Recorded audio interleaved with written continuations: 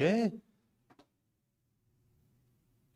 Okay, welcome back to the Grace Code School, the last day of the Grace Code School, day 8, 9, in fact, but tomorrow you will have a special bootstrap that not online, of course. So today we will do some magic with Kokkos and GPU. So normally we'll be able to get your code of the last week and tweak it a bit to make some GPU stuff with it. That's the purpose of Kokkos.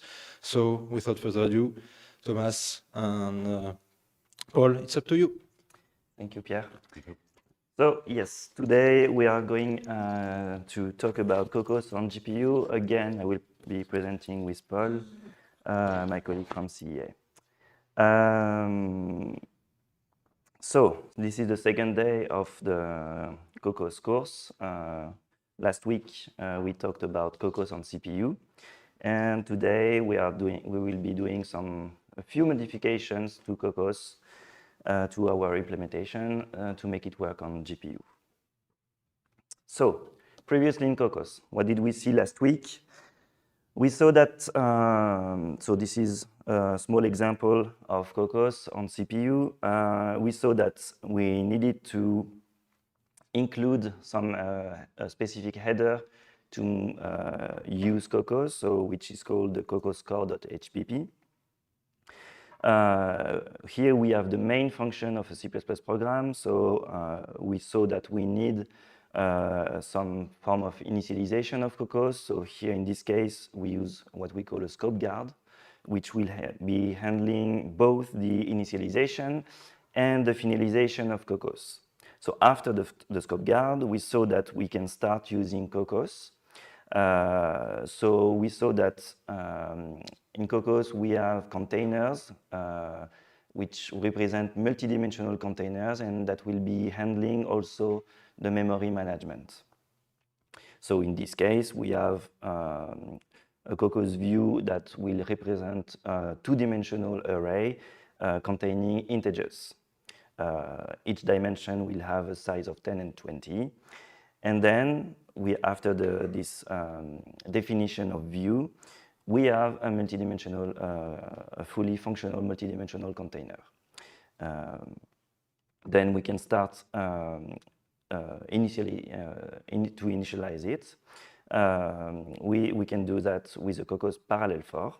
So we saw that last week also, which will be able to do a parallel loop and allow us to initialize all elements of the view.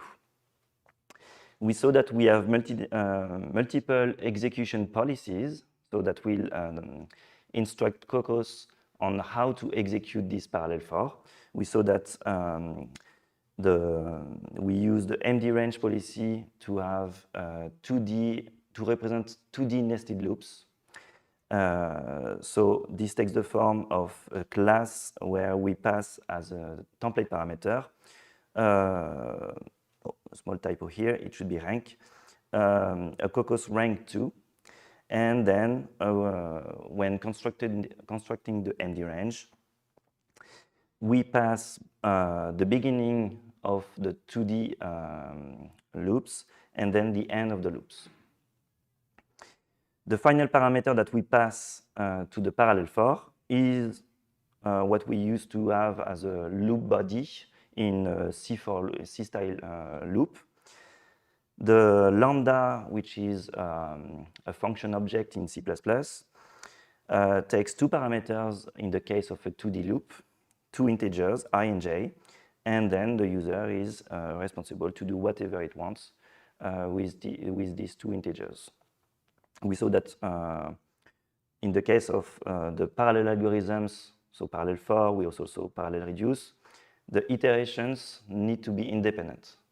There shouldn't be any order between the iterations, because Kokkos will not guarantee any ordering in the execution of all the iterations. And today we also talk a bit more about the Kokkos lambda, which hides the capture clause and the symbol of definition of a lambda. So But this example is not fully valid Kokkos if we want to be portable and to run on GPU. So today, we will see how to make it work on GPU. So this is the outline of the presentation of today.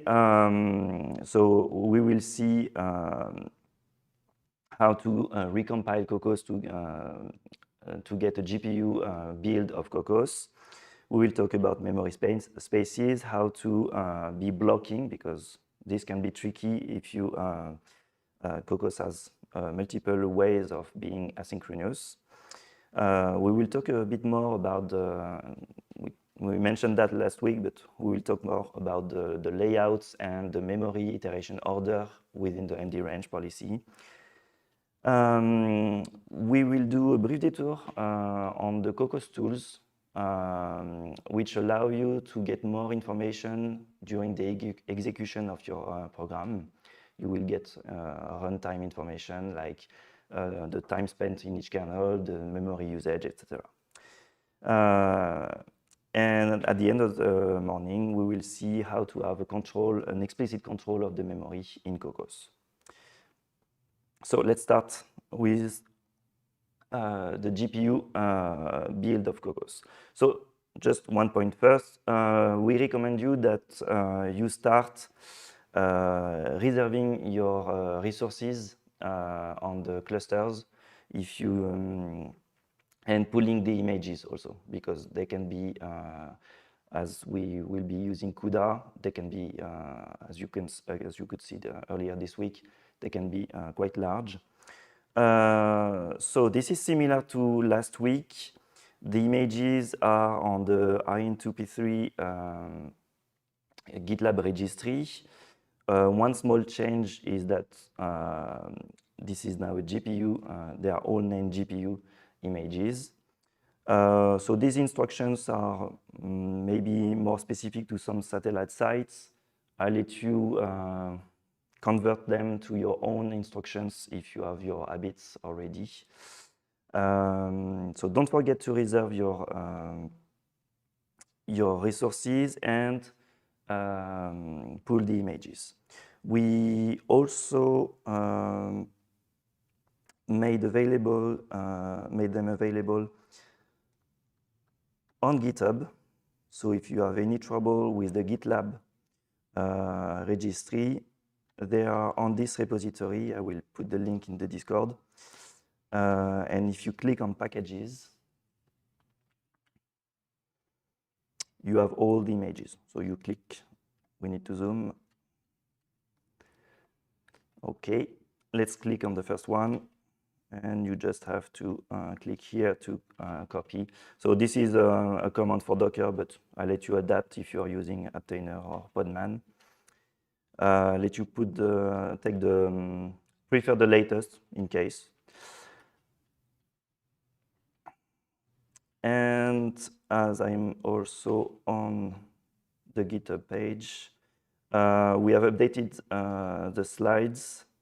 So if you want the slides we will be presenting today, the last version is the 0.1.2, and you can download them here if you need. Okay, do we already have some questions? Seems okay. And okay. So do we need some time?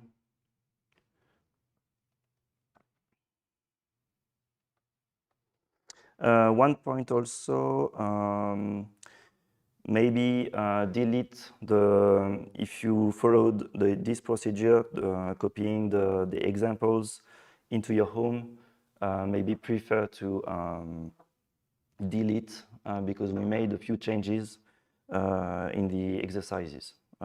So I recommend that you delete the old exercises you had last week, if you still have them. Just one Yes. comment on this. Yeah, if you delete, you may remove the Kokkos installations that we did. So I will just put in the chat a command to just update the source files. Okay, thank you, Paul. Okay. So we need to recompile.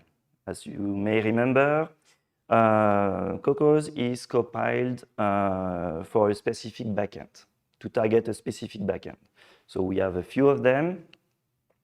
And Kokkos lets you have a portable application until you compile it. So your source code is portable, but as soon as you start compiling, you get specific to an architecture, to a backend and an architecture. So you need to compile for your specific backend. We provide some of them. We saw last week the CPU backends. We played with the serial and the OpenMP. We also have the threads backend.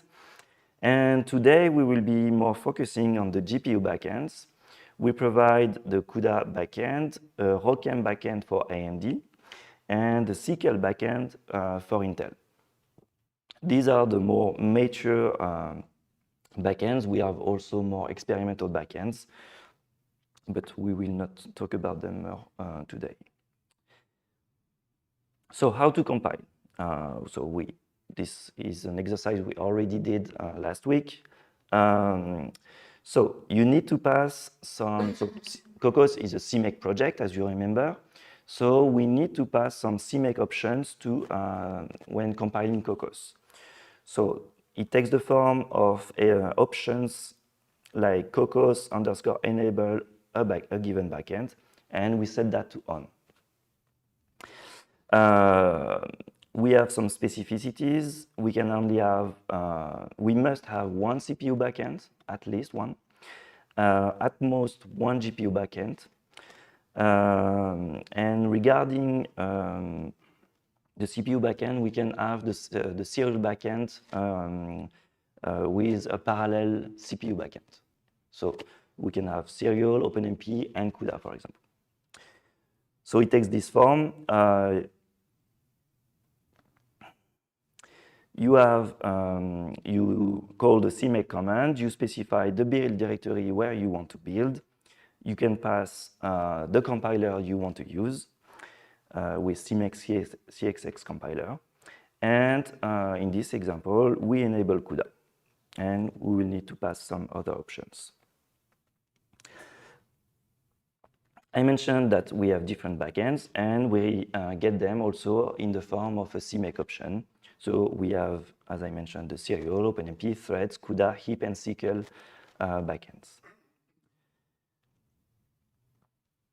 We have some minimum support version for each compiler. So depending also on the backend you will be using. So for example, when compiling for CPU, for using Clang and GCC, we support Clang for minimum 15, GCC 10. We use typically Intel LLVM with ICPX to compile for SYCL backend. We have the support for NVHPC and NVCC. So for NVHPC, we have the minimum, we require the minimum 22. And for NVCC, I think it's 12.2. And for ROCm, I usually use heapcc directly.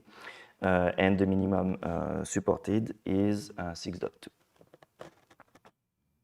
So usually these minimums represent the current state of HPC clusters, because we try to support as many as possible clusters. As I already mentioned, not all backends have the same level of maturity. So the backends that I already mentioned are quite mature, but we have some more exotic in development backends. We have an HPX backend for CPU that will provide more asynchronism in Kokkos. And we have also in development Next Silicon backend, Maverick 2. Thank you. So this is a work in progress. Not really sure if we already have all the pieces to make it work. but soon enough, it should be available to you. One note is that you need to, when you compile Kokkos, all your dependencies should be already installed. Kokkos will not provide them, at least some of them.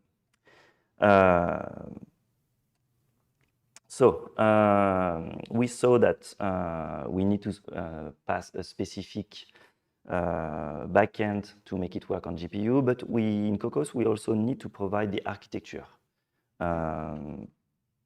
So it takes the form of another CMake option, so Kokkos_arch and the name of the GPU you want to use, the generation of the GPU. For the CPU, when we are compiling for GPU, it may be less important, but you can still provide it. It can be also auto-detected by Kokkos. For GPU architecture, it can be also deduced, but it happens sometimes that we do some form, let's say, of const compilation. So it can happen that you compile on a node where there is no GPU. In that case, you will need a responsible to provide the architecture you will need to use. And but if you are on an interactive node with a GPU, you can let Kokkos compile and it should work. And if you want to get all the CMake options, you can have a look at the documentation. So here are some examples of architectures for AMD, Intel, and NVIDIA. So we will see that when we do the exercise. So a few examples of how to compile and configure Kokkos in a real-world case. So in this case, we are compiling for a multi-core Xeon Skylake CPU that is connected to an NVIDIA 800 GPU. So in this case, we want to exploit both the architectures. So we make the choice of using OpenMP, so we enable OpenMP. We know that it is a Skylake, so in this case, we pass it explicitly on the command line. We enable CUDA because this is an NVIDIA GPU. And this is 800. It means, in terms of Kokkos, it's an Ampere 80 architecture. And again, these architectures are not mandatory if they can be detected if you are compiling on the same node. Another example with AMD, it's a bit more subtle because we need to pass explicitly HipCC as a CXX compiler, even though we will be compiling some GPU instructions. So in this case, we are again on the Xeon Skylake, but with a MI300X. So we need to enable the ROCm, the heap backend for AMD. And in this case, the MI300X translates to GFX. So the naming of AMD is a bit different between the name of the card and the architecture. So it's GFX 90A that you need to enable. And the final example for Intel,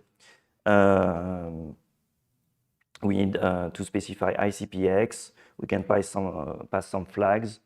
And again, in this case, we enable SYCL and the related architecture. So the first exercise, again, is to compile Kokkos. So these instructions are quite similar to what you already did last week. You need to configure, compile, and install Kokkos before we can use it in our Grayscott or in our Grayscott equation. So I'll let you a few minutes to compile it. So you should already have the containers now. And I will let you a few minutes to do that. I will pass if you need some help in the room. Let me check the Discord also.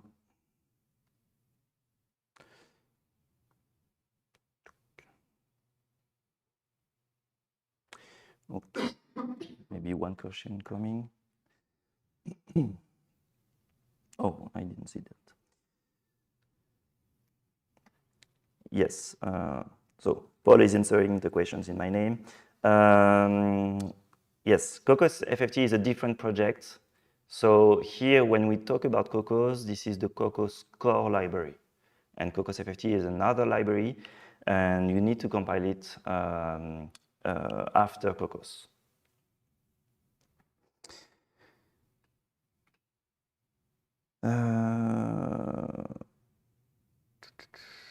What does it mean that?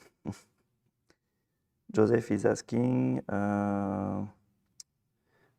some information about the aggressive vectorization. So aggressive vectorization is a way in Kokkos to annotate using pragmas the loops that we have internally in Kokkos, and that will be responsible to call your functor.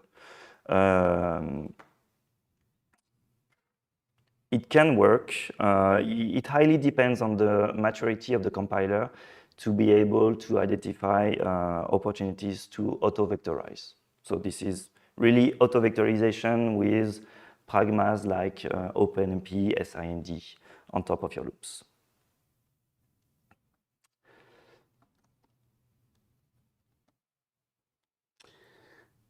One thing I didn't mention also, we saw last week that you needed that we copy the commands on the Discord. So we made a file which should be in exercises.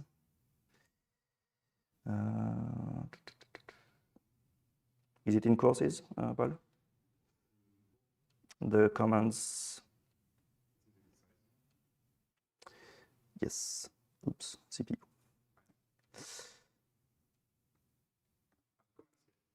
So if you need the commands that we put in the exercises slides, they are in this file on the GitHub.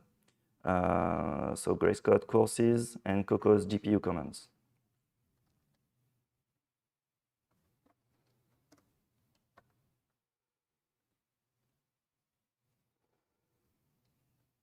And so we are building Kokkos for a GPU backend, this part.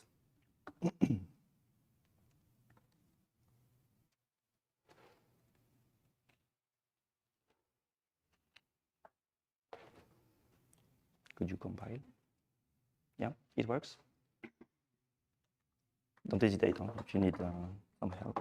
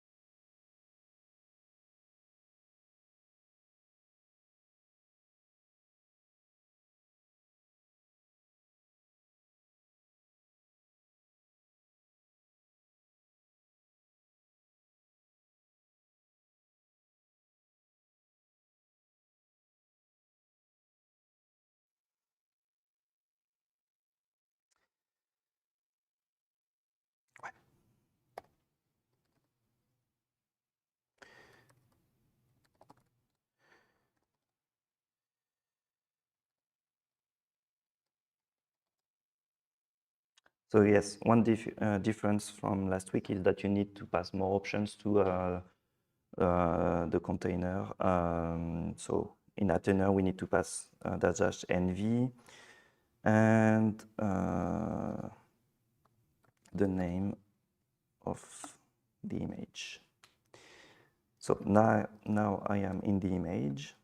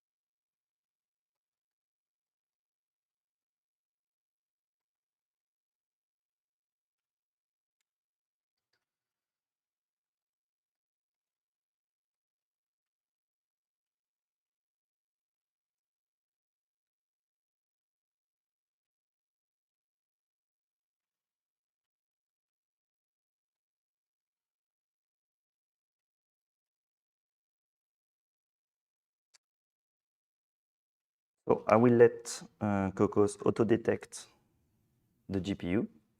So I am on the Rush cluster that is on the A100 partition. And so we see that it mentions the architectures auto-detected, and we see Ampere 80. So no need to specify it when we are on a node with a GPU.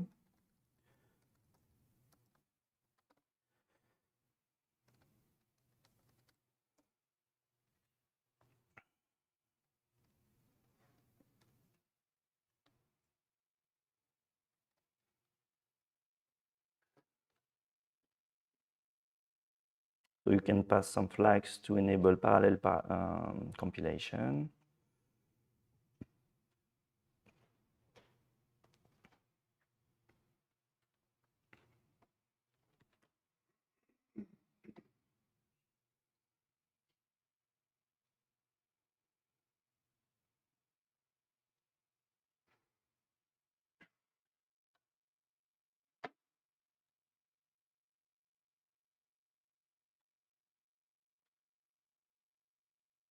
So the images are mainly made for NVIDIA GPUs.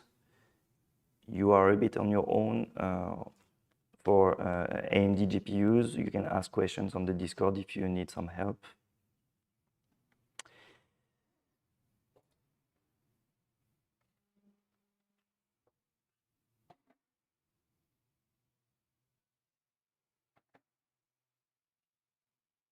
Yes, you have all the architectures here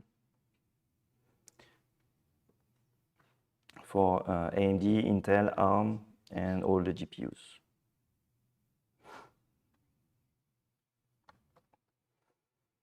Should be almost done.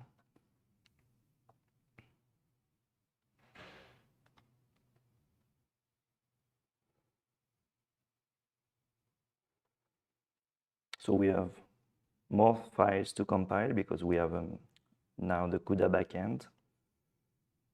And it's also a bit slower because we need to compile some, so the CPU functions, but also some GPU functions inside Kokkos.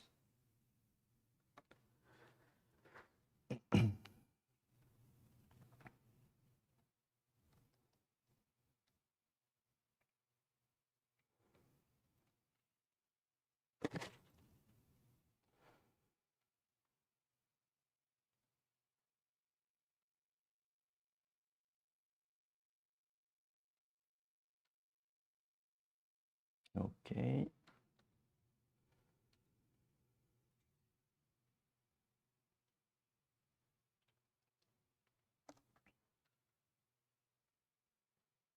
Okay, so we now have Kokkos installed in my case, in the home directory in OPT Kokkos CUDA. So I let you install it anywhere you want, but be consistent with the rest of the exercises. So now that Kokkos is installed with your backend for the GPU and your architecture, we can now compile an application based on Kokkos. So again, we need to provide where to find Kokkos, and in CMake this is done with Kokkos root. So I'll let you do it if you want. And you can call the print configuration to see that it should print some CUDA-specific options that you enabled during compilation.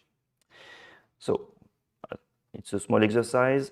We pass directly to the compilation of the CPU base. So this is the implementation where we left last week. So I'll let you compile again this exercise. So this is the same instruction, but here in this case, you do it from the CPU base folder.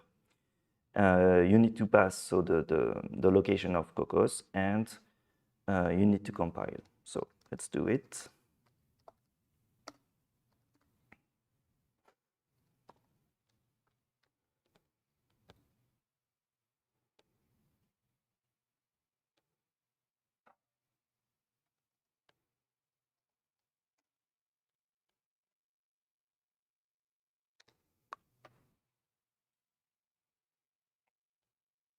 should be a bit faster because we don't need to recompile Kokkos, only the files of the project. And let's compile. So we have 2 files to compile.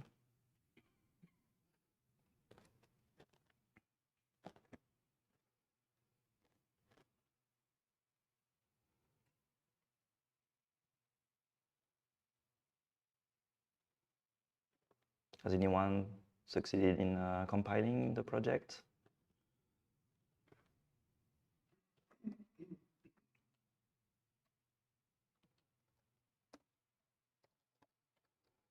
Okay, so if we look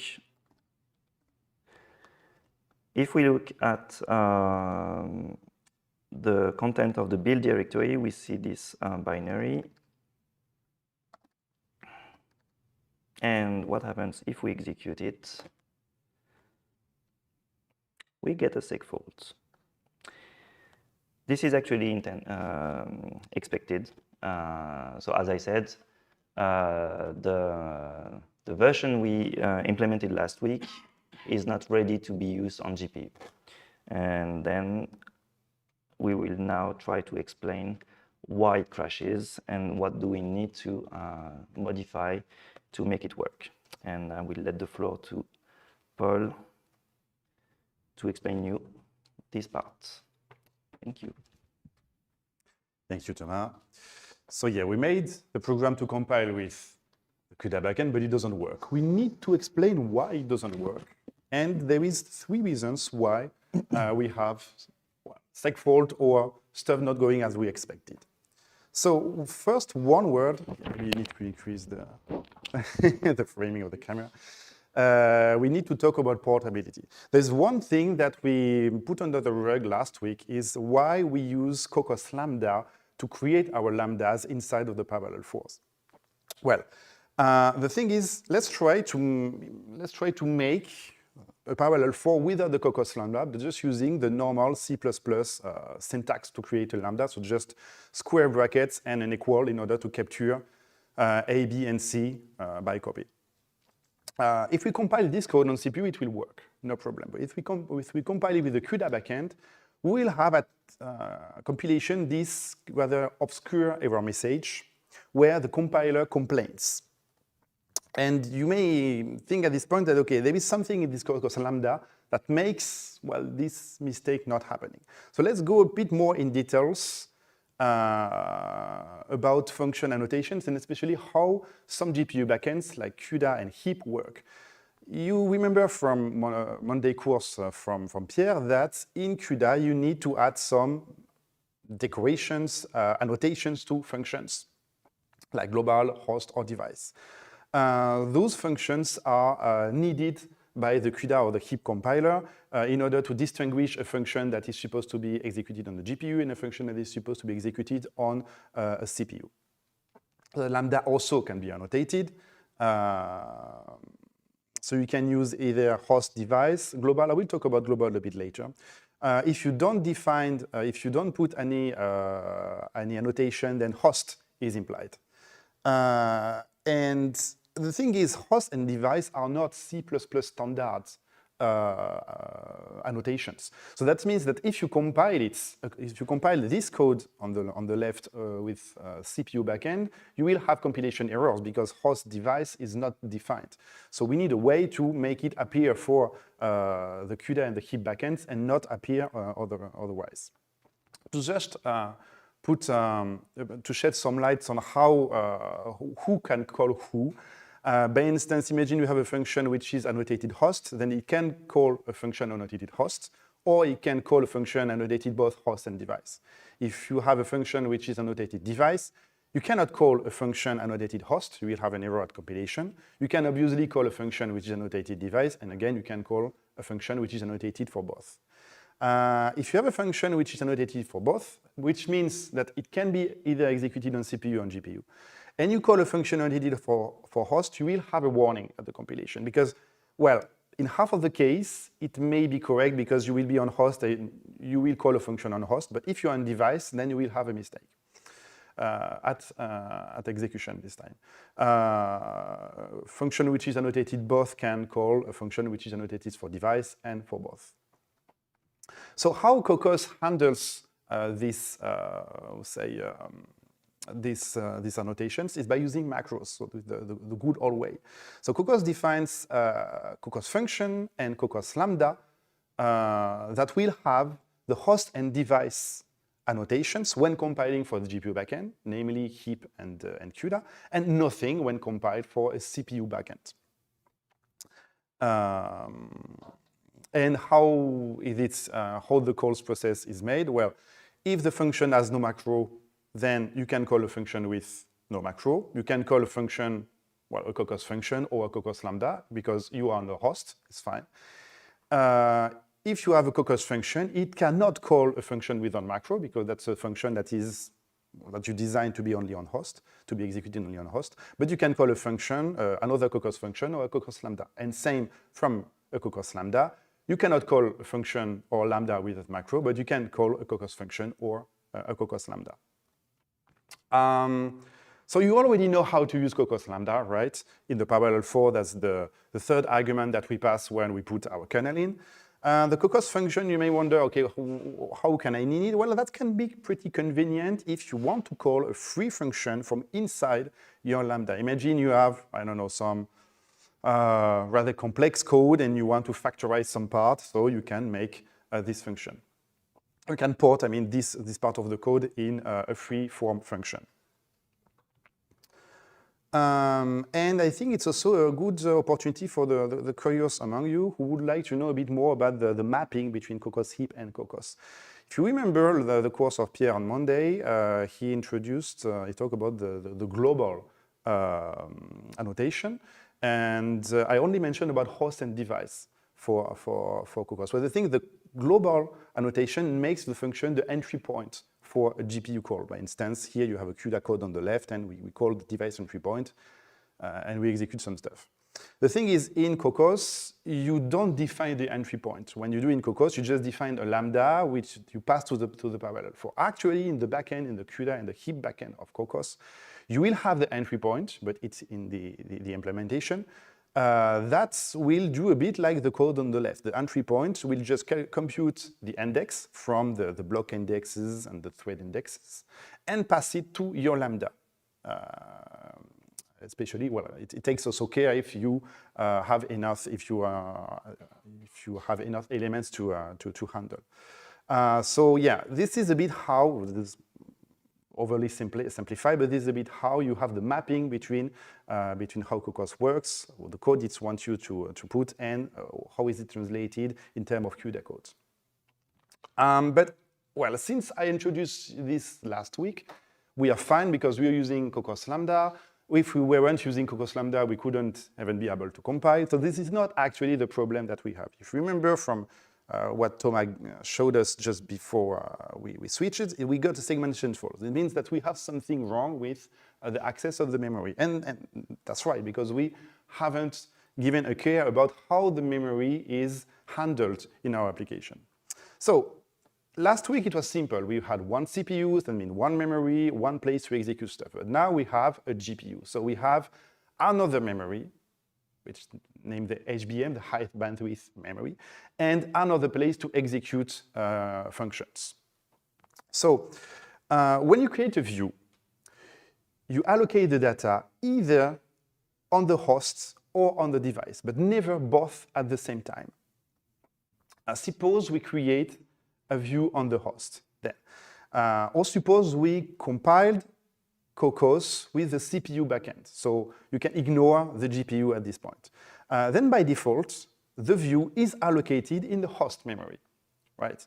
Remember when I introduced the views last week, I said that the view is a certain amount of metadata containing the number of dimensions, the extents, etc., and a pointer to the allocation. So this metadata is here in purple, and it is in the host memory because we created the view in the host. And it contains a pointer that points to a region of our memory, which is also in the host. Okay. And usually, you cannot access the host memory from the GPU. I say usually because, well, you have the Grace Hopper and the MI300A GPUs who can see each other's memory, CPU and GPU wise. But that's not, I would say, that's not the usual behavior of a GPU. Suppose now we create, we compiled Kokkos with a GPU backend, just like we did. So with this configuration, Kokkos behavior is different. Now, when we create a view and we don't specify anything, we create the view by default on the device memory. Sorry. We still have the metadata on the host with the dimensions, the extent, etc., and the pointer. But now the pointer references an address which is in the high bandwidth memory of the GPU. And reversely, usually you cannot access the device memory from the host because there's two different memory spaces. So this abstraction of where the data are located, the memory, it's named in Kokkos terminology, the memory space. And as I said, a view is always associated at compile time. That's not something we decide at runtime, but at compile time. The view is always associated to a specific memory space, either the host or the device. And by default, the data is allocated on the host if you don't have any GPU backend enabled, or on the device if you have one GPU backend enabled. Okay, fairly simple. If you want to specify a certain memory space when you create a view, then you will have an extra template argument that you pass. You remember when you create the view, we specify the data type, and you can add, last week we saw how we can add layouts, we can add a memory space. You have several memory spaces. You can either use backend specific memory space, but I strongly advise you to not do that because when you do so, you break the portability of your code. You should stick with the usual ones that we're gonna see in a couple of slides, a couple of sections. And there is another thing I would like to mention. I think we talked a couple of times about CUDA UVM, which has different names with other vendors. Kokkos generalizes the name with the shared space idea. So imagine we compile a Kokkos with a GPU backend, and we create a view within a memory space which is named Kokkos shared space. So in this case, the view is still allocated on the device. I mean, the data is allocated on the device. But the host can access the data on the device by pages. And this management is handled by the operating system and the driver. So the host, the CPU can access the data. It will first try to access, it sees the page is not here, so you have a page fault, and then it will fetch the page. So this is convenient because you can access data from each other part, CPU or GPU, and reversely. It's convenient, but it comes with a slight cost, and we will investigate a bit later what is this cost. But it's convenient because then we can have just one allocation. And this is exactly what you will do in the next exercise. In the CPU base folder, we will just replace the type of the view to add memory space, which is the Kokkos shared space. Fair enough. I give you a couple of minutes to do so and recompile the code. Do we have anything in the chats? Any questions? I see Joseph Michael Roy has some trouble, but I think you are an AMD.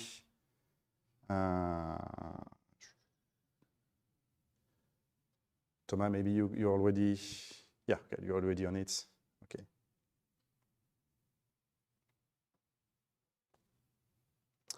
And right, if you need in your code, Thomas is very right, if you need in your code to check the accessibility, which is a bit more in-depth, but yeah, there is a struct that allows you to check if this space is, and this space, you can access them. It's nice if you're writing a library or you want to do that kind of check.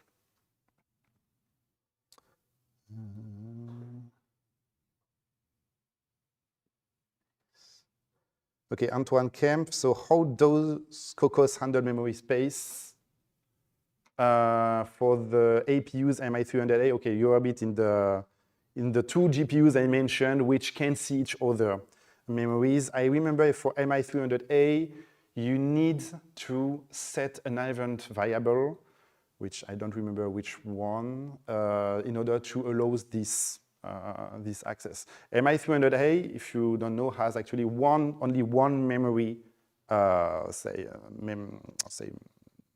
memory, not memory cell, but one space for the memory.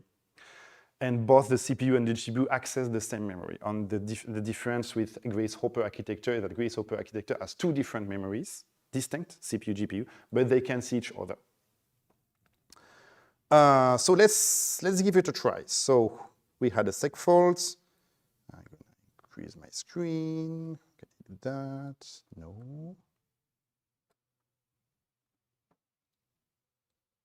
Yeah. Okay, it's good. It's big enough. Are we good?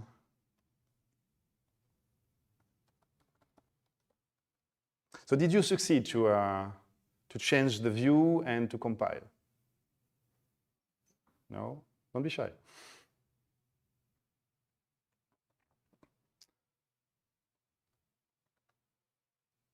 Okay, let's give it a try.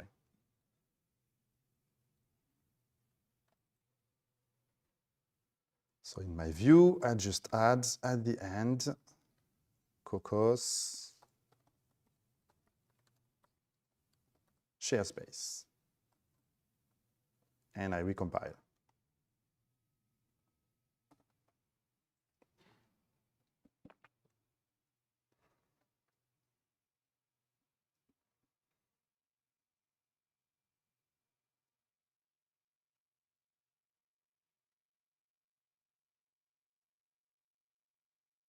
And let's try to execute the code again. It works. That's great. But are the results the good one? So if you remember, we have the code from last week somewhere in the sequential folder.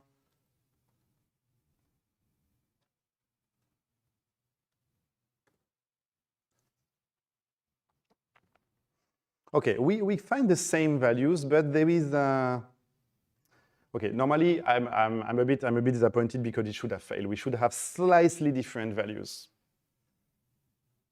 Slightly different values. I guess maybe if we increase the size of the case, it would be better. But I think we're a bit short on time, Thomas. Yeah. Okay.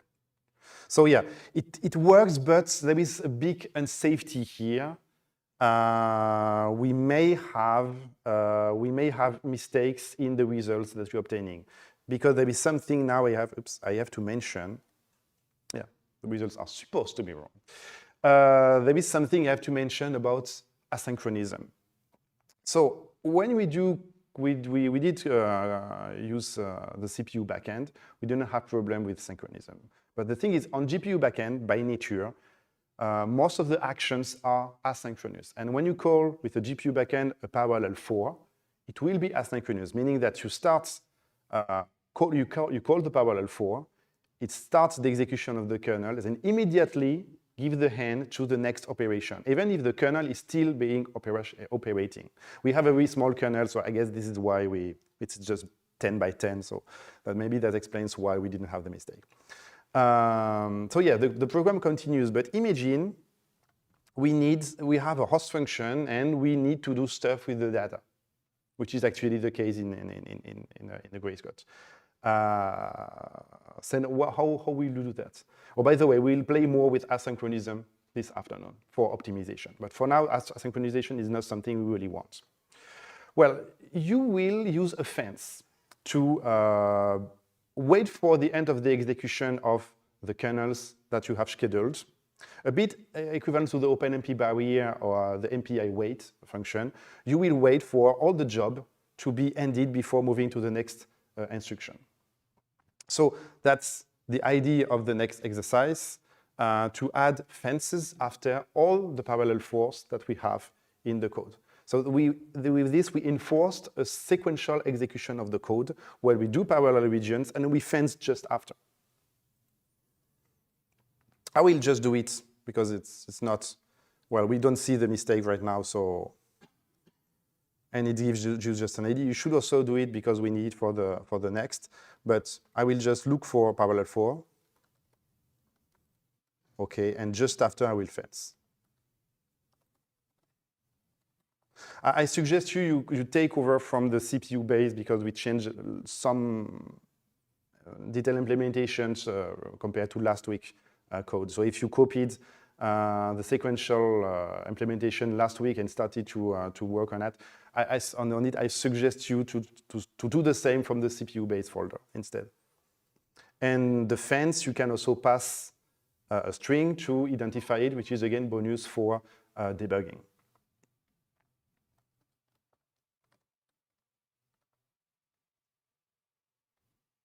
So we have the compute.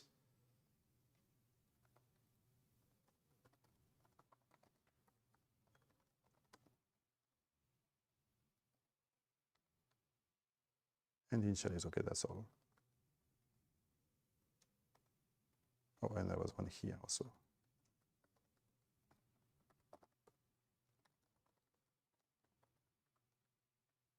So over fencing like that is a bit, is not the smartest way, but you are sure to keep a sequential behavior program. And that's, at first, you want a program to produce correct results, not to go fast. Because then I can just have an end generator and we are good for today. But yeah, for a first step, keeping it safe is better. Oops, no, this is not what I want to do, so let's recompile.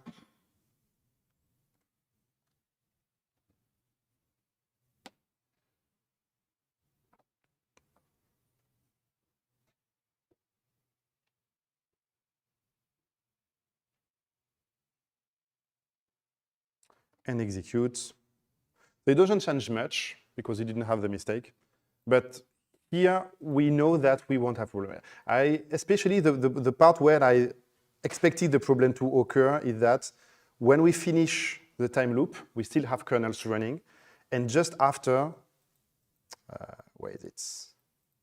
Yeah, we want to check data.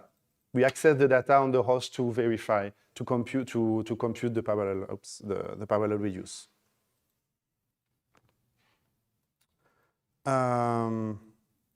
All right.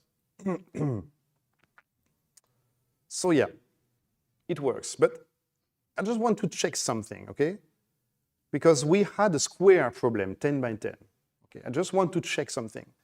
Let me produce a code with Grace code sequential where I don't have a square problem, but like more a rectangular problem. Let's say I increase the number of rows, put it to 20. Okay, so obviously I change the checksum because the problem is a different size. I have a Grace code, okay. The SDF file which just get outputted is here. I just remove it. I just move it to a different name.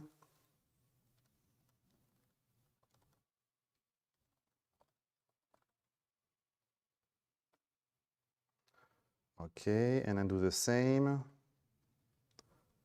It's N or M that I modified, I don't remember. M.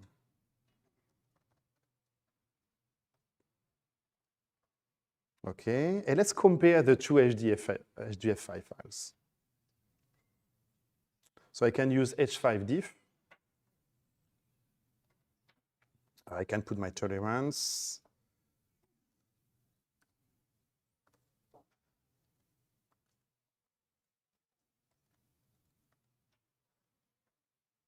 Hey, we have a problem here. We have 2,000 differences, which is about all the entire number of items we have in the sets. So what's wrong this time? Again, we have a problem. So let's talk about the layout and the iteration order, because again, there is something I put in under the rug that we have to explicit now. So as I mentioned last week, when you create a multidimensional array, that multidimensionality is just syntactic sugar for us. It's convenient because we need multidimensional, but the machine, the CPU or the GPU, only has a one-dimensional linear array of memory. And when you do this mapping, it illustrates very well with the 2D case, we need to decide how we organize this mapping. The layout is the way multidimensional indices map to the linear memory. And I thought that you have mainly two orders that derive from the name in 2D. The column major, if your next element is on the same column, or the row major, if your next element is on the same row. Also nicknamed the left layout, the right layout, or the Fortran layout, and the C layout. And by default, a view, the layout of the view depends on the backend.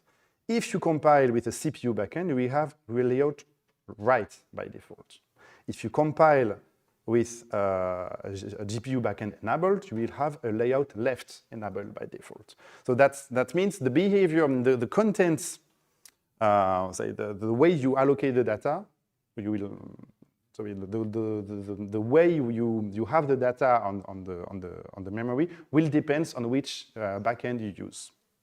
So that means that when we dump data, because this is what we do with HDF5, we just pass a pointer to the address of the data, and we just dump the data in the file. So the data dumped to a file will change depending on the layout, and hence depending on the backend that we use, which is not very stable. Like, we want our data to be the same, I mean, to have the same structure whether we dump it from CPU or from a GPU. And there is also another thing, because talking about multidimensionality in the view is one thing, but we also have multidimensionality in the iteration space, right? We have MD range policy to iterate in a two-dimensional, in this case, space. But again, we need a mapping. We need to create a mapping because the, how to say, the, well, maybe that's not a good phrasing. But we need, how to say that? Yeah, we need to define what is our iteration order, which is how the multidimensional indices will be traversed by the threads. And this iteration order also depends on the backend that you have compiled Kokkos with. If you have compiled Kokkos with CPU backend, you will have an iteration right order. So it's named right and left just similarly as layout right and left, as we have seen before. And if you compile Kokkos with a GPU backend, by default, you will have the left iteration order. So how does it play with Kokkos? Well, it's a bit more complicated than that, because Kokkos iterates over two iteration orders, because Kokkos iterates by tiles. It's not that we just don't go in all the iteration space by just cell by cell, but we have tiles, okay? The tiles, we move them in the iteration space, and inside the tile, we do sub-iterations. So we name that outer order for the order of the tiles within the iteration space, so the large red squares in the illustrations. And we have the inner order, which is the order of the elements within the tile, so the black cells. So the idea of this tiling, why it is here, the idea behind that is to map with GPU blocks and threads, with CUDA and heap, and cache blocking on CPU. And you can have four combinations of inner and outer, left or right iteration orders. The thing is, for best performance, you need the iteration order to match with the memory layout of the access use. On GPU, you will have coalescing when accessing the data, and on CPU, you will have cache, you will benefit from the cache. If you do the opposites, which is a rather interesting exercise, you will compute right, but will have very poor performance. How do you specify the iteration order in Kokkos? Well, you use the rank parameter that we use in the MD range policy. We know it for it to pass the dimensionality of the iteration space, but it has two extra template arguments: the outer iteration order and the inner iteration order. So the possible values that you have are iterate default, so it depends on the backend, or you can enforce iterate left or iterate right. And again, for best performance, what is important is the inner iteration order. And well, unfortunately, in the design of the API, the inner order is the third argument of rank, which means you have to pass something to the outer.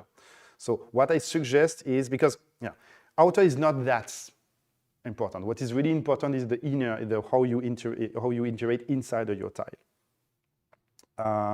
There is something I wanted to mention. Oh yeah, that's going to be for the next slide. So yeah, I propose you to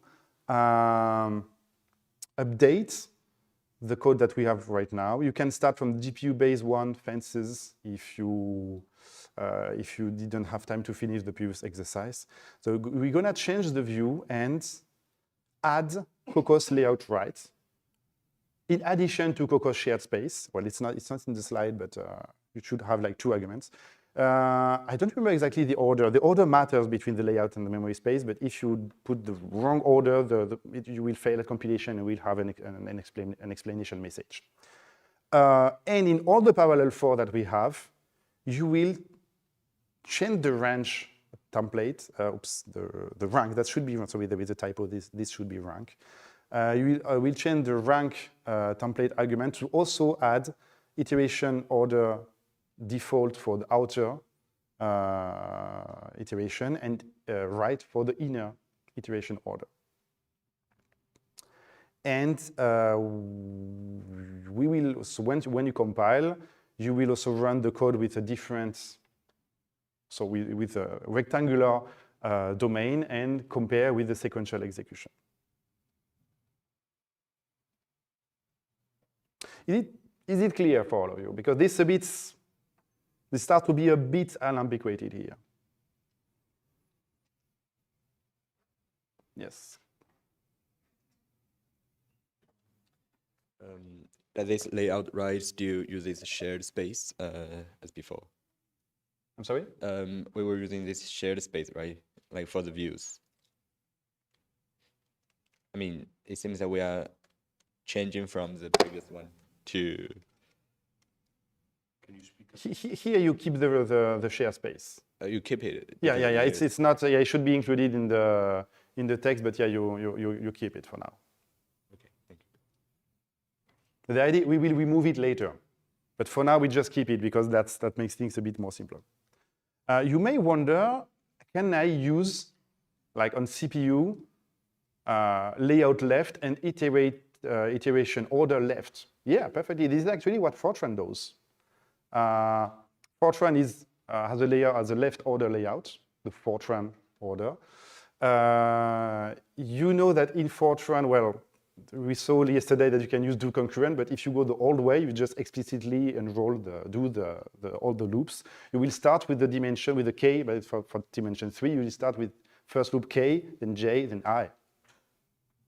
So you just iterate order left in Fortran and have a view, an array layout of left, and it works. So same on GPU, you can have iteration order right, which is what we will enforce, and layout right, and you access the data efficiently. Chat, do we have anything? Do we have any questions?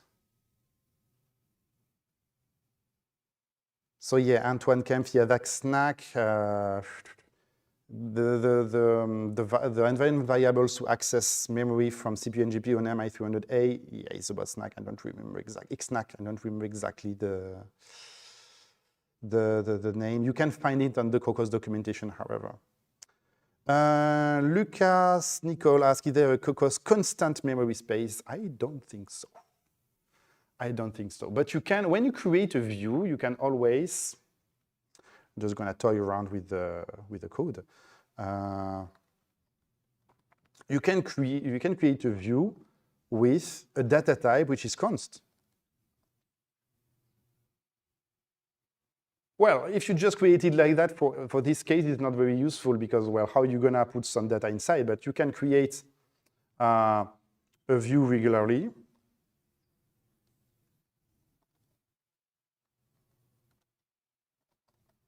Okay, and in a function, say you have a function and you want to mark that you won't modify the data, I think that should work.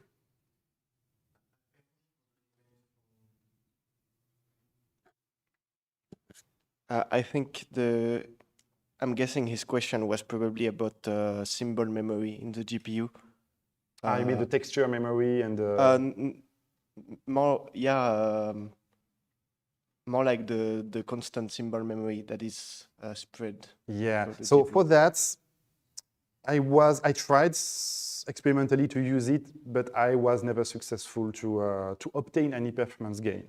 Okay. It's more like hints you give to the compiler to say, okay, this view has elements that are constant that I will never touch, and try to ask the compiler nicely, could you optimize it? I don't know, I'm not versed enough in how to force the CUDA compiler to do it, but I don't know a way to really enforce this, at least using Kokkos. Okay. Because, for instance, in CUDA, it's a specific way to declare variables. So maybe it needs a more explicit. Maybe. And compiling, also, yeah. remember that Kokkos try to aim for the different GPU Yeah, backends and makes CPU. So sometimes we cannot do some too specified, CUDA stuff, because we wanted to keep it portable, or as portable as possible. Thank you. So, okay, I'm just going to do it with you. We want to have the layout right, and in all the parallel force, in rank,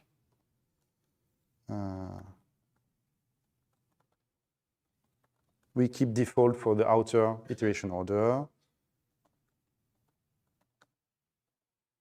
And rights here. Just gonna copy paste it because I'm lazy.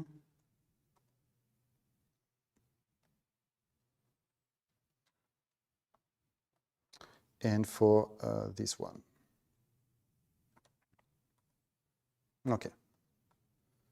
So we have our views with the right layout, and we iterate with the right order. That should be fair. Let's compile it.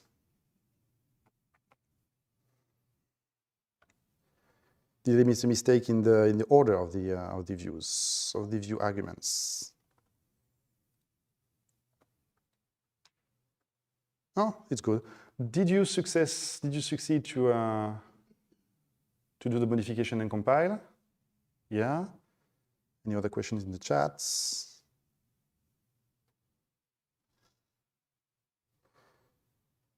Yeah, okay. And let's try to execute it. Okay, and now compare the results. And we are good. The data are ordered as expected, and we obtain now, whether we use a CUDA backend or a GPU backend or the CPU backend, we output data with the same order.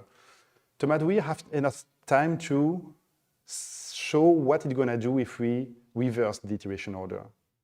Yeah? Okay. So I'm just going to time how much time we need to do that. Maybe something a bit more large to expose, say, 2000. Then we're going to time that. Okay, and I will, on purpose, in compute, okay, I will reverse the iteration order, just for fun. So here we spent 1.8 seconds. I recompile with the wrong iteration order.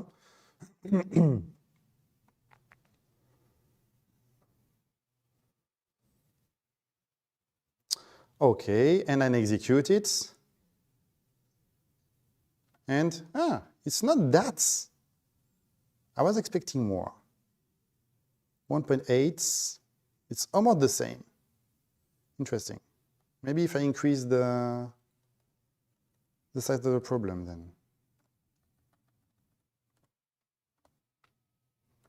I know what I'm gonna do.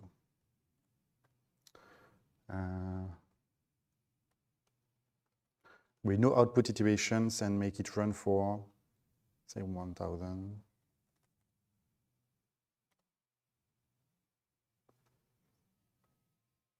Okay, so I disable all the outputs and Oops, now I have to revert.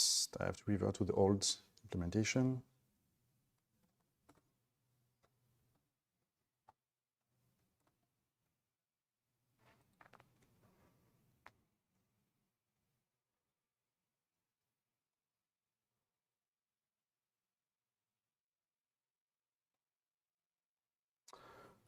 Okay. Yeah, you see to start it a bit, it's better when I disable the output to the disk and I use the right iteration order with the right layout, I run in 1.6 seconds for 1,000 iterations. And if I change the iteration order to be left, so not the one we should have, I have 1.9 seconds. For larger cases, I could obtain even worse results. So, okay. Okay, now we have the correct iteration order. Sweet, it works. So remember, oops, no, that's something more. We needed 3 things to make the code to run efficiently, or to run efficiently on the GPU. We need annotations, but we already had them with the macros. We needed the memory space, or the shared space, actually 4 things. We needed the fences, and we need the iteration order. One details about the tiling with Kokkos. So I said Kokkos iterates by tile, but you may wonder what is the size of the tile we are using. Actually, you can provide it as the 3rd argument to MD range policy. Remember, MD range policy, you pass the rank with the iteration order, and you pass the first indices, the last excluded indices, and there is a 3rd argument that you can pass with the size of the tile in each dimensions. If you don't provide it, Kokkos will give some defaults, and if I'm not wrong, the defaults are given by the backend. So it may not always be exactly tuned for your problem. There are some tuners that allows you to replay your code in order to find the best tile size that you need. It's a bit out of scope from this topic, but that's something that exists. Okay, so we made our code to work on GPU. That's fine, that's good. But are we sure that this implementation is performant enough? I said before, okay, we use memory space with the shared space, which is convenient, but comes with a slight cost. What is the cost that we have to pay? But before answering the question, we need to have some accurate tools to measure the efficiency of our program. And I would like to open a big parenthesis here to talk about the Kokkos tools and all the tooling we have with Kokkos applications. So when I talk about tooling, what I am talking about? I'm talking about debugging because, well, errors may happen, we made mistakes. And we want to identify where in the code we introduced a mistake. Just using print for debugging, well, we deserve better than that, you know. We need real tools as developers. We have on CPU, we have GDB, which does a great work to give more, replay our program, to have breakpoints, etc. We have Compute Sanitizer, which I really recommend on CUDA, that executes your code and gives very much more detailed error messages on the usual mistakes you can have in your program. CUDA GDB, which is just GDB executed for CUDA. RockGDB for heap. What does Kokkos provide for debugging? And for profiling, well, we want our application to go fast. We want to optimize the real bottlenecks of our program, not just like randomly optimize some point because we think it's going to be the bottleneck of the program. Just using time and computing, well, comparing the time execution of the entire program is not always, doesn't give you that much details about, okay, where in my program should I optimize first? And you don't want to create timers by yourself just to monitorize the time you spent in the different parts of the program. And we want to do science, we want to do math, we want to do stuff, not just create another timing library. So we need real tools. We have tools like perf on CPU, which is the base of many profiling applications. We have vTune, developed by Intel for CPUs as well. On CUDA, we have Insight Systems and Insight Compute, which are very powerful profiling tools. On heap, there is RockProf V2, which is also very useful. Again, what does Kokkos provide? Well, the answer is multi-stage. First, Kokkos itself, the Kokkos we have, provide two things, the Kokkos P interface and profiling regions. So those are not actual tools, but tools that will be used by other tools. And, well, I made a distinction before between debugging and compiling, but actually in the eye of Kokkos tooling, it is actually the same, just what use you do out of it. And you have Kokkos tools. So the Kokkos tools are not part of the Kokkos core source code that we have used so far. It's an external, it's a dedicated project within the Kokkos ecosystem. And it contains different tools like a kernel logger, a kernel timer, some tools for monitoring the usage of the memory, the events in the memory. And you have connectors for third-party tools. So those tools obviously are not developed by the Kokkos team, but connectors allows you, for instance, to use vTune or Insight System and Compute with some assistance with the Kokkos tools. Same, you have also RockTX connector for RockM tooling, with a bunch also of other tools that I mentioned here. Apex especially is a tuner for which supports Kokkos natively. So let's talk about those two tools that Kokkos provide, the Kokkos P interface. So a bit like Mr. Jourdain in Molière Theatre, you're using the Kokkos P interface without even knowing that you are doing it because it's already included in your code. So the Kokkos P interface is a tooling interface which is provided by Kokkos. This consists in hook function that are in the parallel constructs and in the fences. So you don't see it, but when you write your code, like in the left, you expose hooks that can be used by Kokkos tools. Those tools are always available. The cost of not using them is really small. It's just like it checks if a Boolean is true or false, just to check if there is a tools loaded or not. So the overhead should be very minimal if you're not using them. And second, Kokkos gives you the possibility to create regions. So to name part of your code. So this is provided by Kokkos core. You don't need any specific header. You find those functions in the Kokkos profiling namespace. And you have push regions, which allows you to create a region with a name, and pop region that ends the latest created region. And you can nest regions, obviously, if you want to have like one big region and specific regions inside. If you prefer resource allocation is initialization, so it's just more C++ style, you can use the scoped region, but for that you need to include a specific header. You have more details in the documentation. So it's scoped region is the class that ensures that you call push regions in the constructor and pop region in the destructor. So at the end of the scope, you exit the region, which can be convenient if you have some branching in your application. And you don't want to do the Kokkos pop region manually. So now the Kokkos tools that are going to use those hooks. So again, that's a library from the Kokkos ecosystem. You find it on GitHub, Kokkos/Kokkos tools. Documentation is in the wiki. So it has different version number than Kokkos, and I honestly advise you to use the master branch version, which is the most up-to-date. You should install the Kokkos tools somewhere. So this requires that you have installed Kokkos just like we did. And when you install it, so it's a bit manual, but you should update the path and the LD library path and then variables manually because there is some binaries and libraries that will be available and that you will use. You can specify the tools that you want to use when executing your program just by setting either an underlying variable, which is Kokkos tools libs, and mind the S even if you specify only one library at a time. Or remember last week, Kokkos analyzed the command line argument and you pass, so you can pass a specific -- Kokkos tools libs argument with S to specify the tool that you want to use.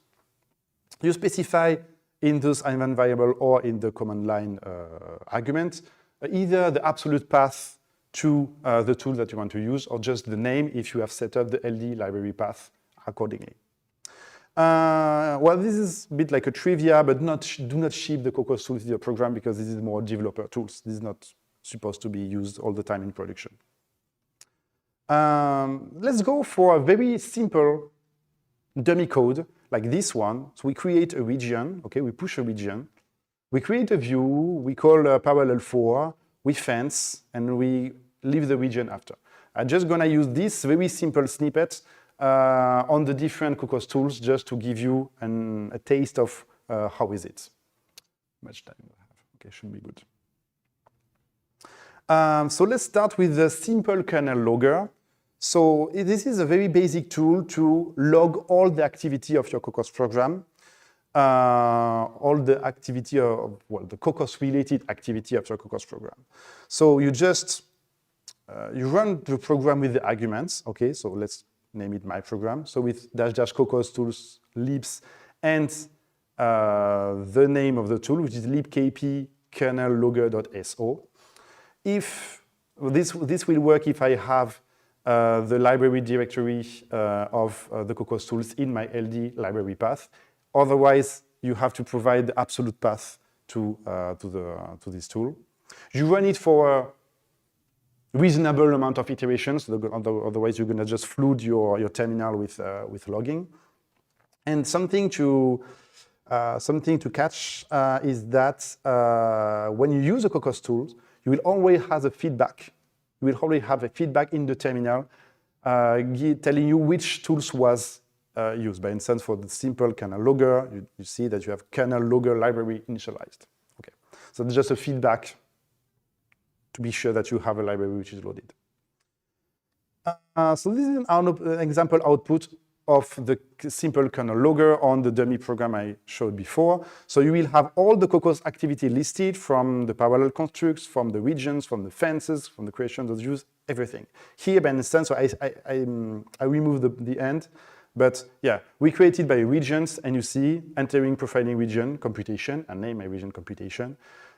We created a view, okay, so we have feedback from the allocator that use CUDA because it was compiled with a CUDA backend, etc., etc. You got all the details.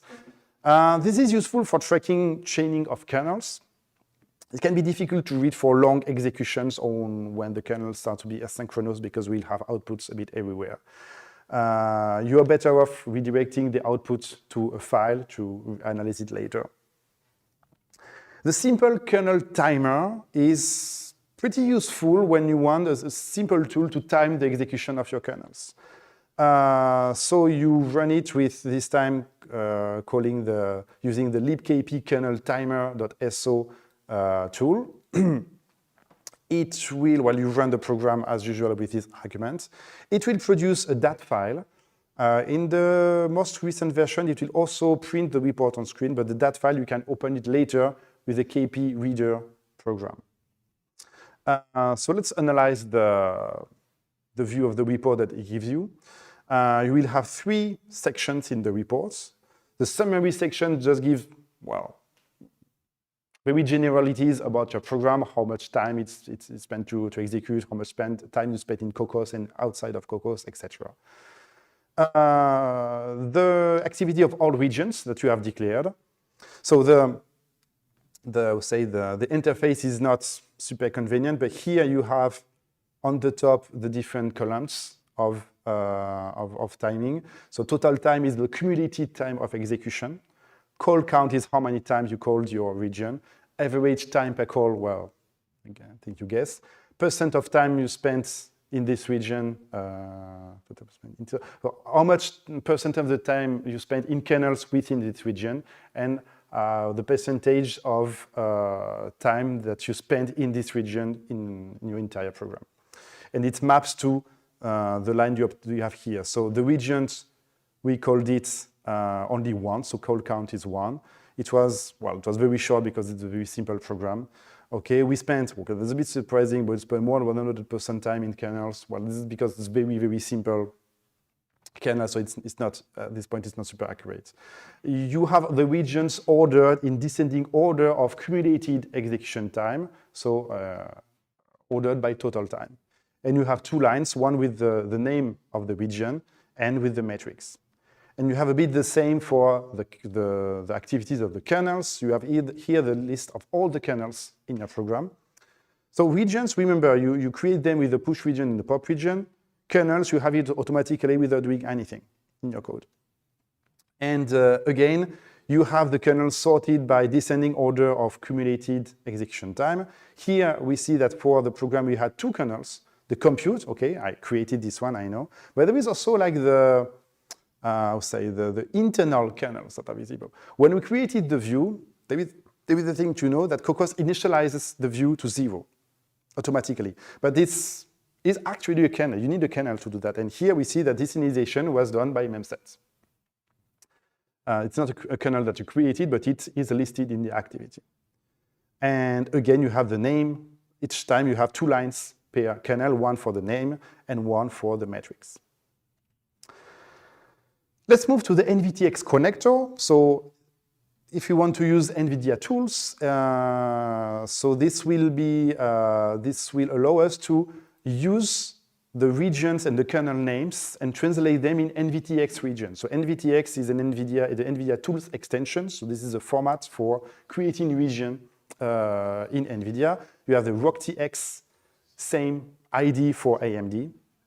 And we will use this connector with inside systems and inside compute.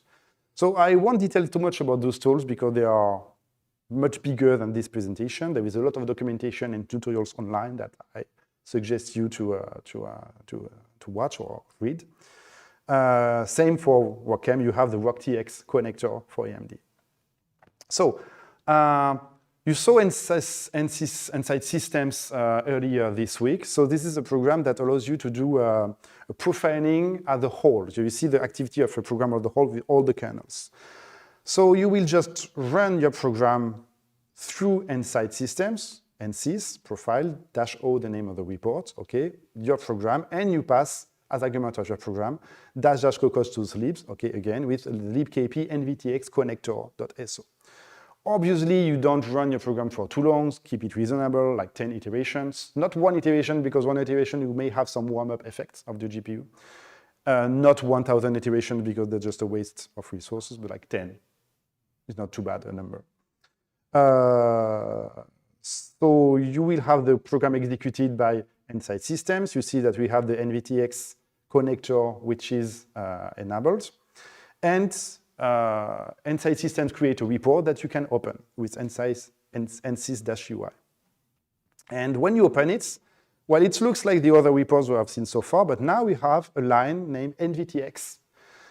So we have a mapping between the name of our regions and the name of our kernels directly in inside system, which is very convenient. Well, here we have only one kernel and one region, so it's a bit like a gimmick, but we have like a real world program with many kernels, many regions, etc. It can be much more useful because you know, oh, okay, this is this part of the code I spend too much time in. Yeah, so you've seen a bit of inside systems so far, so I won't give too much details. There is one interesting feature, is that you can name the name of the kernels you have here. You can name them according to NVTX. For that, you just go in options, and in reports, you set yes to rename CUDA kernels by NVTX. That's just a tip to be a bit more useful. Okay. And one last thing, you can use inside compute, which is more focused on the analysis of one kernel, NCU. So you run it, you specify NVTX, you filter by NVTX region. That gives just do the acquisition for region. You set the matrix you want to collect. I suggest you to use set detailed. That's enough.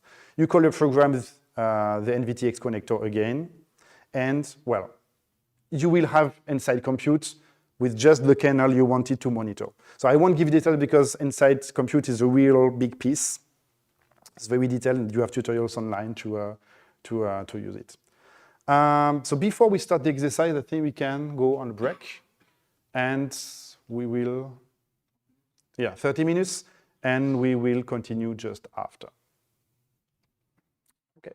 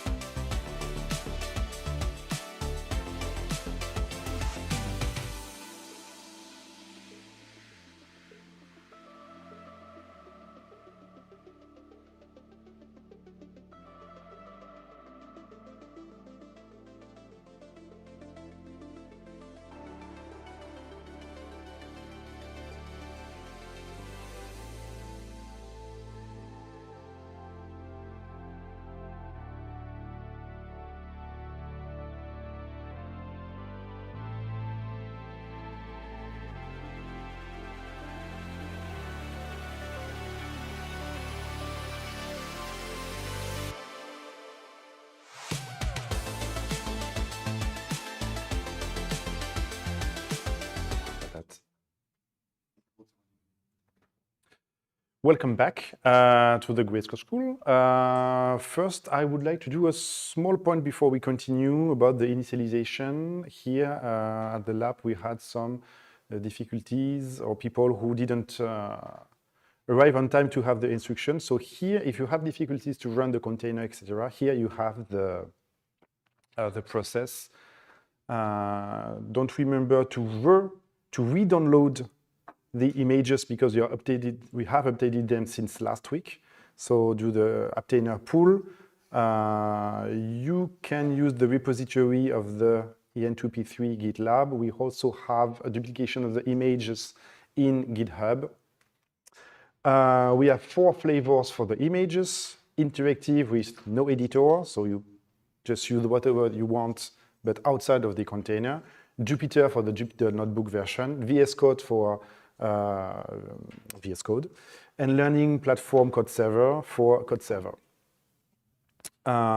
Remember to pull the image to obtain the latest version. Here are the instructions for Aptainer. If you already have the CIF file, remove them and repull again, because Aptainer won't erase the CIF file if it already exists. Start a session, start a job with your local cluster, and Aptainer run the the freshly pulled image without forgetting to enable --NV to see NVIDIA GPUs. Do we have any difficulties in the room to connect to the must server? Because I was told during the break that some people had difficulties. The images which are shared is not up to date, so I ask Pierre to update it.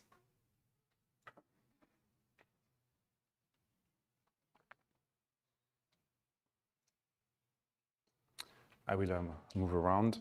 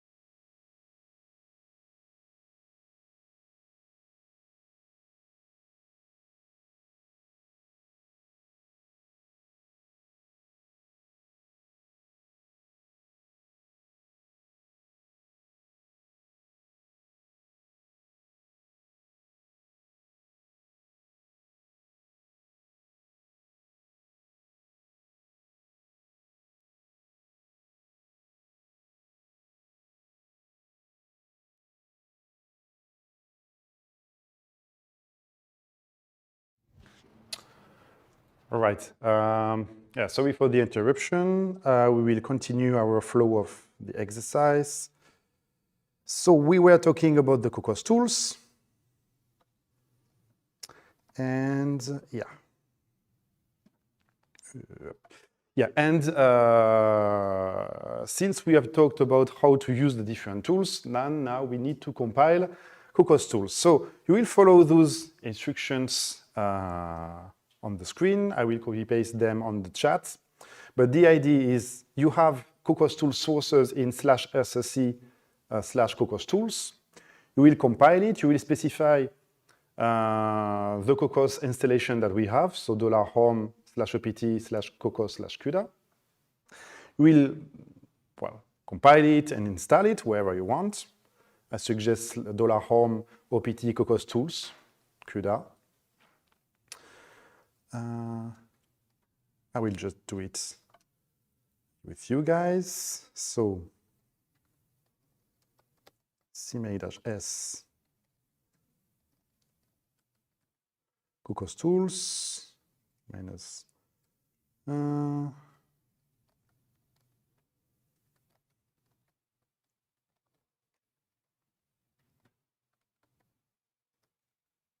what do I need more?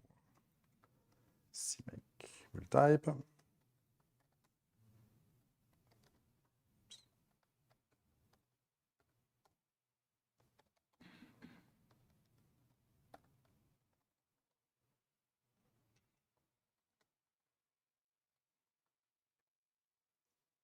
Home opt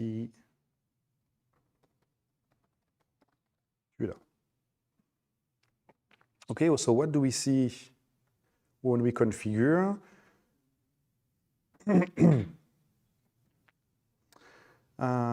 We see that Kokkos tools has detected CUDA, detected Kokkos, that we have an installation of Kokkos that is compiled with the serial and the CUDA backend, and that we use the Ampere 80, so A100 architecture.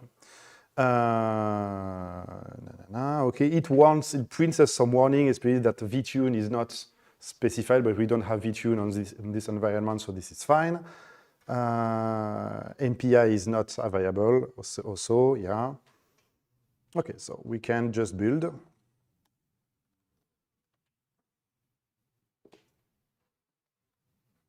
Tools. CUDA, okay.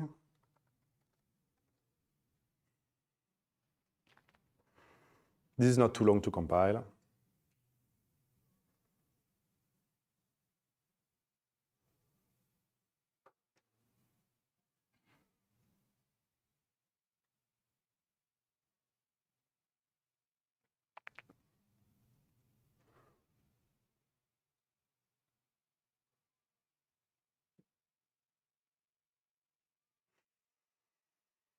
And the idea is that when we have it built and installed, we will use the Kokkos tools in our program.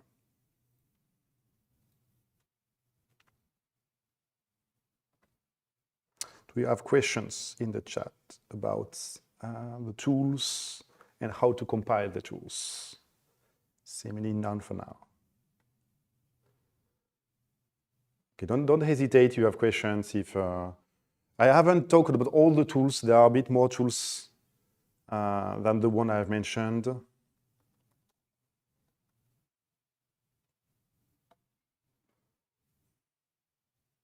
This is a GitHub page for Kokkos tools.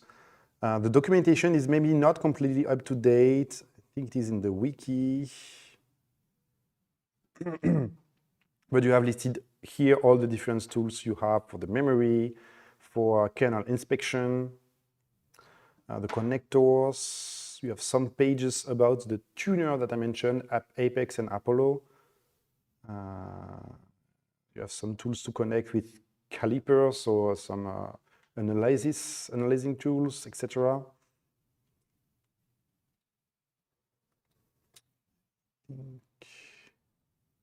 Let's command inline to compile the tools. Can you send it? Oh yeah, sure. Where do we have it? So here.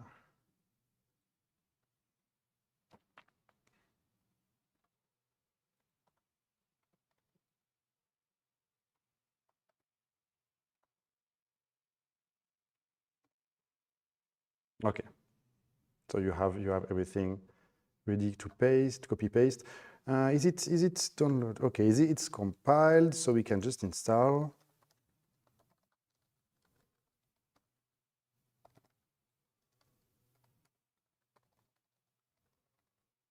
So same game in $home opt. It puts Kokkos tools to CUDA. Okay, and it's useful, especially the two last lines. We will export the path and the LD library path and event variables to have access to the binaries and the libraries of the Kokkos tool without having to put the absolute names everywhere. So I export path.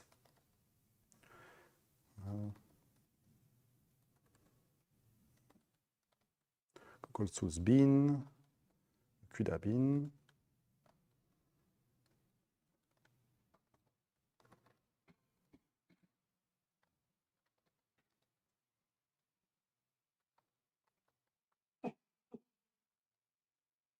Tools CUDA lib.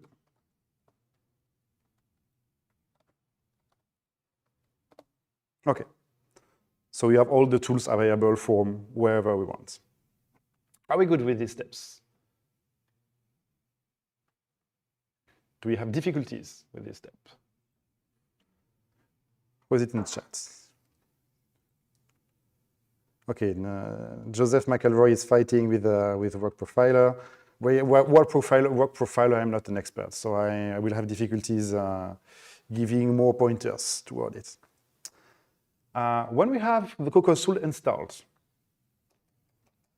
what we can do is just use it. Before I propose, well, this is a very small program, but that's something we can do. You can modify the sources just to add some regions, just to see how it goes. So remember, we create regions with push region and pop region from the Kokkos profiling namespace. So by instance, in the code, we can do it live.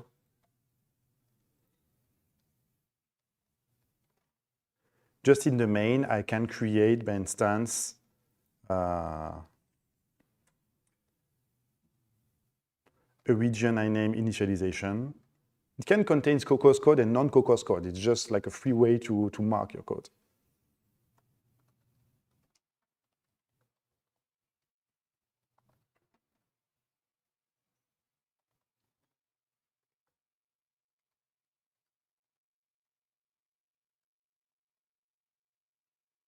Say we initialize.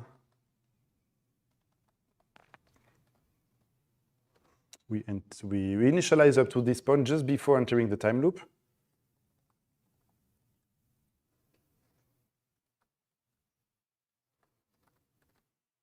Okay.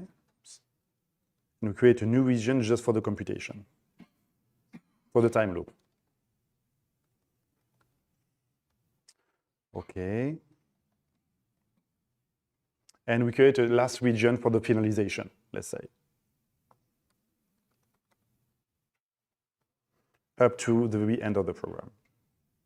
Okay, so we have 3 regions: initialize, time loop, finalization. Fair enough.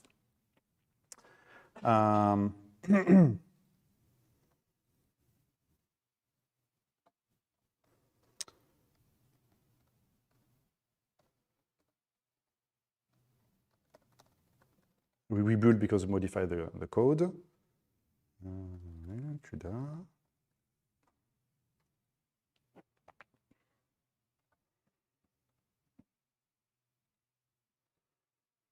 And we will just run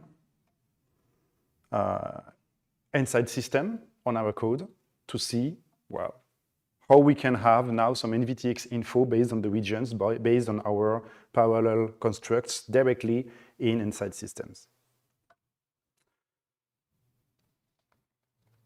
So I can, yeah, I should copy paste this.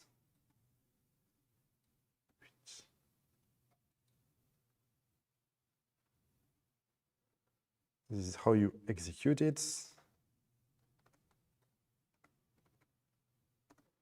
Okay, so NSYS profile. -o, the name of the report, just report, the name of the program. Okay, we don't pass any argument because 10 by 10 is small, but that's enough for just displaying. Or maybe we can spice it up a bit. Yeah, maybe we can have like a 100 by 100. Otherwise, it's gonna be. And yeah, very important, Kokkos tool slips. Just the name of the LAPP NVTX connector.so, if I'm not wrong. Okay. So Insight advises us about some, because it checks the environment, say, okay, you device side CUDA events completion trace is currently enabled. This may increase runtime overhead and the likelihood of false dependencies across CUDA streams. Well, it's not too bad because we only have one, we use only one stream in the application. Okay, and please disable the feature with CUDA event trace. It's okay if we keep it. You see that in the output, we have the feedback from the NVTX connector tool, okay?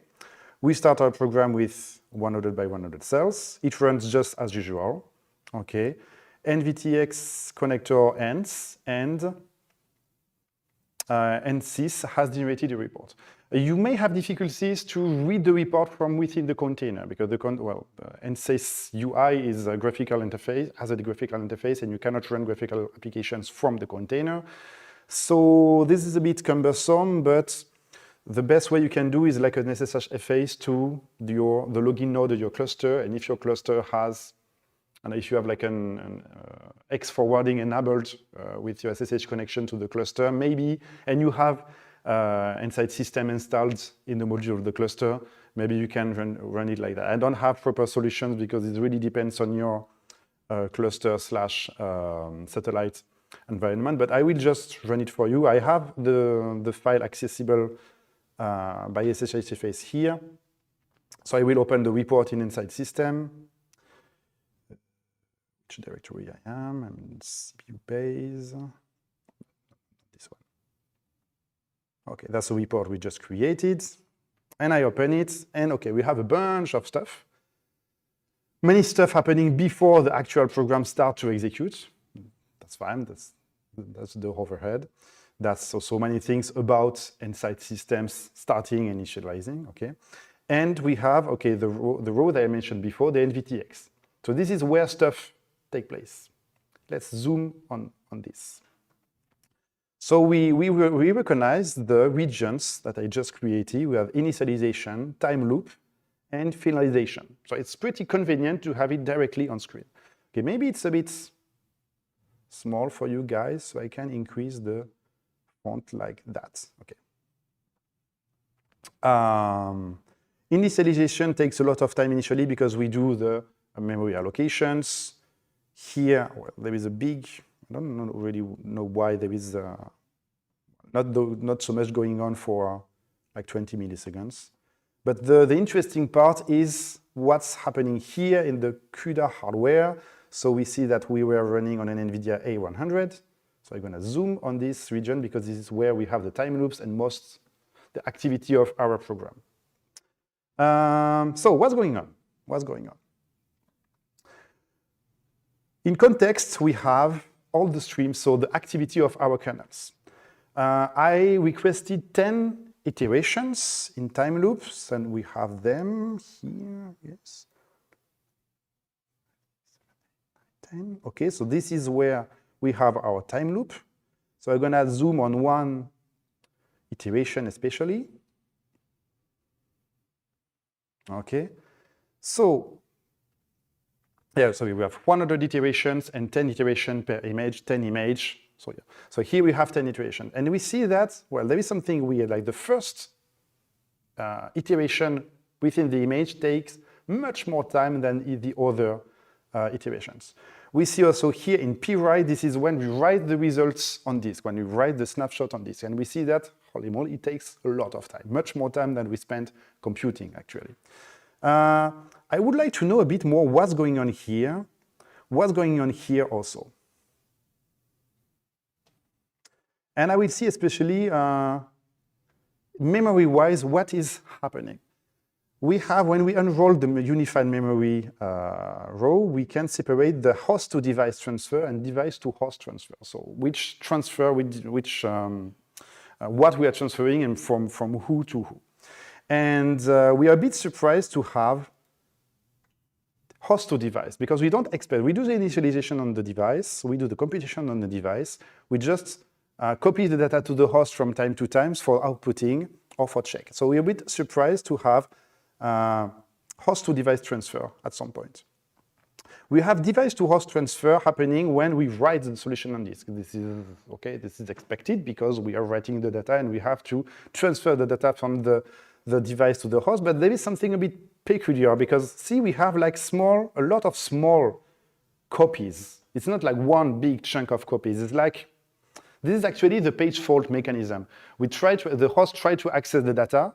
It's not on the host. We have a page fault, so it requests the data from the device, and it does that page by page, and that takes a lot of time. This is not really optimal.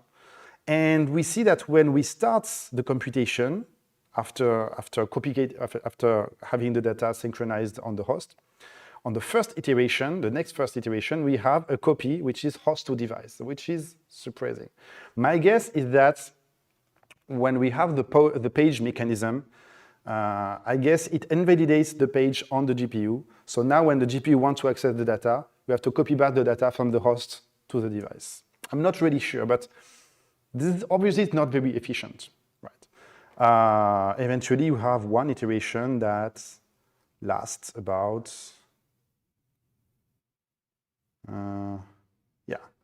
1.3 milliseconds. And we see that we spend much of the time not computing anything, just doing data transfer, which seems to be really non-efficient. So we will see in the next section how to optimize this because, well, this is not great. We have GPU, our code works on GPU, okay, it's portable, but it is not efficient. Do we have questions about the tooling and the very small profiling I have done so far?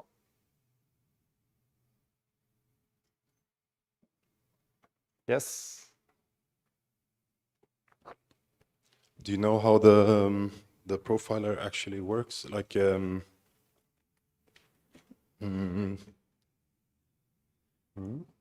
what is my question? I don't know. Let me think. Does it obfuscate the results in any way? Like if you were to run it without the profiler? You mean the overhead of the profiler on it? Yeah. It does. I mean, you can have it. Obviously, it will be slower, right? But could it be that it like actually warps the result, like from the actual? Yeah. I cannot give like a theoretical answer on it. In practice, for me, the overhead when I execute the stuff on the computing part is not very observable. In my experience, it's okay. Do you confirm that we have fencing when we do load? We have fencing. Yeah. In this implementation, we do a lot of fencing. No, I mean by enabling the Kokkos tools. I'm not sure. I thought so. You think so? Not sure. We have to check about that. The also it's more about the overheads about the Kokkos tools themselves, of using them, possibly. I'm not sure. I have to check. So from here, we're gonna move to a better implementation of how we use the memory, because using share space is okay-ish, but we need better than that, and my colleague Thomas will explain how to explicitly manage the memory. Yes. So we have seen how to let the runtime handle the data transfers. What if we want now to have an explicit memory management? So we go back to these drawings where we have the CPU and the GPU. We have the execution resources and the memory resources, one for the host and one for the device. And we consider this host code where we have one view. So that stores, so this is a one-dimensional, and you know there is one star, one-dimensional array of integers that allocates n elements. So we are on the host. So let's say you are in your main function, which is executed, called and executed from the host system. And you do this loop. The thing is, here we don't have the shared space that we played with in the last exercises. So we are on the default execution, default memory space of Kokkos. And this code is compiled for, Kokkos is compiled for GPU. So by the default mechanisms in Kokkos, the view references data that lives on the device. So we have two types of data. We have the metadata, which represents typically all the information that describes the view. So the sizes, eventually the strides, and the pointer that represents the memory, the device memory. And you have the device memory. So here it's a larger block because typically it's a large block of data that you allocate using the view. And the metadata is typically quite small compared to data.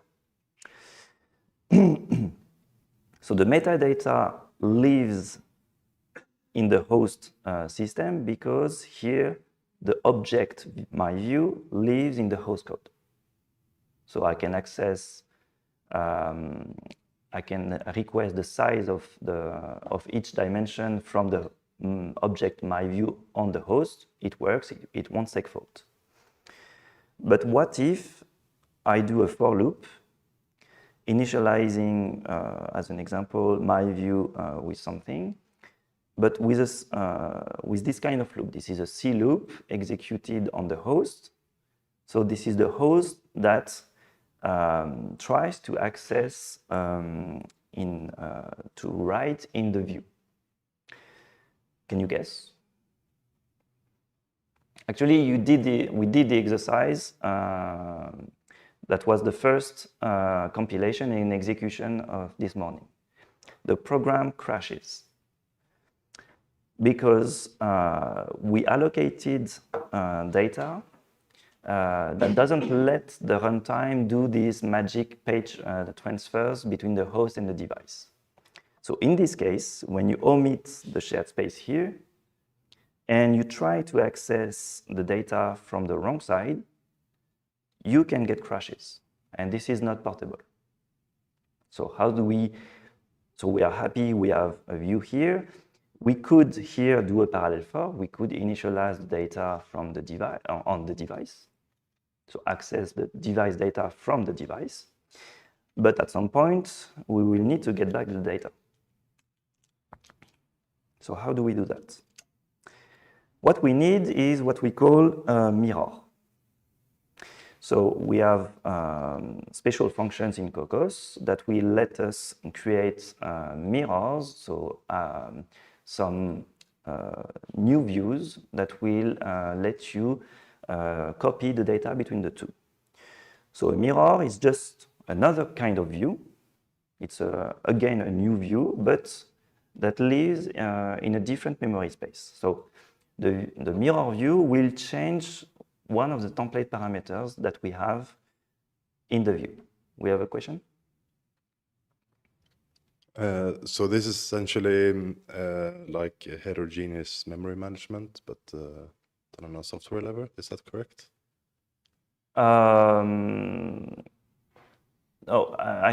What do you mean by heterogeneous memory management? Like you can do a malloc, calling the system malloc function and use the allocation any way you want? Yeah. No, this is a different system. Here, actually, what Kokkos will do internally when it creates the device view is a CUDA malloc. And you are not guaranteed that you have heterogeneous memory management on your system.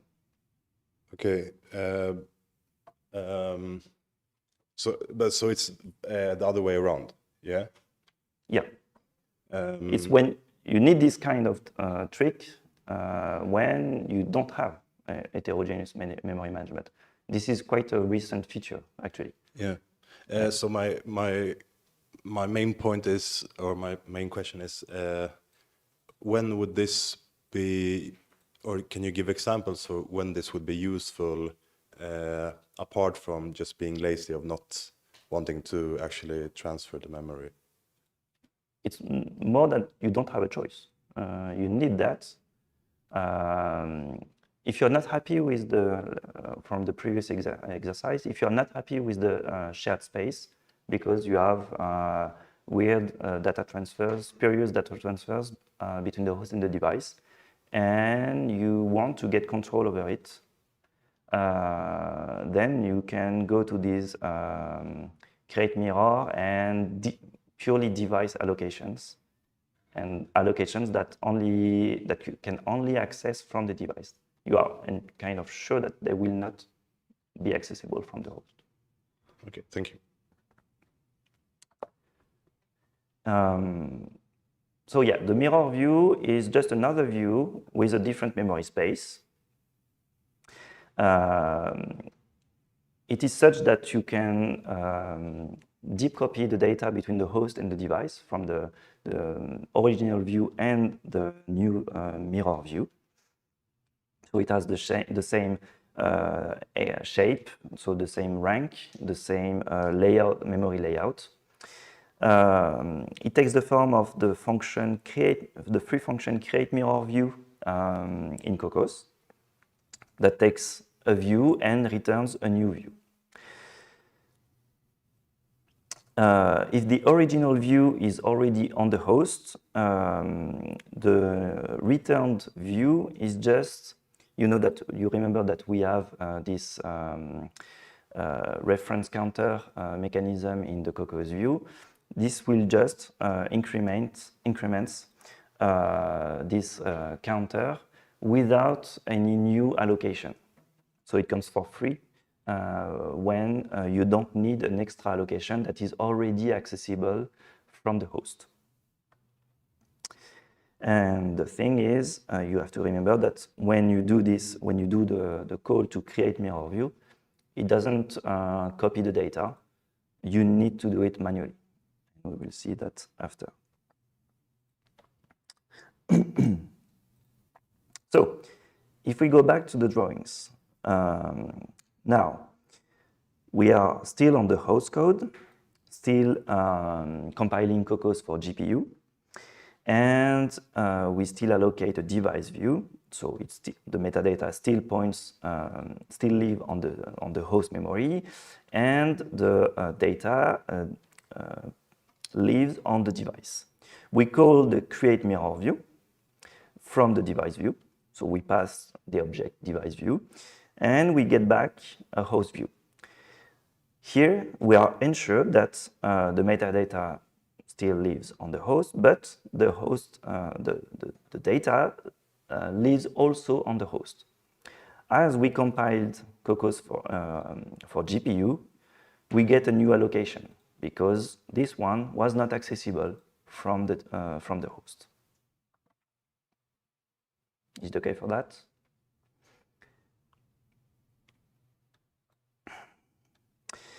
Now, if we compile Kokkos for CPU, how does this code behave? So we still have the device view that allocates data on the default memory space. When we compile for CPU, we only have the host space, so the data and metadata live on the host. So you can forget about this part, we don't have it. And when we call the create mirror view, this time it recognizes through the template parameters that the device view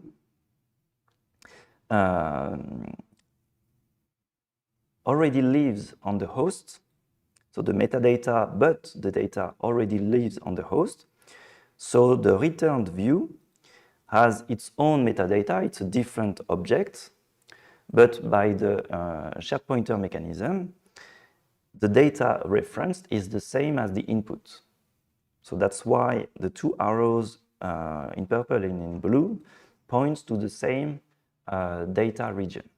So as we did the exercise last week, if you try to modify one of the two, you modify the same memory region, as in Numpy also, where you have reference counting. That way, you don't have an extra memory location that is not needed because you already have access to the memory from the host. How do we copy? Because for now, we only have extra memory on the host when we compile for GPU, but we didn't copy. So we have a dedicated function for that, which is called deep copy, and that lives in the namespace Kokkos. It takes as memcopy in C or C++. It takes two arguments, the destination first and the source after. And so the semantic is just that we copy the source to the destination. They don't have, you can allocate the destination and source don't have to come from a create mirror view function. So if you don't do that, you have to ensure manually that they have the same shape and the same layout so that the deep copy always works. We don't have some kind of broadcasting mechanism, so they have to have the same layouts. One important thing is, as we saw when we compile for CPU, we don't get an extra memory allocation. And so the deep copy can take this into account. It will not do a copy if the destination and source actually reference the same data region, memory region. And the last point is that the deep copy always fence. So you get an implicit barrier when you call deep copy to avoid weird data races between kernels that would be launched in different memory space, different streams. So it takes this form. You create a view, this time a 2D view. You call the create mirror from a device view. You are ensured that you always get a host accessible view. You initialize it on a function that only works with host data. It can exist, or an external function an external library that only works with CPU. So you initialize your host view, and then you send the source is the host view, and you copy that in the device view that is the destination.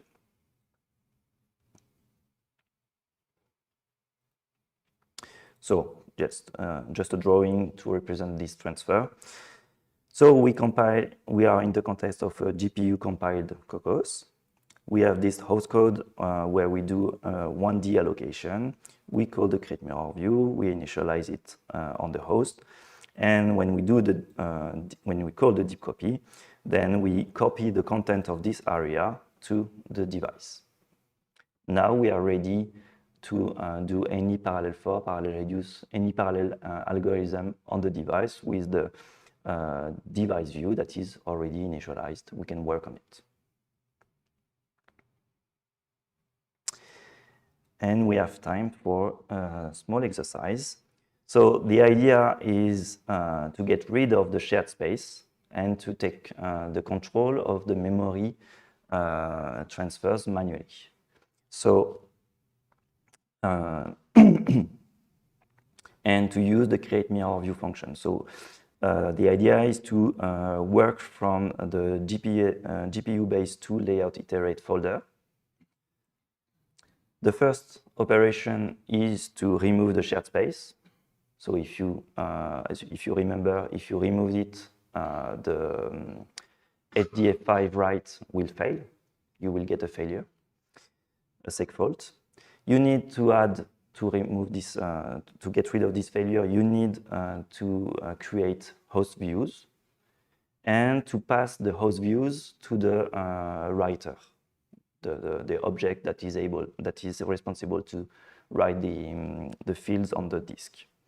Don't forget to synchronize the data. This is the tricky part also, to not forget to synchronize data between host and device. You will not get an error on this, you will just have wrong results.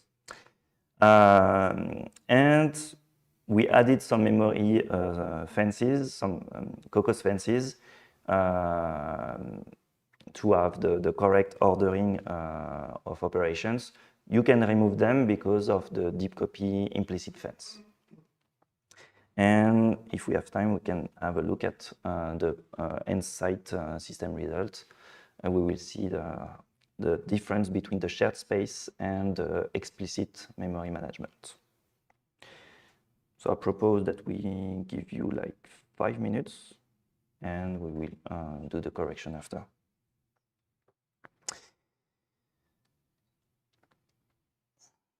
Do we have questions? Paul, you already answered quite a few.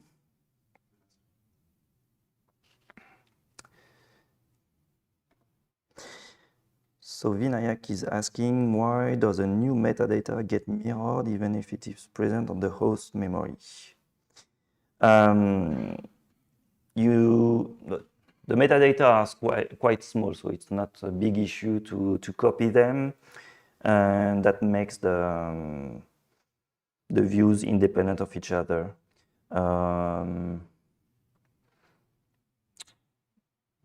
Could we have an implementation with shared metadata, maybe? I'm not sure also what we would gain, because this is not really, the reference counting is also a bit costly. So if we add more of that, I'm not sure we wouldn't have a performance penalty. I would add also that, so the view is an object. So when you create a new object, well, you instance a new object, and you have its attributes, which are also allocated, so it takes some space, and that's what we name actually the metadata. You could have maybe create mirror view, give you a reference to the same object, but then it would be, if you're on GPU, you need to create a new object, right? So the simpler situation, since create mirror view should create have the same result type, is just to create a new view which just points to the same data in the memory.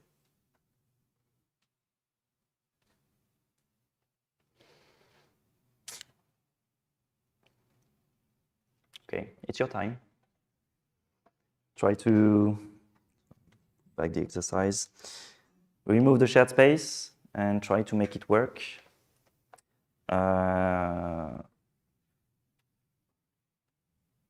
Did you advertise about the check output script?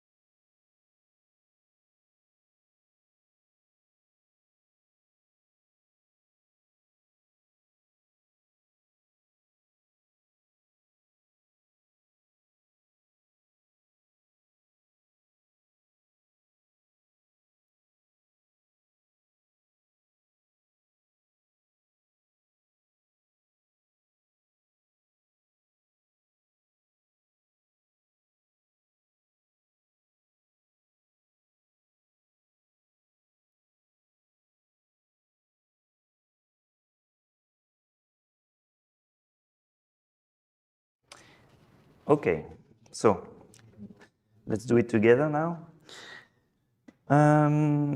So I have opened the file Grayscale GPU base 2 layout iterate. So the first thing to do is to remove the shared space. But now that we remove the shared space, if we try to access it and to pass the pointers to HDF5, we will get the seg fault we got earlier.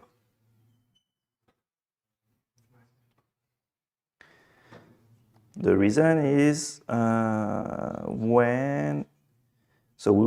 are different sources of seg faults when we do the prints and when we do the write with HDF5. So the idea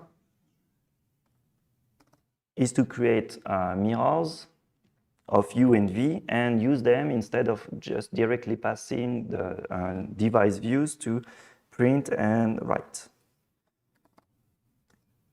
So let's create the mirrors.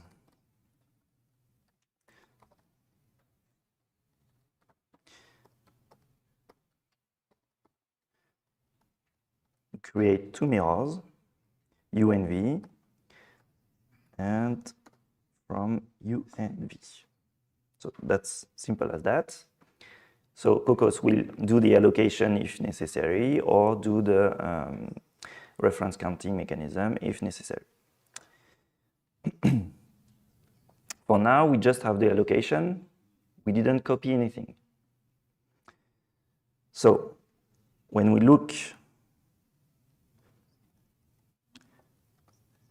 at the code, we see that when we print, we need to synchronize the data at this stage and also here, because we will do an output. So we need to call Kokkos deep copy. The destination is the host, because the initialization took place on the device.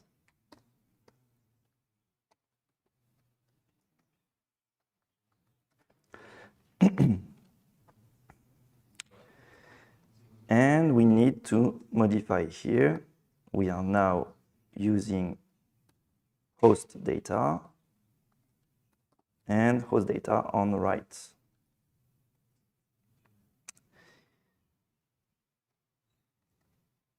Here again, we need a deep copy. Oops.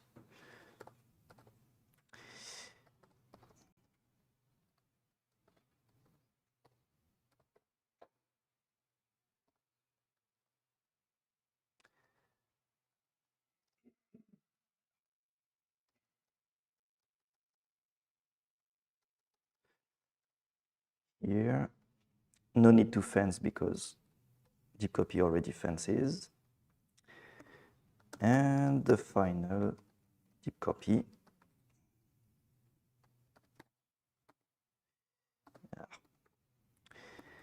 UH from U. Up.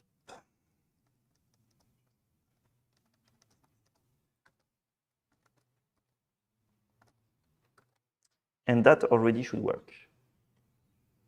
An even simpler way would be to just deep copy outside at each iteration, but that's useless because we do only outputs at a certain frequency, so no need to copy the data from the device to the host at each iteration. That's not a free operation.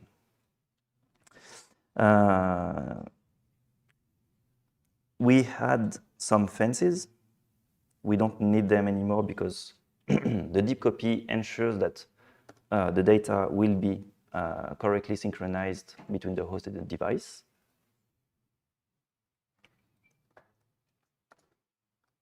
And this should work. We have removed the shared space, added the create mirror view, did the deep copy, removed the memory fences.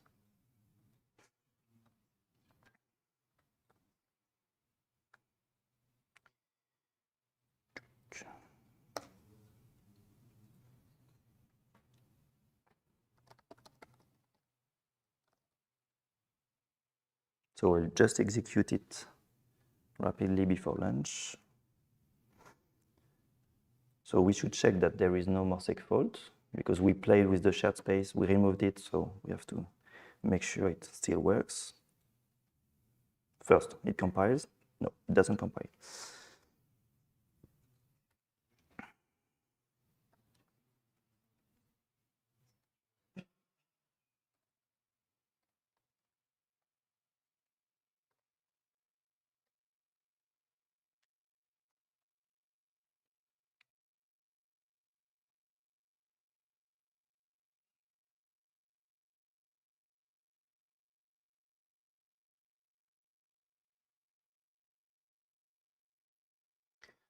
It compiles.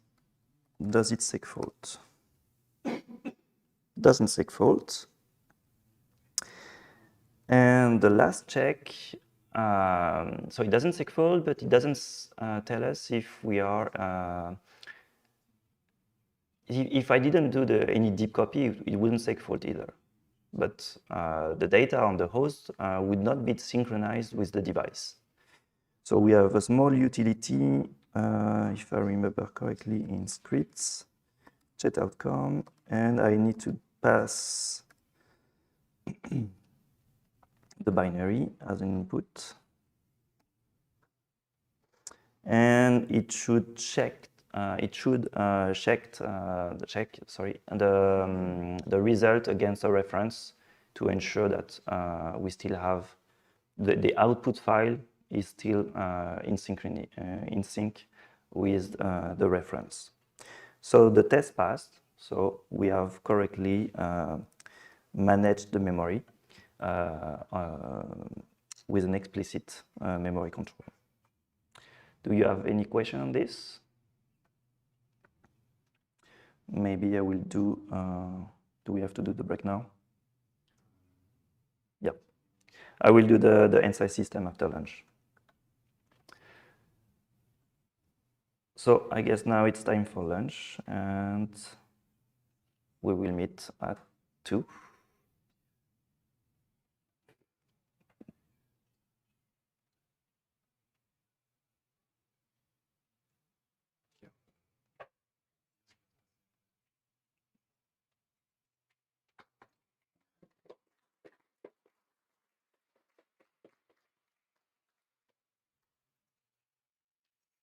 Okay, it's time to have a break. We'll go to lunch and we'll go back at 1:30 for the presentation of the Slovenia, and then we'll resume the Kokkos lecture at 2. And we'll do some fancy stuff also with cubic root computation, and then we will conclude the school. So have a great lunch.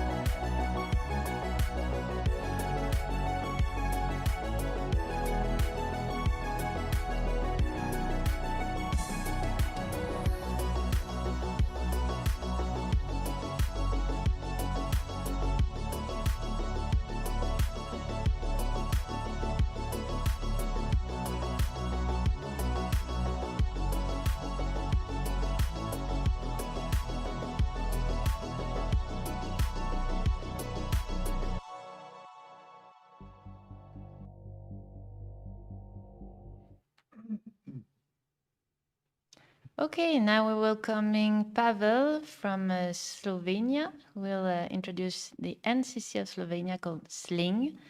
Pavel, we can hear you, we can see you. It's your turn. Okay, so hello everybody. It's nice to see you all in such a great number. So today, let me present NCC Slovenia, or more or less activity that are happening in Slovenia around HPC, and of course around our local or national grid, or interesting players, interesting actors that are eager to get into or eager to use HPC at various levels. So first of all, what is NCC Slovenia? NCC Slovenia is actually a consortium of partners inside of Sling. Of course, the next question will be, what is actually Sling? Sling is a weird name, perhaps, but it comes from, let's say, historical view of what has been going on in Slovenia in it goes a few decades back. I will return to it briefly. So it originally Sling took care of grid and HPC infrastructure in Slovenia. And we have over 20 partners inside of our network. The network is more or less consisting of institutions and individuals and researchers who are eager to use any kind of supercomputing knowledge at their work. This could be at their academic work, research work, or also at private companies. So everybody is really invited to join us if you, of course, come from Slovenia. So NCC Slovenia is part of a wider network of NCCs all over Europe. And in our third iteration, it consists of 4 partners. So one is academic and research network, so ARNES in Slovenia. One is the Institute Josef Stefan. We have the University of Ljubljana with several departments involved. And we also have a private, let's say a private partner. It's a company named Arctur. If you don't know it, it's also one of the, let's say, rare companies around us that also can provide with HPC infrastructure, also with GPU infrastructure that is not connected, let's say, to a national infrastructure, but it's 100% private. So perhaps firstly, more about Sling, or the Slovenia National Grid. So there comes the acronym Sling. So it was established in 2009, and actually our collaborations or discussions and talks go way beyond that. It goes, let's say, in the early 90s, or even a few years before that, if I am aware of it correctly. But it goes just because it originates in people that are eager to get, let's say, to solve more complex problems using HPCs. So that's why people started connected inside the countries, and it sort of evolved through time, through history, to our national grid, or to our organization called Sling. So it's a consortium nowadays of more than 20 partners dedicated to the development, use, and promotion of supercomputing in Slovenia. And also, of course, for grid computing and management of supercomputing infrastructure. We have several projects inside our network. It is not necessary that all partners are interconnected at each level, meaning at each action or at each project. So we are more or less based on who is interested in which kind of topics, and that this is the level of how we interconnect between each other. We are actually cooperating to manage our own HPC. So HPC Vega, that is hosted at Izum in Maribor. We are also partial in HPC Leonardo at Cineka, and we have several, let's say, smaller scale HPC infrastructure all over the country, inside universities, research centers, and of course also private entities. You can visit us on our webpage. It was link.si. So you can just join in and see what we are all about. So why really this link? We are offering free access to everybody in Slovenia to our top HPC resources. This is including HPC Vega. So if you study, live, work in Slovenia, you really need no infrastructure investment in order to, let's say, hop on board. You just contact us and we are able, of course, to help you. Well, we are eager to help you. Not always, let's say, we cannot always fully supply the demand, but of course we are struggling to do it. So hop on board is really simple in Slovenia. You just log in. You must be a student or you must be someone coming from Slovenia, and then there is a standard procedure to get to one of our resources. You can also learn with us. So we have also a dedicated study or a dedicated program for training that is structured on different levels, so basic, advanced, and higher level trainings that are, here it says mostly in Slovenian, but it is kind of outdated. Today it's more or less everything is happening in English, or it is available also in English. We have real expert supports. So we are also, since we are part of the network, we are interconnected with each other. So we have support on different levels. We have support in different on different topics. So going from physics to computational chemistry, we can offer technical support and of course guidance for both end user system and system administrators. We are backed by, as I said, a national consortium. And we are not only active in Slovenia, but we are also connected on the outside, meaning connected to Europe. We are part of the Euro HPC network, which means you can rely on us to bring the best practices from across the continent right to your doorstep. So about our project, so we here highlighted, let's say, only 3 of them. One is Euro CC3 or the Annecy, Slovenia, that is also part of this Grayscale school as a satellite site. The other one is Live or Slovenia AI Factory. It is one of 6 newly selected Euro HPC AI Factory sites, which will feature a new Euro HPC AI optimized supercomputer. It will be actually hosted in Slovenia, and it is co-founded by the Euro HPC.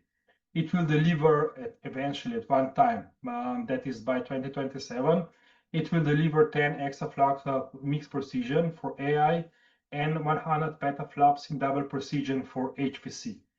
It will be replacing our current system Vega. It is focused on AI for green transition, science, health, and digital society. And the third project is that I want to highlight is perhaps EU Master for HPC.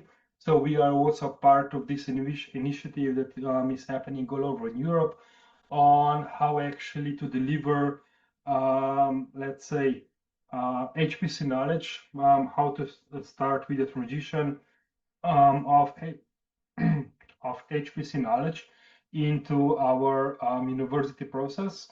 So that's why there is a European-wide master program for the HPC. You can also visit the website of EU Master for HPC. So a bit more about our SSC Slovenia.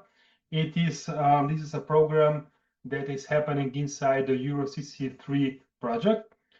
So it builds a network of European National Competence Centers. That's why the acronym NCC. And it is addressing differences in HPC maturity across countries. In Slovenia, as I have shown you, we have 4 partners in our consortium. Our activities include training and skill development, services to industry, academia, public administration, and also collaborations with other HPC stakeholders. We work closely with Castel 3 to exchange best practices and strengthen European supercomputing capabilities. We are delivering workshops, seminar, and also national conferences. So a bit more about training. Our training is structured into 3 different levels. So we have basic level, advanced level, and expert levels. And on each level, you can expect different outcomes. We also expect different, let's say, prerequisite knowledge from our attendees. You can expect also different topics. So, of course, at the basic level, you will only get, let's say, the how to use HPC for your gain, or perhaps how to use things also regarding AI. This is actually also a similar scheme that we are running nowadays also in the other project, meaning the SLIFE or Slovenian AI Factory, where we also have this 3-level system, so basic, advanced, and expert level. And so let's say the basic principle of what you can expect here remains more or less the same. Just the topics, of course, the topics are a bit different.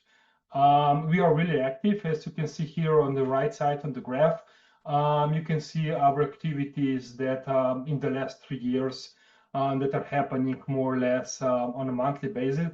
And we have, of course, now it's almost at the beginning of summer vacation. Unfortunately, we have, or fortunately for us, we have some sort of summer break also for our training, for our trainings. So you can join us perhaps more or less in the fall with our trainings. If you are interested, at least in having some sort of information, you can join in our newsletter. So here on your bottom right of the screen, you have a link that will direct you directly to our monthly newsletter. So once per month, you will receive an email explaining what's happening in Slovenia and what are our training offering. This training offering now will include both sides, meaning the classical HPC trainings and also the AI trainings. So if you are interested in that, you can just join in. So about SLIFE for Slovenian AI Factory, we are one of the 13 Euro HPC AI Factory sites across Europe. As I said, we are building an AI-optimized supercomputer. It will be hosted in Maribor. We have now built a new data center at the site of, it's called Dravske elektrarne in Maribor. It's actually almost attached to a hydropower plant. So we'll be using, let's say, that power that comes from the hydropower plant to run it. So we are aiming, of course, to be as, let's say, green or as friendly to environment as we can be. But of course, that's always a challenge nowadays. We will have a performance of 10 exaflops. This is mixed precision for AI, and 100 petaflops, double precision for HPC. And we'll be replacing the current Vega system.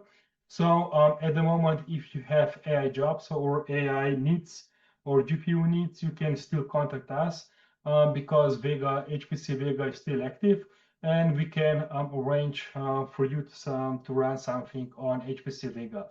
You can contact directly us, or you can also apply for resources through your HPC.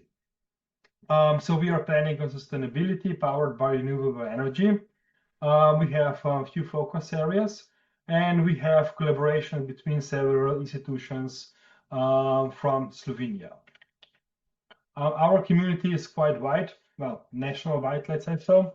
Although we are a small country of our size, we are only of 2 million people.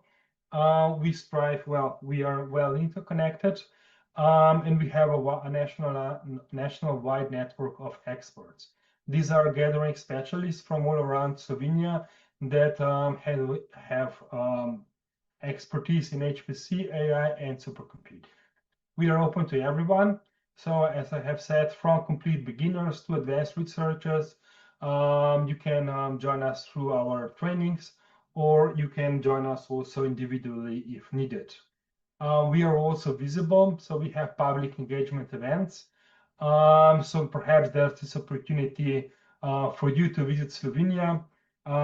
We actually have once per year also, we open our doors to the public, and you can come and see our infrastructure if you want. We have also annual gatherings. We have cross-border collaborations, and we want to reach the next generation through different means. So perhaps a bit more about our dissemination. We are present in Central European Regional Group. We are meeting twice per year. Central European, this means Slovenia, Austria, Poland, Croatia, Slovakia, Hungary, and we are discussing plans in Czechia, pardon me. And we are discussing what's happening in all of these countries, what are our plans, how we see the future, the problems that we are facing. So we are really interconnected, also not only as inside one nation or inside one country, but we are also discussing and talking between each other, and we are able to solve also some of the problems perhaps together. We are also organizing Sling Days. So yearly, this is an event that gathers everyone in Slovenia, and we are also working on HPC or AI. And we are also open to public, so we usually have over 300 visitors, a lot of them coming from abroad, from other countries, especially from, let's say, the Central European countries. And everything is, of course, in Slovenia. Actually, this year we will be again preparing this event in November. We are eager to get, let's say, also the new generation on board through various engagements. One of them is a popular engagement called Hackathon that we are yearly organizing. We are also collaborating with other countries. So as I said, perhaps Austria also with on our joint conference collaboration on Austria-Slovenian HPC meeting. We are collaborating with Austria, not with Croatia. We are present also at the conference in Croatia together each year. We are also interconnected with France. We are from last year, we are acting as a satellite site to Gray Scott School. You can guess on which date, exascale. So if you know your math, I suppose you know what exascale refers to the date. So on that date, we have traditionally the open doors day of our infrastructure centers. So we are opening, let's say, the doors to most of our sites. So people can come in, join, take a look at it, see, let's say, the flashing lights. We also have some racks that are not in use or were disassembled, and we can showcase how the technology works and how everything is put together. So that's it. From my side, thank you for your attention, and back to you.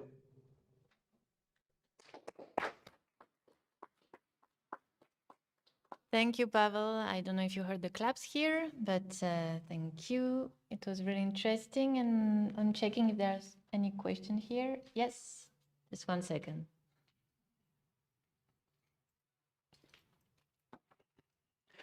Yeah, oh, I will be there. Will be better. Thank you for the presentation. I have a couple of questions. Once you present your computing center, you say that you have 10 exaflop in terms of computing with mixed precision and 100 petaflop for double precision, so for HPC computing. Do you try to explore and train your users to embrace mixed precision for the HPC application? Do you have some training for that? Well, this is the plan for our next HPC. That will be replacing the Vega system. Now we are, let's say, we are offering support, as you have said, to our users. We don't have a separate dedicated trainings, if that was your question. Okay, but it will come at some point. Yeah, it will come at one point, but at the moment we are, let's say, we have opened our AI factories, let's say, a few months ago. And at the moment we are just overflown by the ideas what everybody wants, but are lacking, let's say, more or less of a basic knowledge. So first we have to handle this part, and then we can move on to, yes, I agree that we need to establish that, but at the moment we have to deal with our, let's say, daily questions or monthly questions of great ideas that are occurring to everyone. Okay, and speaking about mixed precision, you explore, with the mixed precision on AI, you explore all the possible precision or only two, for example, floats on 32 and 64, and also brain float, float 16, float 8, float 4, for the full stack of precision? No, we are not there Not yet? to Okay. explore the full stack, yeah. Okay. But eventually, that is the idea. And maybe a last question after I will leave the mic, but so you have 10 exaflop in your computing center. Do you cool with direct liquid cooling? No, this is the future, and this Okay. is the plan. Is of course, yeah, to go for the water cooling. Actually, what you have at the moment at Vega, we also have the water cooling for the GPUs, and he will also have the same thing. Yeah, and I think that more or less everybody has the same plan to go for the water cooling, right? Okay. Thank you. Okay. Well, thank you, Pavel. Thank you, everyone. If you have questions, you can contact him on Discord, of course. And we hope that we can be partners again for Grayscale School 2027, of course. Well, thank you, everyone. We'll meet at 2 for the last Kokkos afternoon. Thank you. Bye.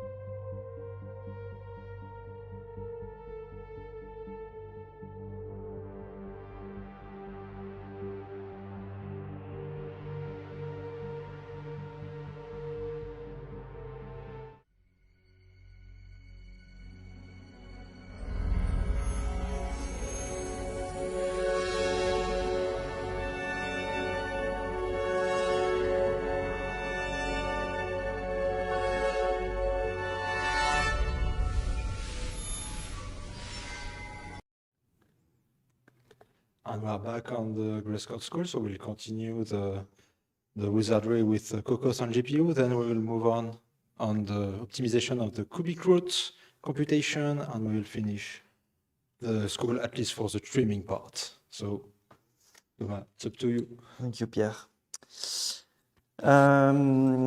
So we left before lunch with the exercise of the explicit memory management. So small recap, the exercise was to remove the shared space, so the automatic memory management, and to use the create mirror function in Kokkos for an explicit memory management. So we are responsible to manage the transfers between the host and the device so that we may avoid some spurious data transfers between the host and the device.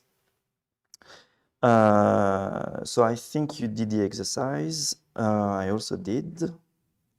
So just before lunch, I rapidly showed you the solution. Okay. So this is the Grayscale GPU base 2 layout iterate file. I have removed, if you remember, the shared space here. Oh, missed a fence here. So I have removed the 2 fences in the initialization, 1 fence in the compute function. And most of all, we added the mirrors. So we tell to Kokkos to eventually create new views on the host if they are not already on the host.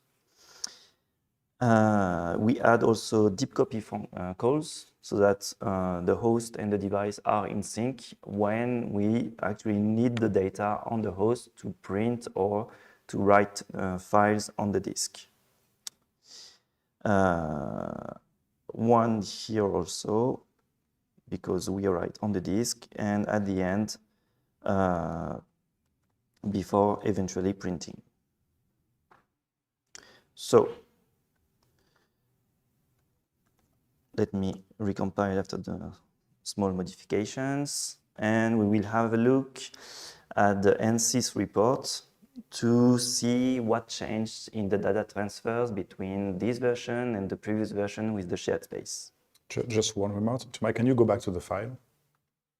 Yes. That when we access the file from the host for the checksum, etc., now we pass the mirror. Like writer, it's VH, and before it was V, because we only had one V, one view. Now we have a view host, view device. Actually, you make me notice that here it was not changed. So actually, if we had, well, let's try. What is the name of the parameter to display?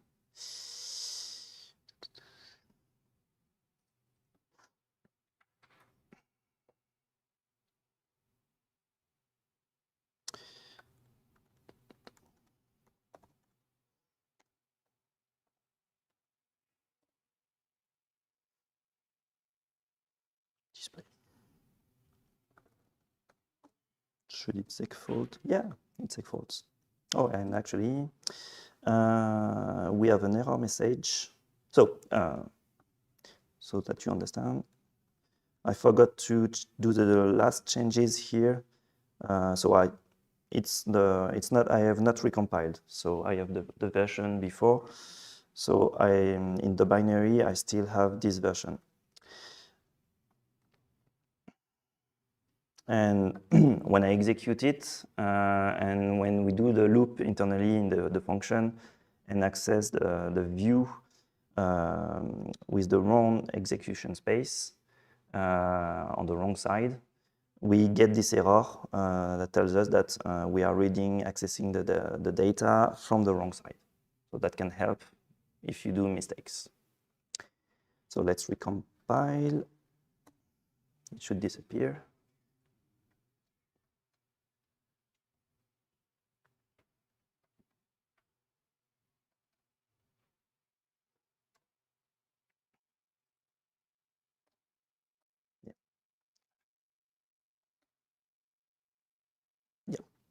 So no seg fault anymore.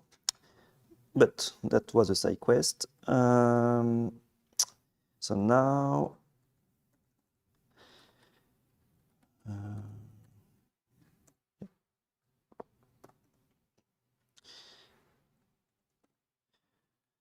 I relaunched the execution of this binary using nsys. So that was the command that Paul used for another binary. So we ask for a report and with the same sizes because we want to compare it with the previous report. And we used also the Kokkos tools, so the NVTX connector.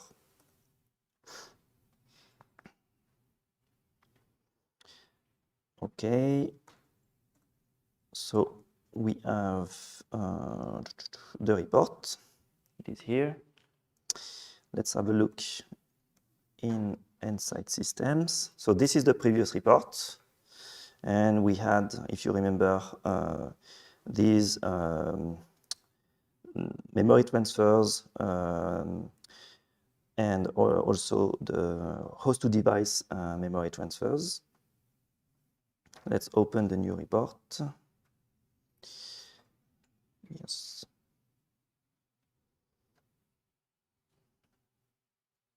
So we should be working in this region.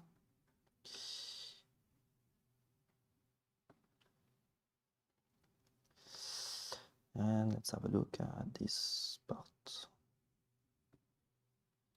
Okay. Don't know if we can put them side by side. Oh. Yeah, not sure it's a good idea. So we have these small spikes in the UVM shared space implementation. And with host to device data transfers. If we now look at the new implementation, we have this big region. We have, c'est lui?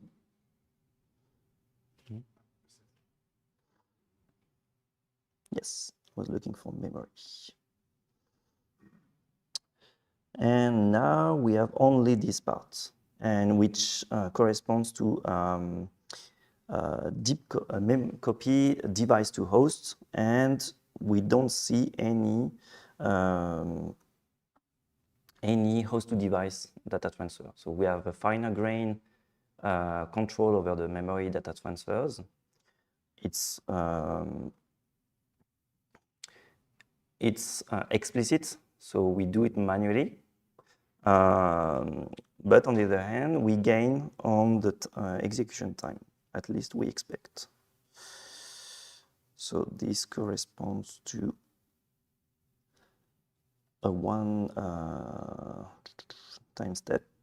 So we are at 150 microseconds, right? If we unzoom slightly and compare it to this one, it seems we are in 1 milliseconds.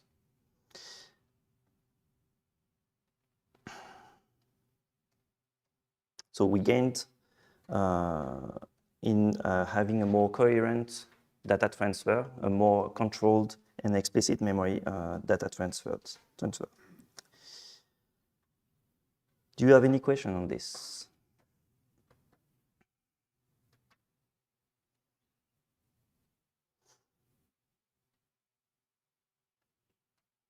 No question on the Discord. In the room? Is it okay for you, the explicit data transfer? Okay, then we move on. So, so far we talked about memory, so memory spaces and explicit data transfers. So we talked about where is the data located. But in Kokkos, we can also control where the the execution takes place. And this is the notion of execution space. So we get back on our drawings with the CPUs and the GPU, but this time we focus on the execution resources. So blue on CPU and green on GPU. And Kokkos provides, brings the concept of an abstraction related to where the loop and the work is executed, and this is the notion of execution space. It has defaults, and we have used them so far. So far, the default is if you there is a list of priority in the backends, and the backend with the most priority will be all the loops will be executed on this backend. So, for example, if we have no GPU backend enabled, we will run on the CPU because it makes no sense to try to run on a GPU. On the other hand, if we have GPU backend enabled, it will have priority. So all the loops, parallel for, parallel reduce, and parallel scan will run on this backend on the device if you don't take control over the execution space. This is the default, and that's what we have used so far. And yeah, serial is always executed on the host. So, as we said, the execution space allows you to control where the loop is executed. We provide different execution spaces. In terms of aliases, we have the default execution space and the default host execution space. We have a default host execution space because you can have two host backends at a time, the serial and one parallel backend. The default execution space, when you compile for GPU, may differ from the default host, will differ from the host, the default host execution space. But on the other hand, if you compile for CPU, the two aliases, these two execution space alias each other. May alias. Sorry. You can use a backend specific execution space. It can happen sometimes that you need, for some interoperability reasons, you need to control this. But usually we don't recommend it because it breaks portability. You don't want, so these, for example, alias to a CUDA space or a heap space, execution space. And of course, these are not defined when you don't compile for the given related backend. And so to summarize, if we compile Kokkos for CPU, both execution spaces, so the default execution space and host execution space, are on the CPU. But if you compile for GPU, you get the default execution space on GPU and the host remains on CPU.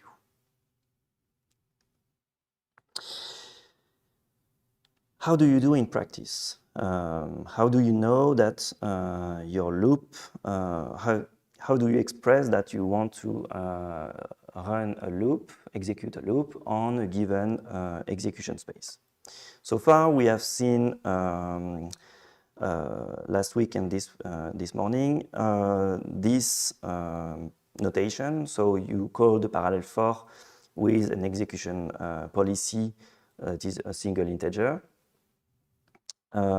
We have seen also range policy with giving only integers.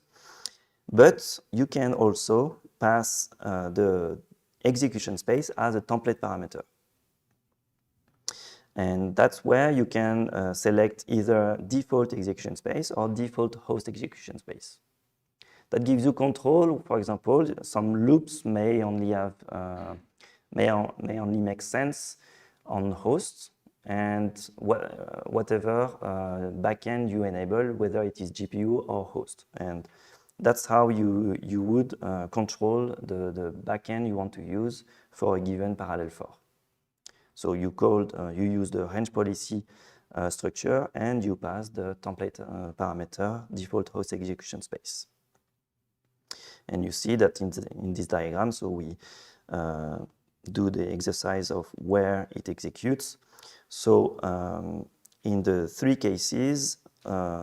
first cases, we rely on the default of Kokkos. So we will run on CPU if it is compiled on CPU and on GPU if it is compiled for GPU. But on the last one, we will be always executing on CPU. You can see here it's blue and with CPU. Is it clear for you?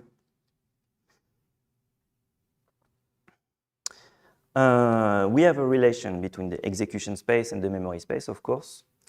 And the default is to make sense for your program. So by that I mean that the default execution space will be able to access the default memory space.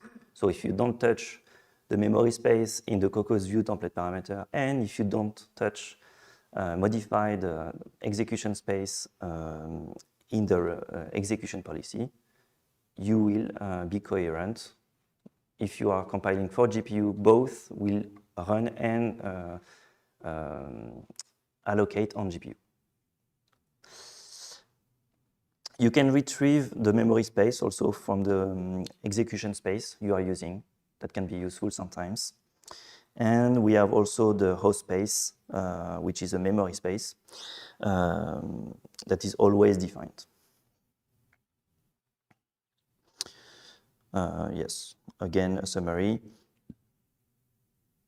The memory space attached to the default execution space will be on CPU if you compile for CPU and on GPU if you compile for GPU. But of course, the memory space associated with the default host execution space will always be on CPU.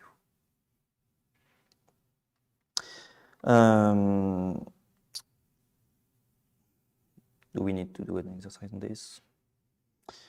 We move on, unless you have questions.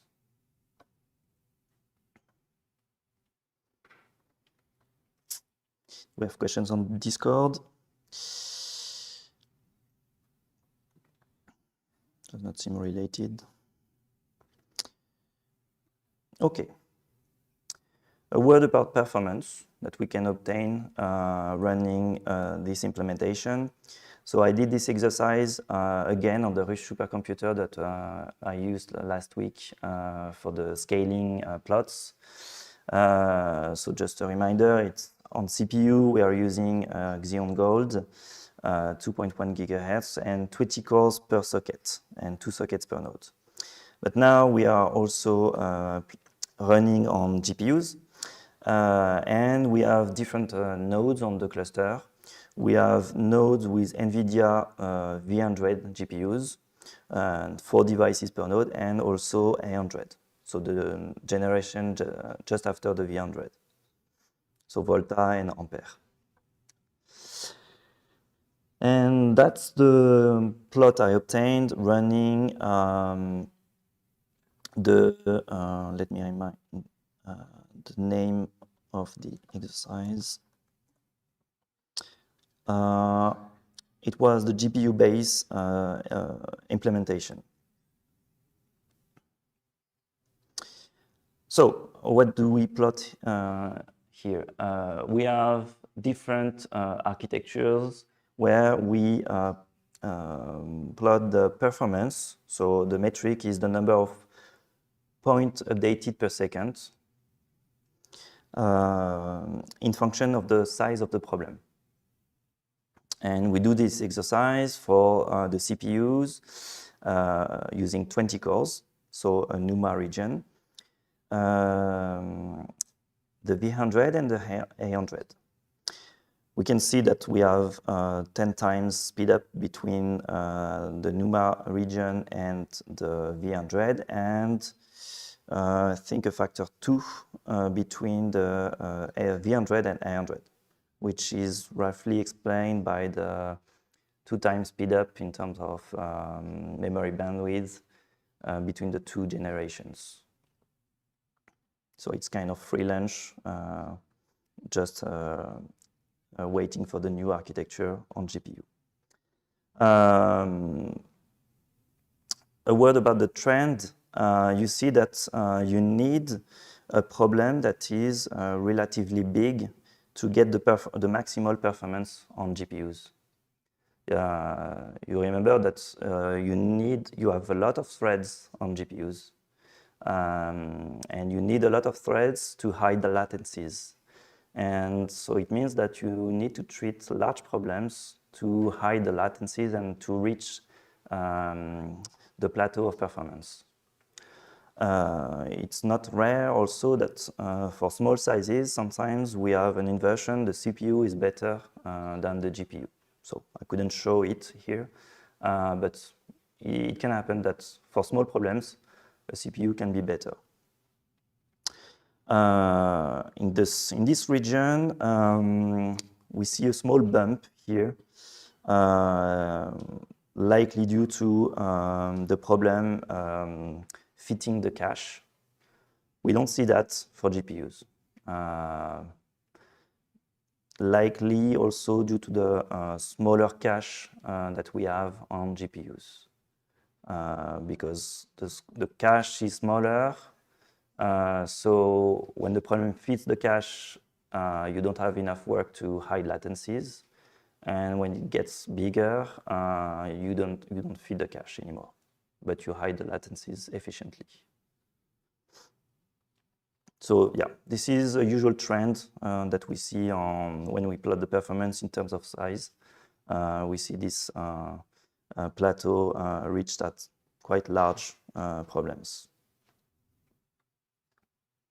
You can do this exercise also for your GPU and see whether you get this kind of trend for the gray Scott.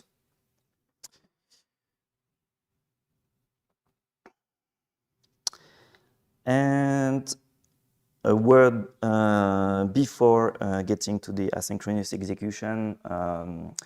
Last week, we played with the SIMD implementation of the gray Scott in the afternoon. That was meant to exploit the SIMD instructions, the vector instructions on CPUs.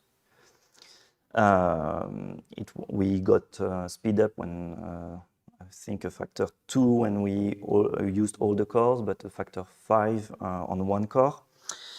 That got us a speed up that is interesting. But the question now that we are on GPU is whether this implementation still works on GPU. And so the idea in Kokkos is that when we compile for GPU, the structure SIMD is mapped to a scalar implementation, so that the SIMD structure kind of degenerates, and a single GPU thread will do actually a single scalar computation. So the idea is that we don't gain performance on GPU, but we don't lose performance. And that's the interesting part, because then we can still run the SIMD version on GPU and get the speed up on CPU. So that's what is summarized here in terms of aliases. The SIMD type, when we compile for CPU, will use the ABI that is related to the architecture of your CPU. So an ABI like AVX2, AVX512, etc. But when you are on the GPU backend, you get a computation using the scalar implementation of the SIMD. So it's just a small wrapper of all the arithmetic operations that you can find for integers or floating points.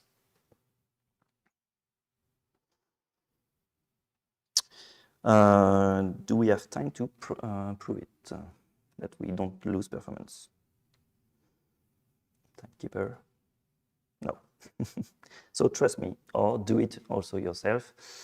We don't have the solution for this, but I think we will provide it because it's not immediate. I would need to, if I have a look. So the exercise would be to take the SIMD version, and we need a small modification. As we did this morning, we need to add the create mirror functions to do the create mirror functions so that we have a valid implementation on GPU, but it's not related to the SIMD part. And then when it's done, we should be able to compare the scalar implementation of the Gray Scott and compare it to the SIMD version. And we expect ×1 speed up, so no speed up. You can do it on your own for this. And that was the exercise, yes. Do we have questions on the Discord or in the room regarding this SIMD behavior? So yeah, the questions are not really related to the presentation, right? Yes, go ahead. Two questions. Well, just one question on your last slide. You said that for GPU, you default to scalar, but in the last line, you had still API. Is that typo or? Yeah, I think this is a typo. Okay. Yeah, I suspect it because it doesn't make sense to me. Because I even think that this, the definition of this is an alias for this. So the last column should be all scalar, I think. You have a question? Yes. Did you explain ABI already? I looked it up. Is it the binary interface? Is that ABI? Yeah, it's the set of instructions that are specific to a CPU. There are categories for these instruction sets. We can make them coherent instruction sets, and depending on your architecture, you may have more or less instructions. For example, on AVX2, you will be able to do computation on 4 doubles at a time, whereas on AVX 512, a more recent instruction set, you will be able to do up to 8. Okay, so does that mean that basic SIMD scalar means without vectorization? The scalar? Yeah, scalar Yes. means... Yeah, no vectorization. One element at a time. And if you request the size, so there is a function that you can call on a static function that you can apply on the type basic SIMD. You can request the size, and it should here return n, and here it should return 1 on the scalar. So it means that you treat one element at a time. If no more question, then I leave the room to Paul. We'll talk. Maybe if you have time, you can do the CMD exercise at the end of the day. Depends how fast we go. Yeah. Okay. Thank you. Okay, so we have so far, thank you, Thomas. So far we have a GPU implementation, but now we want to go fast. Fast, I mean we want to optimize our program. I said before that using the GPU backend, everything is asynchronous by default. It's a bit more complex to that. Oh well, this is about reinitialization. I think we should be good if you need to reload the images and rerun the Aptena containers. If we're on the same page, maybe we can continue.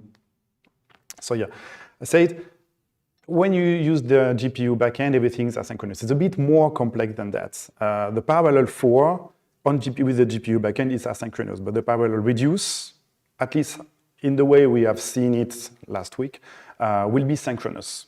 Check the doc for in which situations parallel reduce may be asynchronous.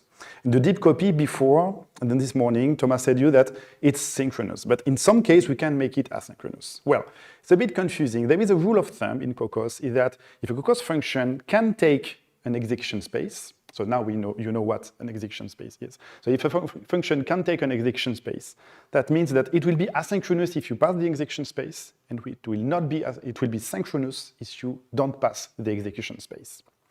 It's a bit more complex than that, but that's already a good rule of thumb. For instance, deep copy, if you don't pass the execution space to the arguments, it's synchronous. If you pass the execution space, it starts to be asynchronous. So earlier in the morning, we used a lot of fences in order to force the code to be synchronous.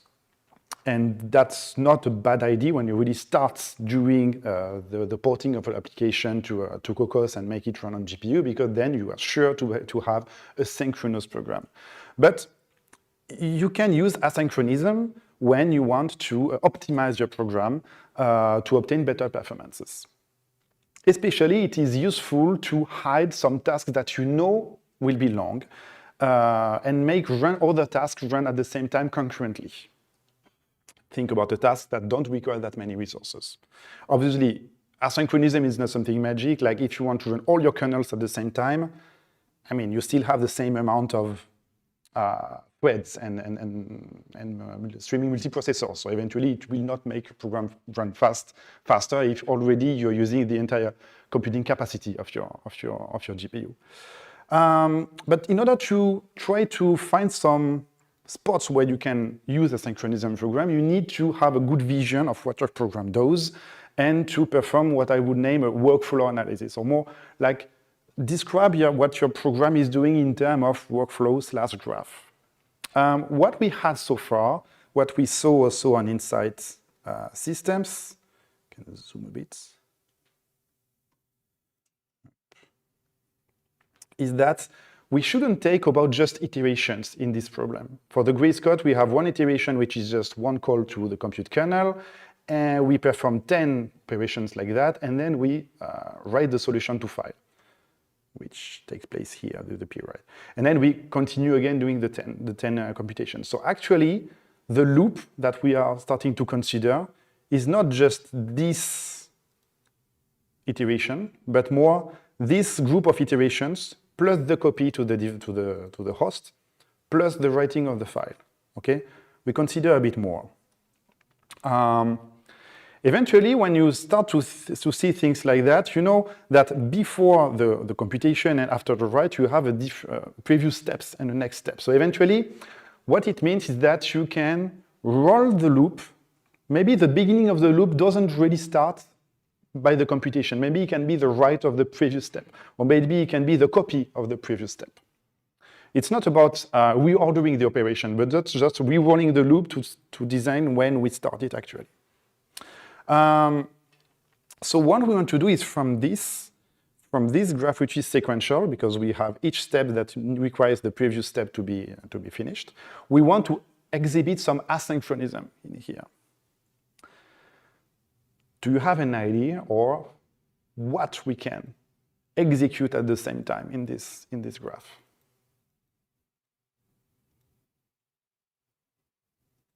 So I do it again. We compute the data, okay? We compute the data. Where do we compute the data? On the GPU, right? So the memory that we use to compute the data, the array that we are modifying, they are on GPU. We copy the data from the device to the host. Okay, so obviously here we're gonna use the views in the device and the views in the views in the host. And then we write the data. Which data are we writing?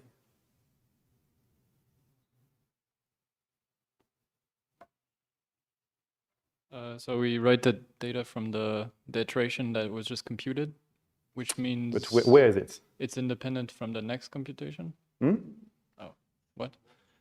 Oh, sorry. On the host, yes. Yeah, it's on the host. And what we're doing just after, when we write the data on the host, just after we compute something which is on the device. So actually those two steps, write and compute, they operate on different data. So that's the idea. The computation and the writing can happen at the same time because they really work on data that are on different places. So eventually we will move from this graph, which is sequential, to something like that. And this is important, what I said just before. The beginning of the loop is actually whenever we want, because there is a next iteration after, well, next iteration after, and then a previous iteration before. So eventually, we want the operation of copying the data to the host to take place, and then at the same time, we write the data, which is on the host, and we compute the next iteration. So here, start to be a bit complex. Think that here we duplicate the previous iteration, we write the previous iteration, and we compute the current iteration. Copying data to host, and then you are writing from there, and then again, parallelly, you are also computing. So why you need copying data? Because the data is all in the GPU, so you can compute the thing, the next iteration in the GPU itself. It does not need copy, right? I'm sorry, can you repeat? So like in that phase. Yes. So which one? Yeah, from here. So Yeah. you copy to host, Yeah. and then from there you are writing. Yes. But compute and the next iteration, you do not need the copying data because it's already there. So Yeah. why you need copy there? You need to copy the data to the host to write it, because from the host you cannot see the data which is on the GPU memory. So this next compute is not in the host, it's like in the GPU, right? Yeah. The compute always take place. I can go previous slide. Yeah, this is the compute we have here. This is the kernels of compute that we have and take place on the GPU. Okay. Because of this copying data, confused me. Sorry. No, yeah, it's important to realize, okay, what is happening and where. And just sometimes just reading the code is a bit tedious, so it's a good idea to try making that kind of graph, that kind of workflow graph. So yeah, I said we will make the write and the call to compute the data happen at the same place. And you have all the tools in your hand already to do that, so to introduce this asynchronism. So it's a bit complex, so we'll spend a bit of time in the exercise. So this is an optimization you just do in the main function. We won't touch the compute kernels because it's good as it is. It's just how we orchestrate the execution of the loop. We will have to reconsider the loop because up to now we had just one time loop, which is a loop of iterations, and we compute a modulo, and every 10 or something iteration, we create a file on the disk. Here we have to change the strategy and have a first loop based on images, how many images we plan to output, and the loop on the iterations per image, which is something that we get from the parameters. Is it clear for everybody here, the idea? Is it clear in the chat too? I see there are questions, but I'm not sure this is related to that. This start to be a bit cunning. I realize. So yeah, consider that now we have two loops, actually, one for the image and one for the iterations per image. You will probably need to roll the operation of the loops. Maybe we want the first things taking place in the loop is the copy, just an advice. But then we have to take care of the side effects. For instance, we write the first solution to disk at the beginning of the computation, so take care of that. And you may need to adjust the fences.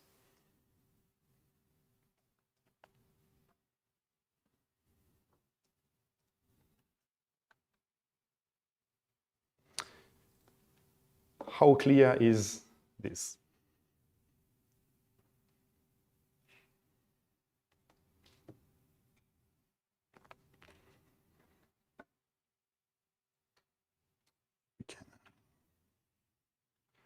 Thomas, on peut passer.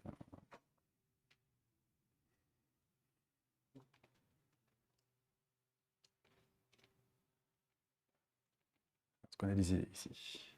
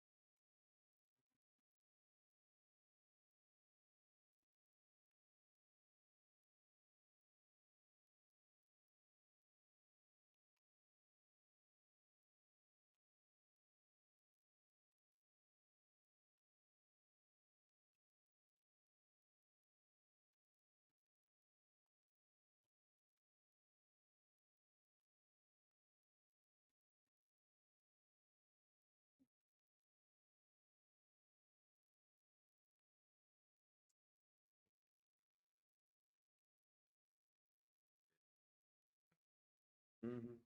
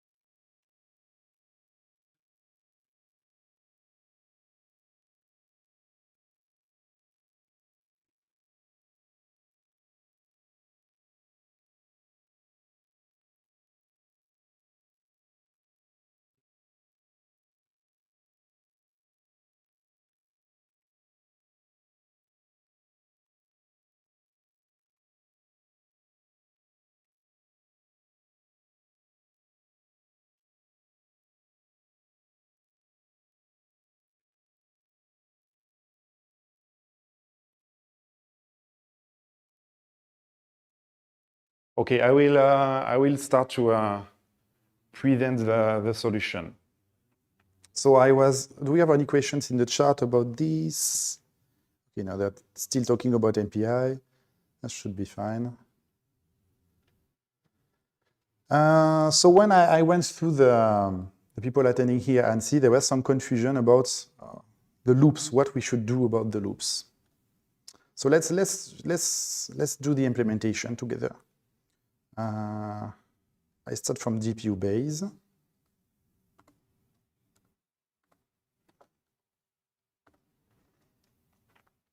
So as I said, the idea is that we don't need to modify the compute, the kernels, the computation kernel. This is fine as it is.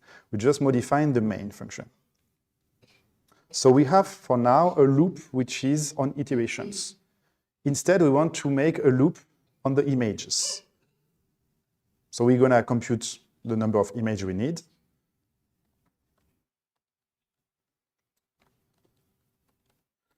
Which is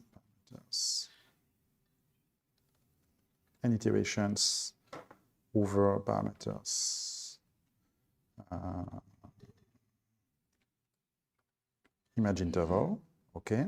So here we have the number of images. We create a first loop on the images. And I'm not sure if I should start at 0 or at 1. Let's say 1.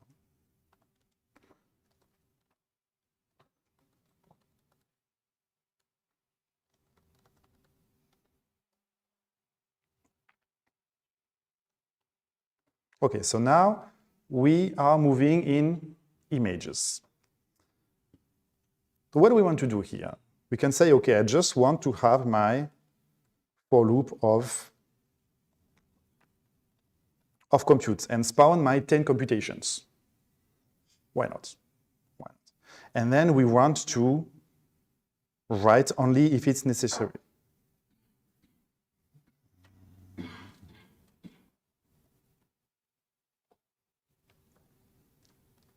I remove the condition based on the modulo because we don't need it anymore.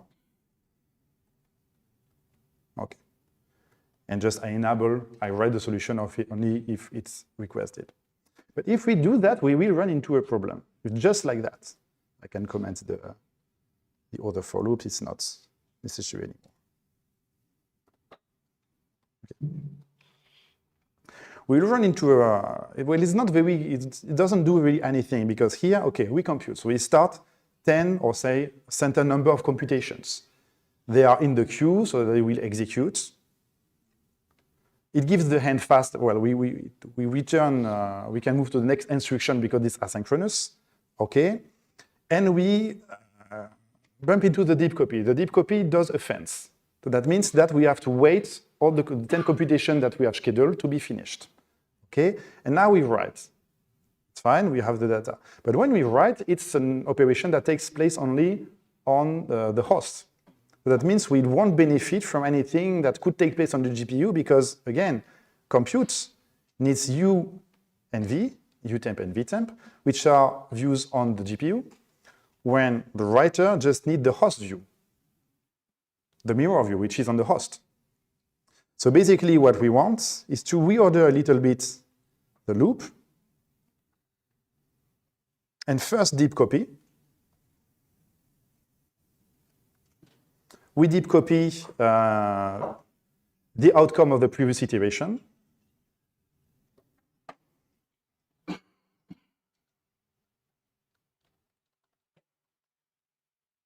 Okay. Then we compute the values for the current iteration.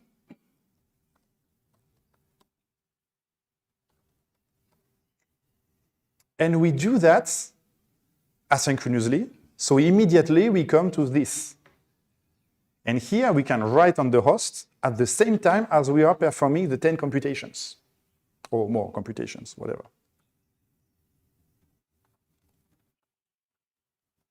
But it's still values for the previous iteration, right, that we have. So this is where it starts to be a bit cunning because we are mixing stuff we do for the current iteration and stuff we do for the previous iteration. I said we had to keep track of the bound effects. Especially, I think we don't need this right anymore.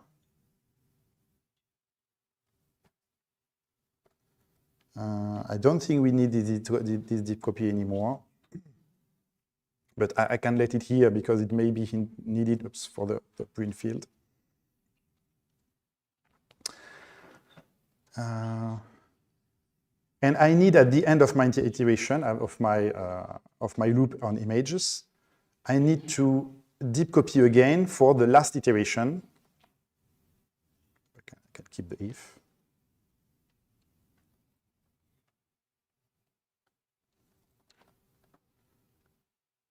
Iteration n last, and I write also.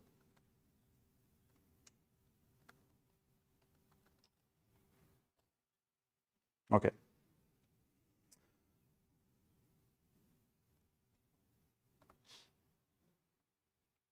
That should be enough. So we have what I designed here. We can execute the computations and write the data at the same time because, again, this is not the same data we are working on. Let's try to compile that.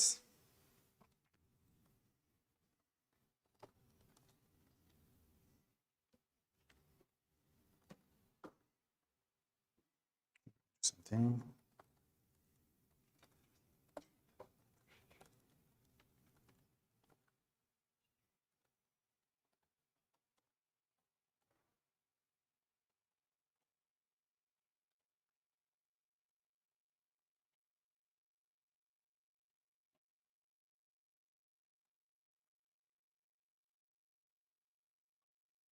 Should do it.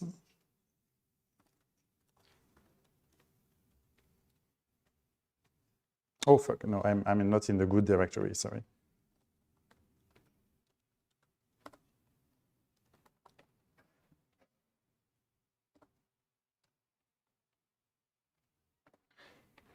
Yeah, this is better.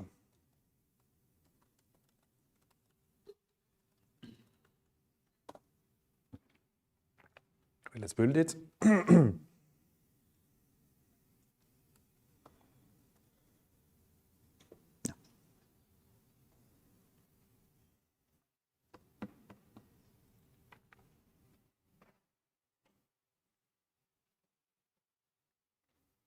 Compiling. Okay. And let's try first to execute, because we don't want to run fast and give false results.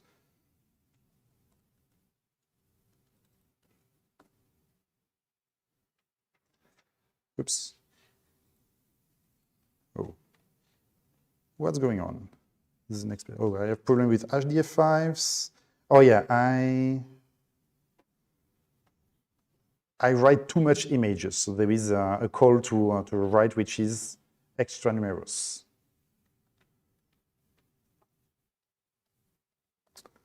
So the write. It's a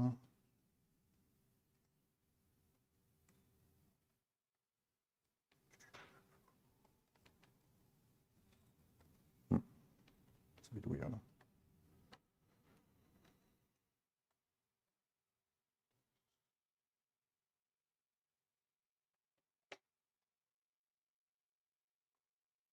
There is one extra write. I'm not sure where it is. So I will just. It's not really good, but I just comment this part.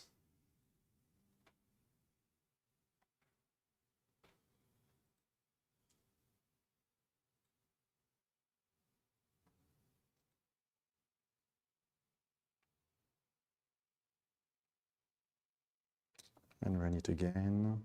Oh, what?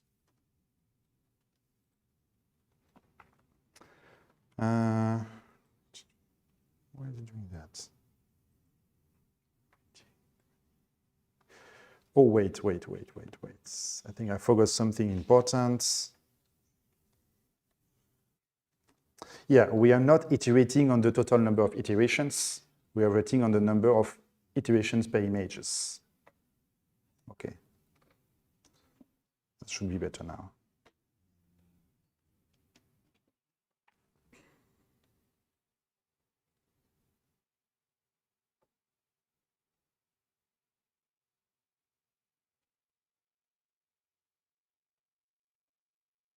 Oh, damn.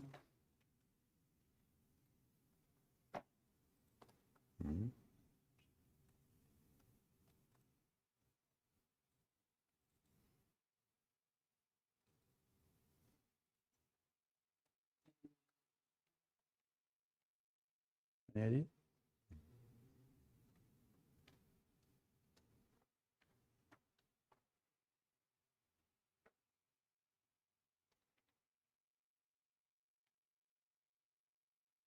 I think I'm making one iteration too much. I cannot find which one is too much.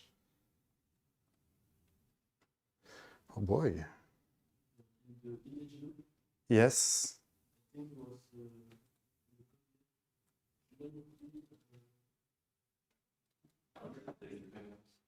And?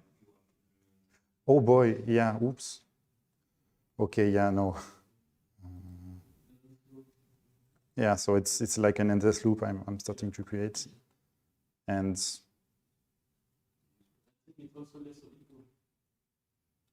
right. Oops. Right.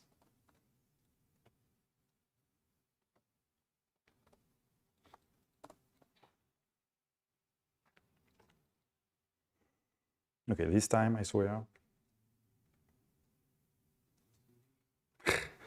Yeah.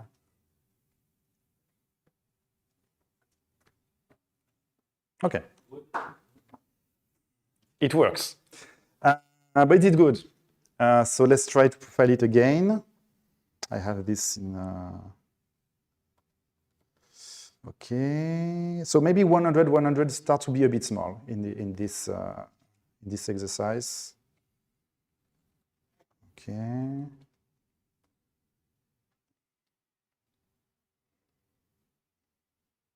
I will also run it for a more large case.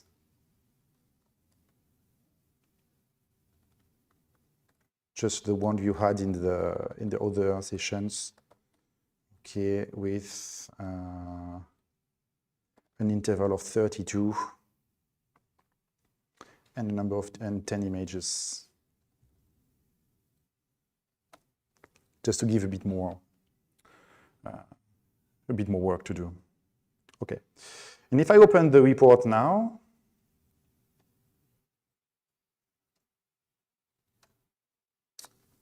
base, I have two reports. So this one is a 100 by 100. Increase the size here and move this around. Okay. So what do we have? Exactly the same thing. We have a write which is taking place, but it's not very satisfactory. Why is it taking place right like that? Is there a fence I forgot?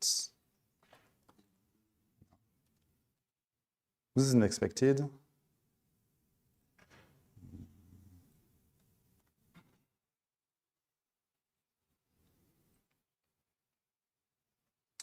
This is not really what I expected. Well, I'm just going to open the report, which is a bit larger.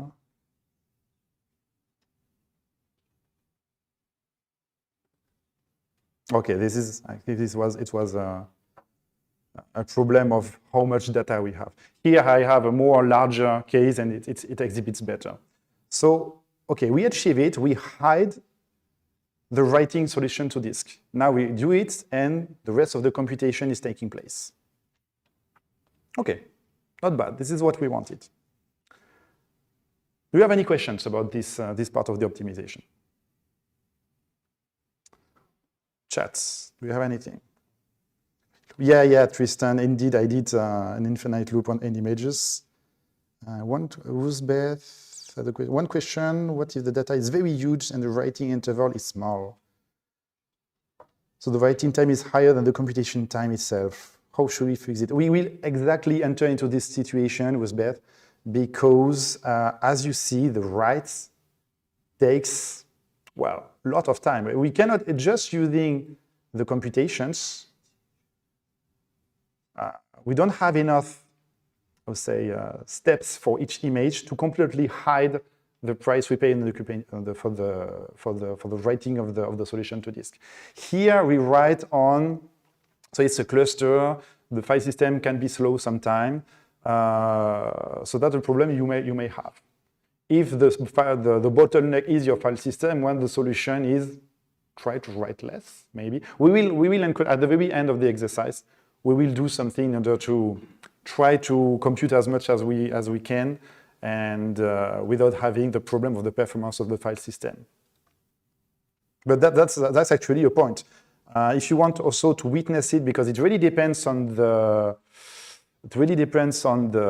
velocity of your file system.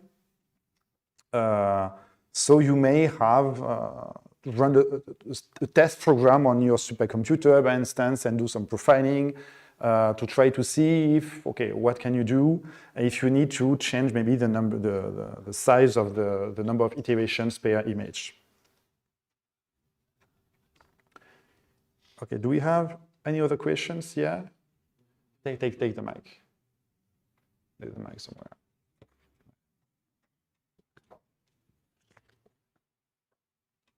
I just wanted to know if there's a trick to know how to write the loops when seeing the graph, because right now that I have the solution, the loop, it looks like the graph, but before that I couldn't imagine that we had to copy first and then do the last iteration at the end of the loop. I understand. It's really thinking in terms of graphs. Try to, a bit like Sebastian said, just see what your code is doing, make a graph on a piece of paper, think, okay, what do I have, what kind of data I'm using. If there's some parts I can identify that will be separatable. I don't know if there is it's really taking a step back from your program and try to see big picture, what is going on in your program. It's not, it's thinking new strategies and also playing a bit with the time, because you see in the implementation, we compute one iteration and we are storing the previous iteration. So we are starting to mix the iteration. Yeah, it's a bit complex. I don't know if there is better tools to help you design that. Questions? Yes, so I have a question. What happens if we execute this code with a CPU backend? Because as then the data the mirror is the same as the original view, let's say. I think in the way we have written it, it would not work, and we may swap the write and the compute. And that's really right, because there is a subtle mistake in the implementation we have. Indeed, that's a really good catch. Imagine, because we thought we are on GPU. Imagine now we're on CPU, so VH and V is just the same thing, right? So we are doing nothing because deep copy does nothing, because VH and V is the same thing. The two views have the same pointer of data, so we don't have any deep copy. So here we are modifying U, okay, and then we are writing VH, which is V. So we're modifying V and writing VH just after. So yeah, we're not in sync anymore. So in order to prevent that, what we need is a different kind of mirror. We haven't introduced that, but you have a family of different create mirror functions in Kokkos. And here we're going to use the create mirror version. So the difference is that, as mentioned by Thomas, create mirror view, when the view of the image, the memory space of the view is the one of the host, then it won't do an extra allocation. But when you call create mirror, it's much more, we say, grunt, because it always allocates. So this means you have a view on the GPU and you call create mirror, you have an allocation on CPU. You have a view on CPU, you call create mirror, it creates a new allocation on CPU. So using that, now we are sure, within create mirror, we are sure to have an extra view. And it's okay because now VH and V on CPU are separate views and separate data places. I don't know if, do we have time, Thomas, to run this example?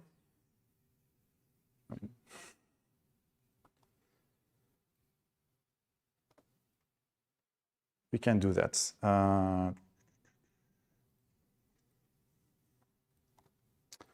have to reconfigure the program. Where is it? Okay.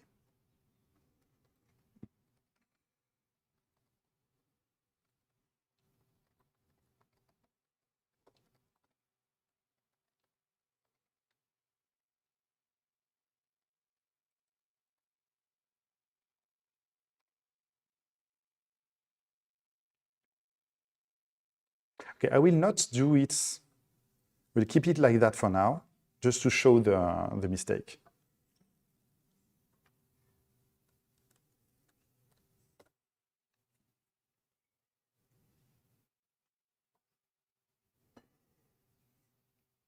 I think Thomas introduced before the check outcome program, so we're gonna just use it to check the outcome directly.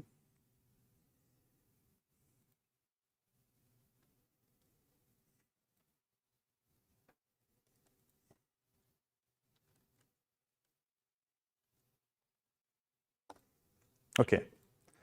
The checksum is the same, but yeah, all the differences are different. All the values are different compared to the solution. So now we use the create mirror. So we keep VH separate from V even on CPU.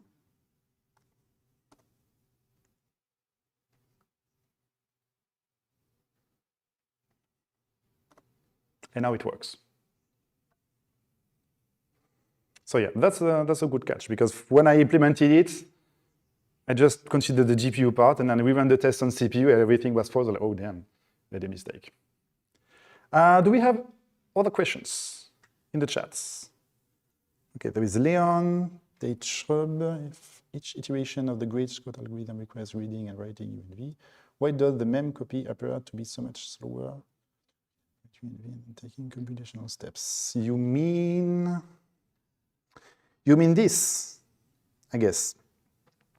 Well, we are here when we do the copy from the, that's the next point. But when you move the data from the device to the host, you go through the PCIe bus, which is, well, not worthily known to be not as fast as the bandwidth inside of the GPU or the bandwidth of the RAM memory. So that's also a bottleneck. That will be the next target, actually. Thomas, you answered, sorry.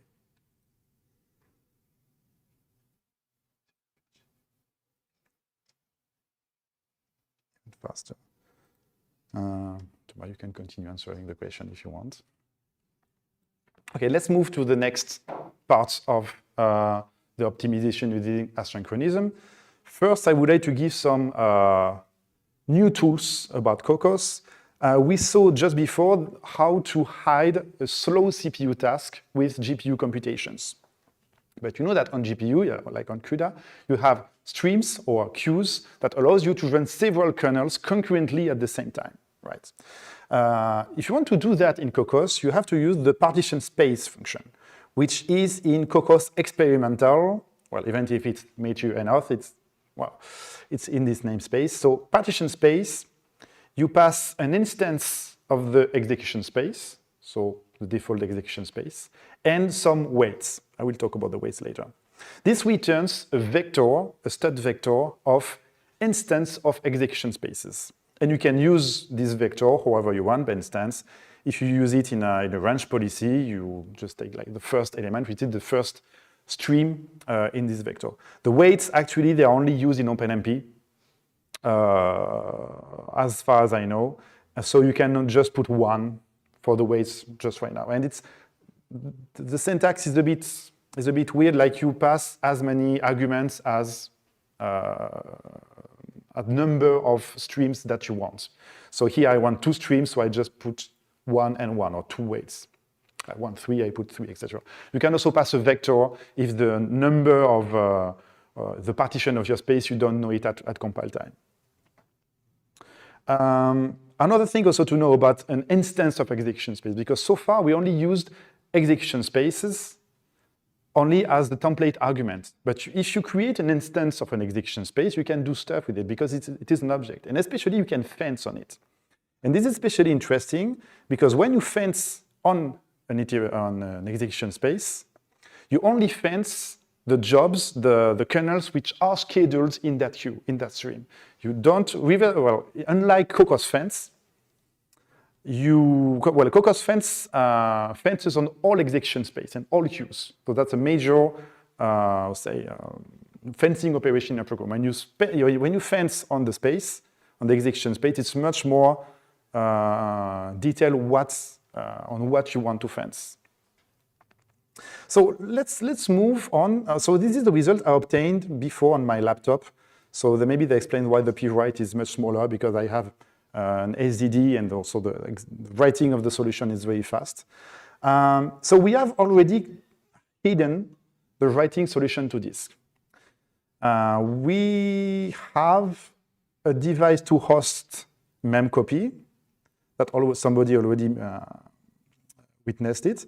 So obviously that will be the next target for optimization because, hey, this is a rather small GPU, but on this machine, like the operation of duplicating the data, of copying the data to the host was taking about 2 iterations. Here, it's much more. We have 32 iterations, and I would guess it takes about like 20 iterations just to move the data from the device to the host. So obviously, when we are doing that, the GPU is not doing much. And we can compute data on GPU and copy data. It doesn't, well, it can, the GPU can operate the 2 actions at the same time without problem. So this is the graph we have right now, okay? We have differentiated the writing solution to disk and the computation of 2 iterations. And there is maybe something we can do to express more asynchronism here. Do you have any idea what we can do more? So take a mic.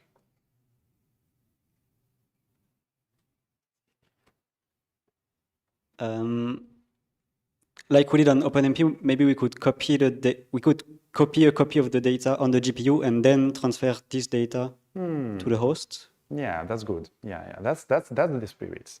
Because we copied the data on the hosts, but that's slow. What can be much faster? It's just we can decompose the copy from data to host by a first copy data device to device, and the second copy device to host. And we will have an extra view on the device that will be used as a kind of buffer in between. So eventually we will move from this to something like this. The graph starts to be a bit more alambicated.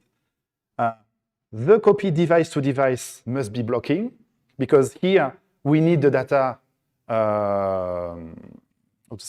we need anybody, we don't want anybody to touch the data when we are duplicating them.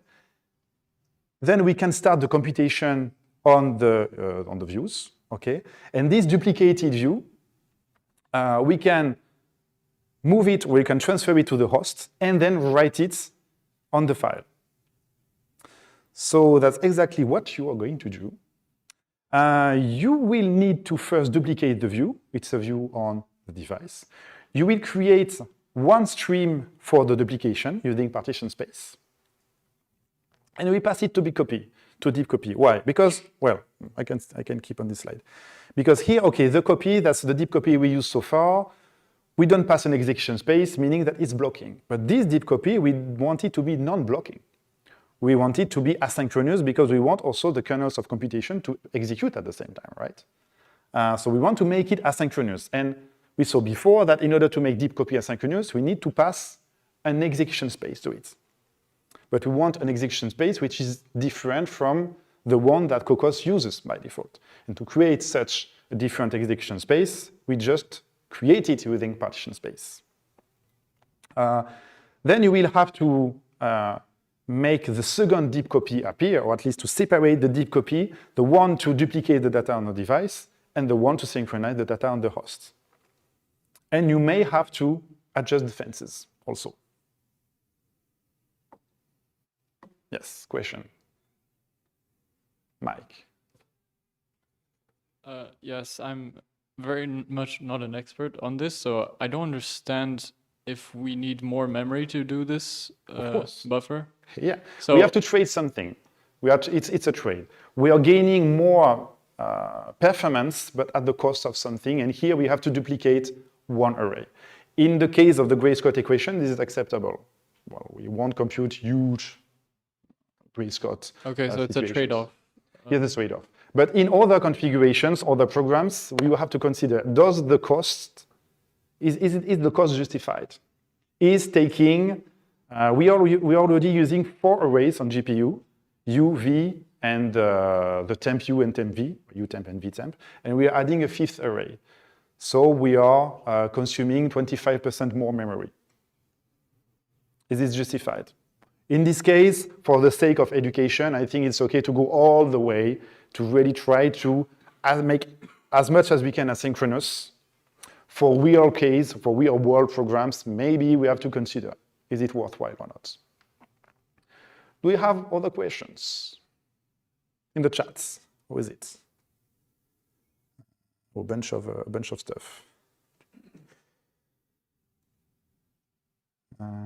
Is there no way to write the host instructions before the device instructions and still tell Kokkos to do it at the same time?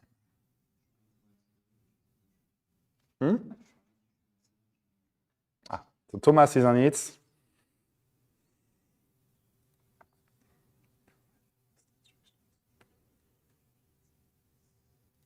When you mean the host instructions, Tristan, you mean the write of the solution to disk?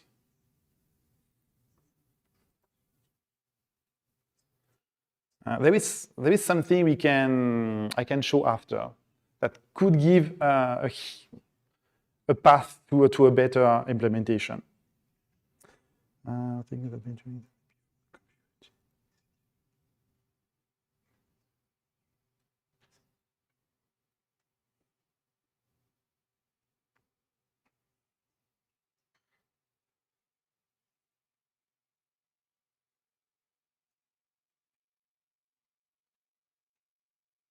Okay, that's something to investigate, I guess. Okay, I'm gonna just check all of you guys.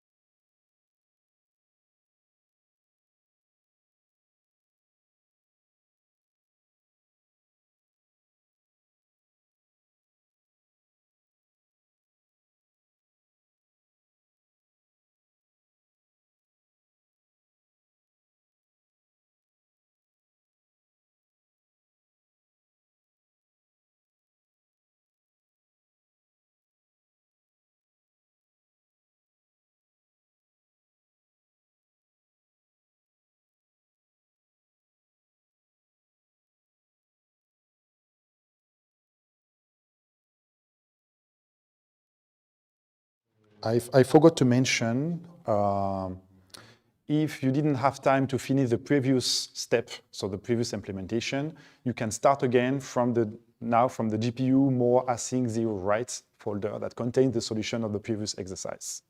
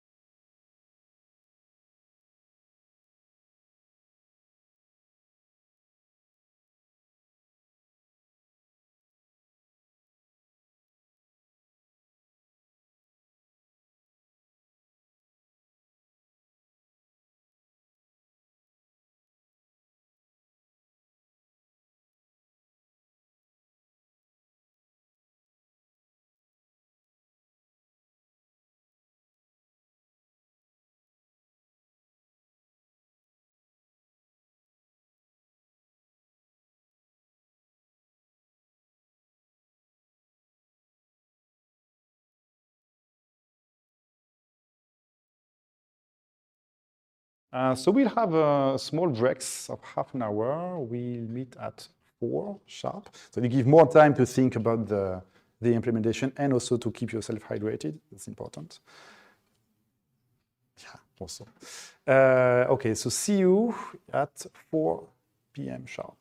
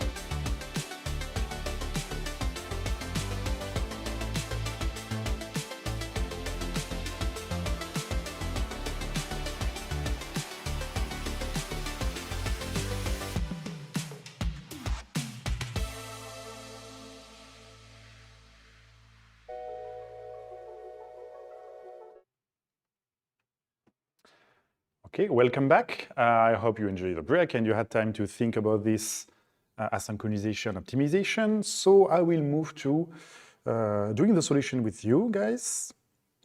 So we want to exhibit more. Let me reconnect to the situation. We want to split the device to host copy that we had before by creating a duplicate view, duplicate the view in this duplicated view, use partition space to create an extra execution space on a different stream, and split the deep copy between the device to device and device to host copy. Okay, so let's move this way.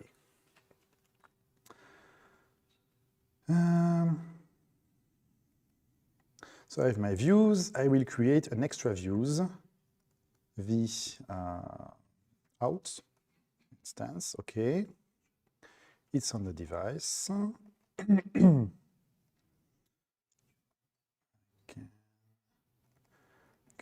this and we need to create the partition space. So can create spaces equal to Kokkos : experimental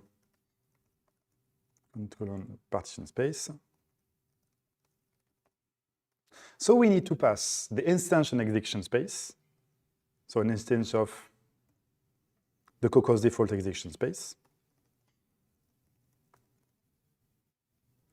Default execution space. Yeah. And some weighting, so just one. We just want one extra execution space on a different stream. Partition space returns you a vector, so we can use the C++20 vector deconstruction, if I'm not wrong. So that means that we can directly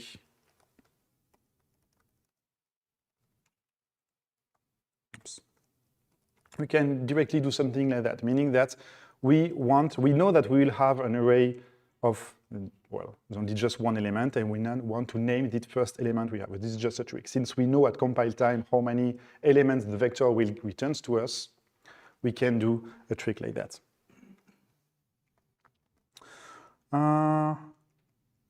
So here we want this deep copy to be blocking.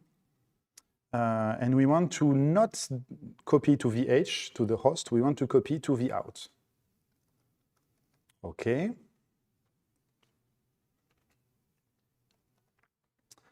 And we start when we are doing the copy device to device. So we are at this point. We can start the computations and duplicating device to host and write on host. So what I will start with the computations first. Okay, it's modify U, it modifies V, but V out is duplicated. I can call deep copy, but now I pass the data space. Okay, and I duplicate V out on VH. Okay. But if I keep stuff, if I just let things like that, we will run into a problem because this now is asynchronous. Okay, the deep copy of VH or V out on VH is asynchronous. That means that it will execute at the same time as this, and we don't want that. We could use a Kokkos fence, but if we do that, fence we wait for the operation in a deep copy to finish, but it will also wait for all the computations to finish, and this is not what we want. We want to fence only actually on the stream of data, or on the data space.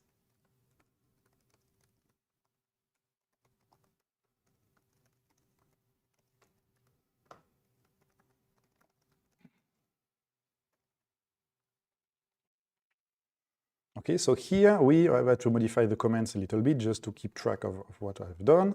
So I duplicate values. Still of the values are of the previous iteration. When I'm done with that, I compute for iteration n. Actually, I can move the condition here.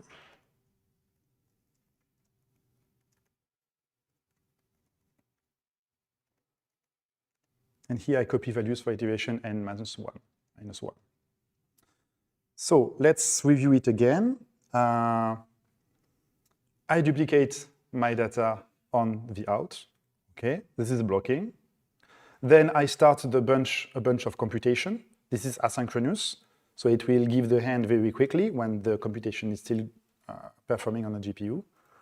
I start a deep copy, which is asynchronous. So it will execute when the computations are running. I fence, but just for the deep copy, so I wait for the deep copy to be complete. I write the results because VH is synchronized. And I'm out of the loop, and I go back to deep copy, which is blocking. So I will wait for whichever is slower between computing or doing the deep copy and the write. And we shouldn't change anything else normally. Let's build that.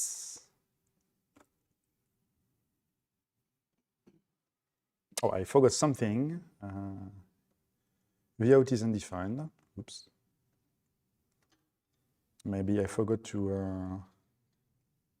Yeah, okay, I duplicated it.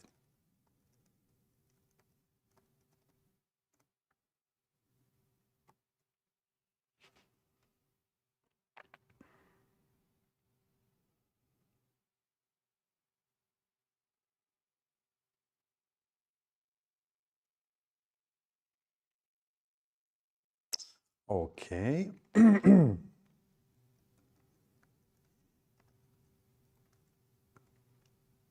Let me run it. It seems to run. Okay. I can even check the outcome.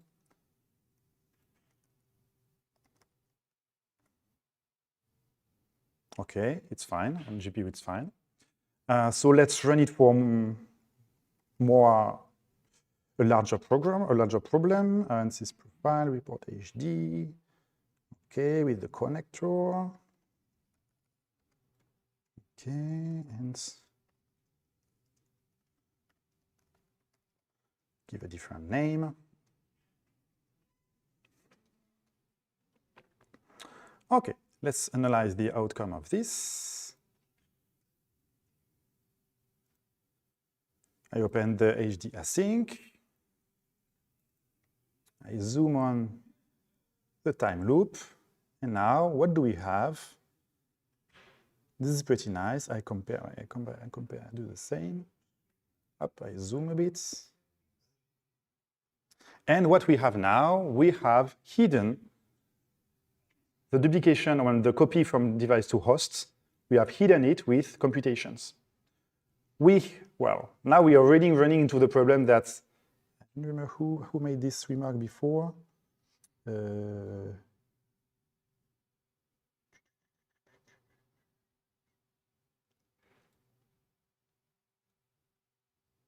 Yeah, Roosbeth made this remark. The problem now is that, well, we clearly don't have enough computation calls because we have hidden the writing of the solution to disk and the copy of the data from the device to the host. It's so optimized that now we don't, well, the CPU or the GPU is just waiting for stuff to do. You may ask, okay, but where does this device-to-device duplication happen? Well, actually, you have to zoom. So it sits in on stream. Remember, we created a dedicated stream for that, and it's here, actually.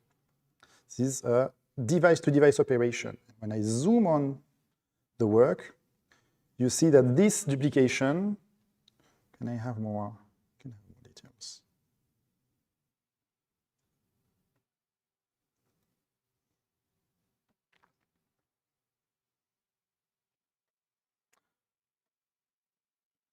So this device-to-device memory duplication takes 28 microseconds. When the duplication of the data to the host, transfer of the data to the host, is 1.3 milliseconds. So a considerable, very different order of magnitude. So we are saved this from the execution. We have hidden it. But as as it was mentioned before, the problem is that, well, we don't have enough computation work to work on this.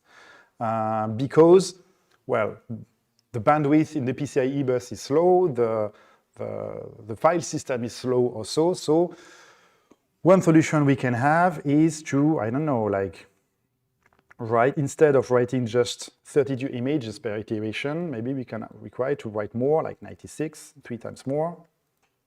Oops. Yeah.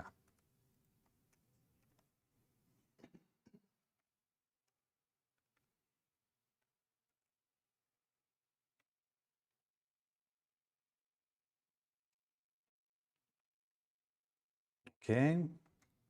But I haven't changed that much. It's just that I'm changing the bits, the problem.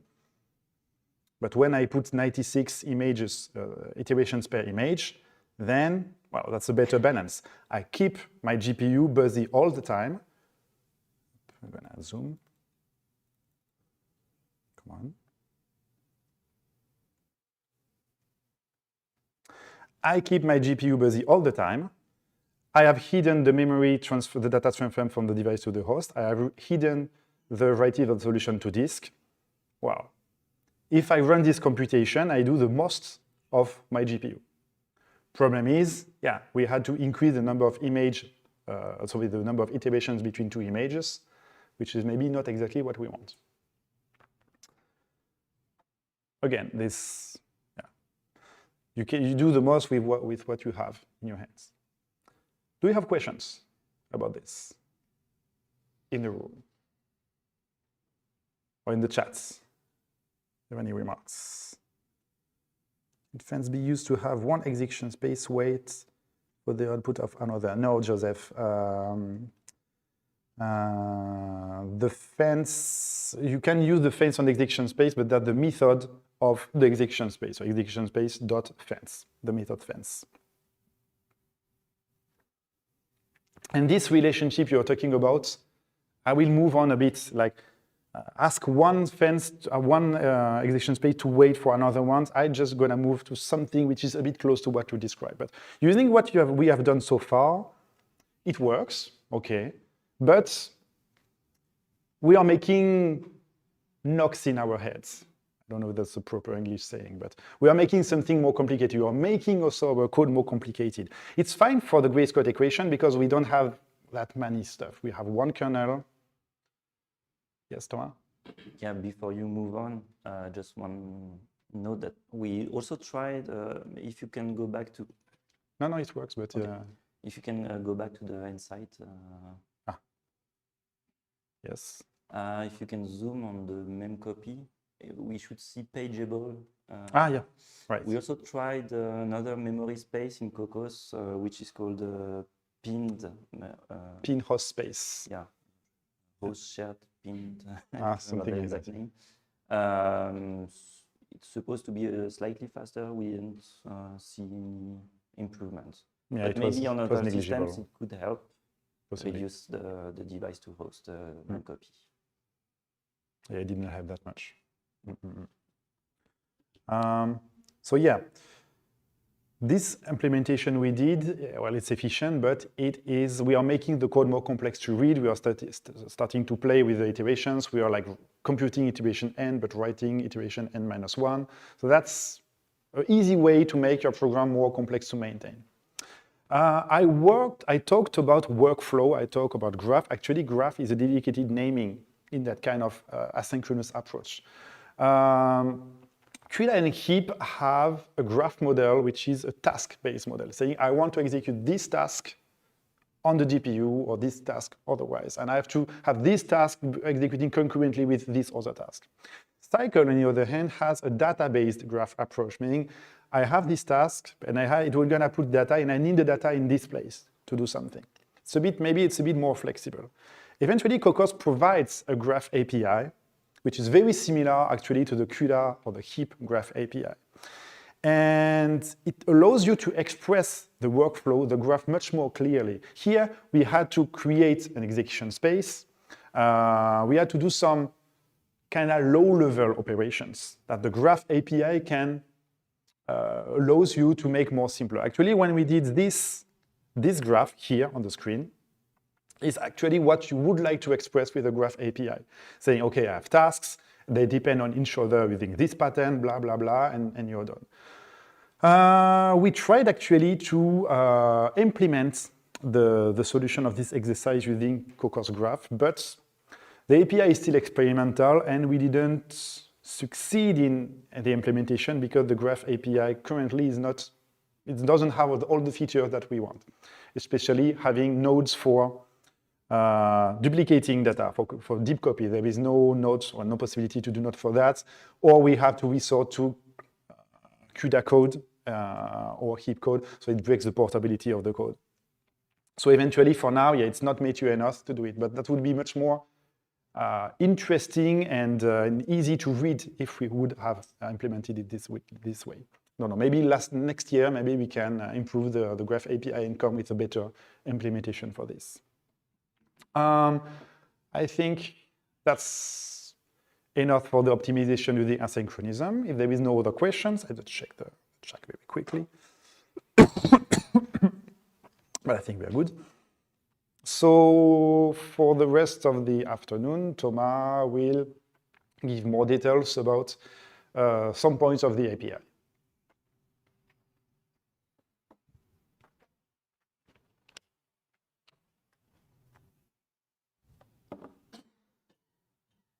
So yeah, for the rest of the day, we are done with the grace cuts and with exercises.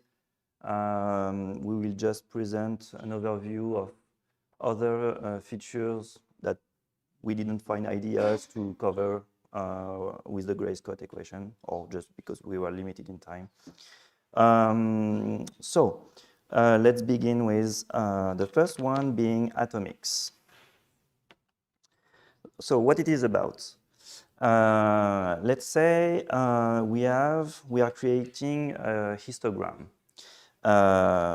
So we allocate an array of 5 doubles called histo. The curly braces make it initialize to 0. And we have a loop over some n iterations, typically greater than 5, where we store in histo, we contribute with the value I. So it's an example.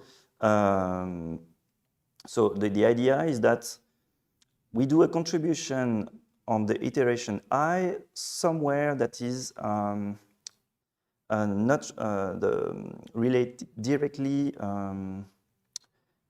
related to I in the array histo. Oops. Now we want to port it in Kokkos. So we have, let's say we use now the data containers in Kokkos that we presented earlier. We use view, we allocate so the same double array of size 5.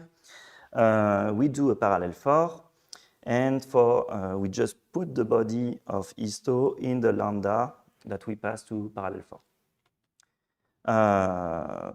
So it means that at iteration I, we contribute somewhere in histogram with the value I, the same. What do you think about this? Is there a problem, or does it work naturally? Yeah, can you take the mic? If two threads access the same histogram place, they'll add to two instances of I think they'll copy the value of the histogram at that place, add to it, and then copy back. And so whichever finishes last, if they start at the same time, will overwrite the work of the other. Yeah, this is the idea. The idea is that you will have collisions between threads handling different iterations. Even though it looks like somehow an atomic operation in a single line, you have multiple, when you compile it, you have multiple instructions, and they are divided in some read, modify, and store operations. And as they are decomposed, we are facing issues. So this is the idea that we have, that we summarize in this array. We have 2 threads, 1 and 6, and the initial result is set to 0. So the thread 1 starts and read the value and store it in a copy. It adds 1 to value and writes back to result. Then we have sequentially, so this is a sequential contribution. The read value from the results, we add 6 and we write value. But it could happen that there is a reordering of these instructions. This is a possibility, so you may not see an issue when you run the program, but this version is also valid. And so you may encounter this situation where the read operation are done almost at the same time. So they will get the same value 0. Thread 1, this is an example of instruction of an ordering of instruction. So thread 1 add 1 to the value that it has read, which is 0. It writes. And then thread 6 adds 6 not to 1, but to the value that it has already read, and that was 0 at the first time. And that's what you said. Then you write the value, ignoring the update that 0 did. And so you write 6 at the end. And so you have what we call a race condition. There is a partial mix of the instructions. What you want is that you do not mix instructions between the threads 1 and 6.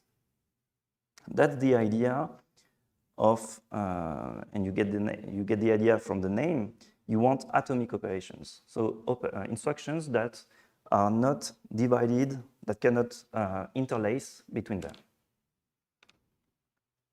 So how does it work? Instead of doing this plus equal operation, you will replace it with a dedicated function, Kokkos atomic, add in this case, where you pass the address of the location you want to read and update, and you pass the value that you want to add to your contribution in a summation form for the atomic add.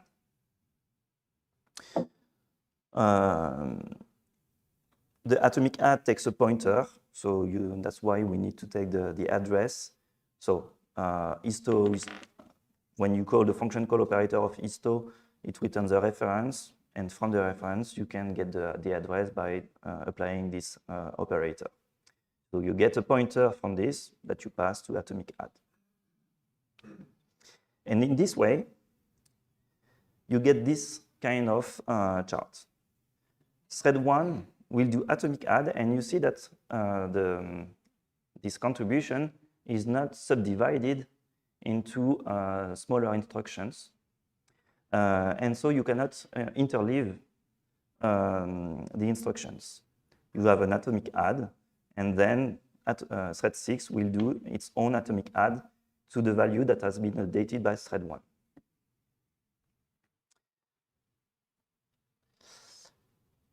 So yeah, we get in a single step a read, update, and write operation.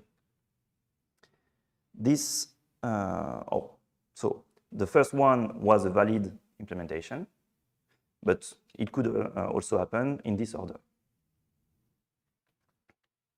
In any order, you are safe. There will be no interleaving. Add is one of the operations that is supported, but you may need to do other type of operations like you used to do for parallel reductions. And we have multiple of them, add all the basic arithmetic operations that you can think of, all prefixed by atomic underscore and the name of the operation.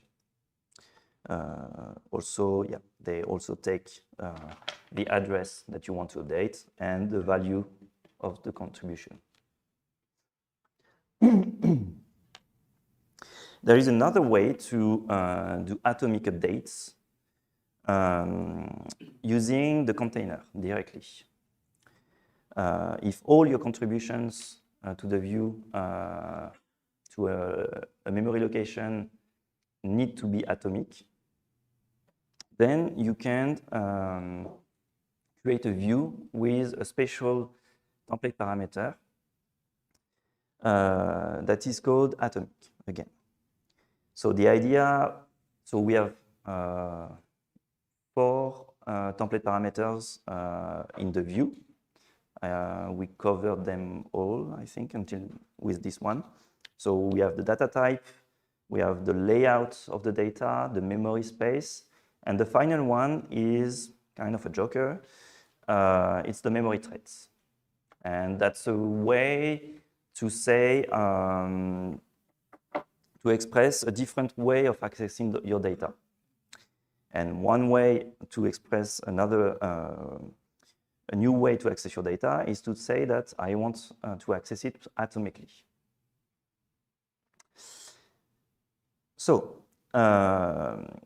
instead of calling the 3 functions that I showed in the previous slide, you can create an histo again. So here, there is no atomic. And you can create an alias of the original histo, which we call histo atomic. And that has this extra template parameter. And then in the parallel for, you can use it safely to do your update. You are ensured that all your updates will be done atomically.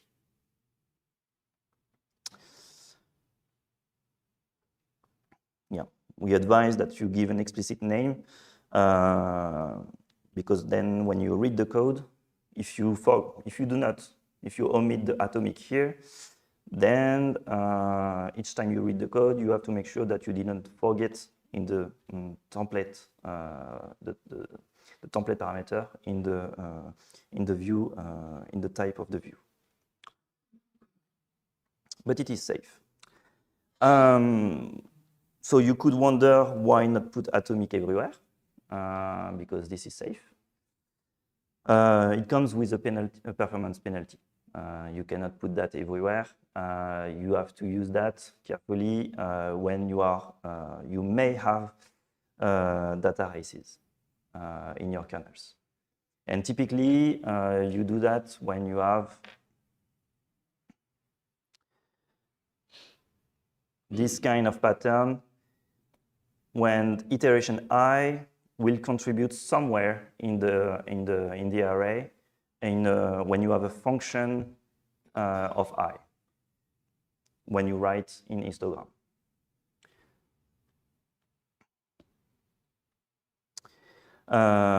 So yeah, this is slower and may generate extra synchronization points, so you do not want to use that everywhere. They work both on CPU and GPU. And they allow you to create new algorithms, more complicated algorithms based on them.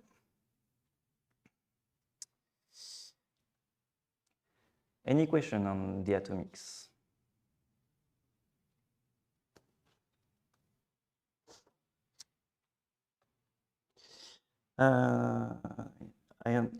IFI is asking, I understand atomic add make both threads update same memory location. Yes. Do they bypass the cache both for CPU and GPU? I must admit, I don't know. Do you know? So you can ask also on the Slack of Kokkos. In previous on GPU at least, on previous version of, but it starts to be kind of old, like on the Kepler generation of NVIDIA GPUs, it was very costly to do atomic operations. It has been improved, I think, because of the improvements of the cache in generation after the Kepler. Thank you.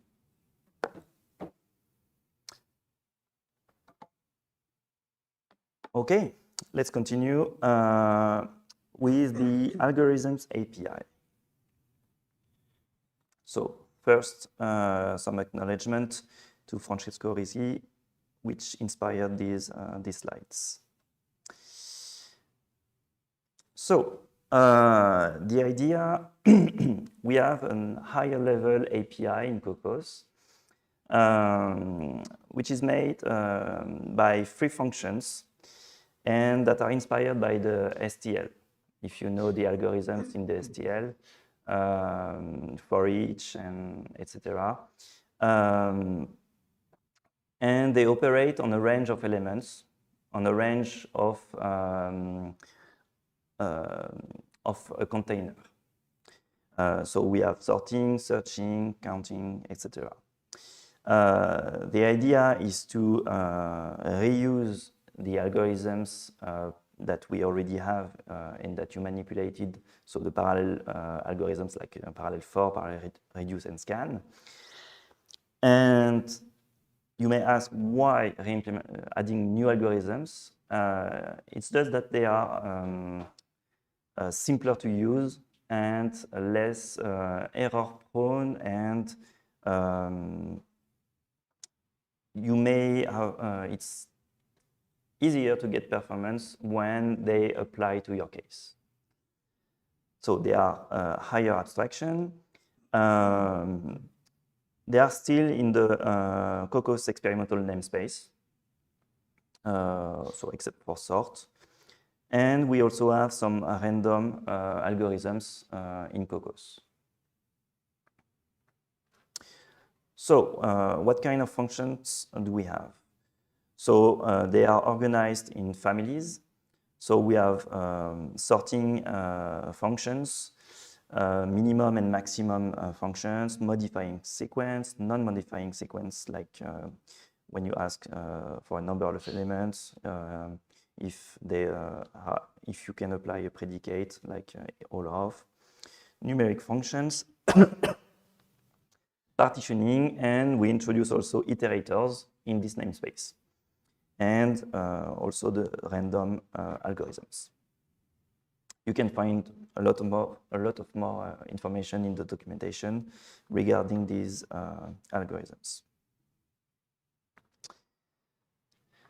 What is the kind of API that we provide? So it's inspired by the STL, but there are a few modifications that account for the Kokkos concepts.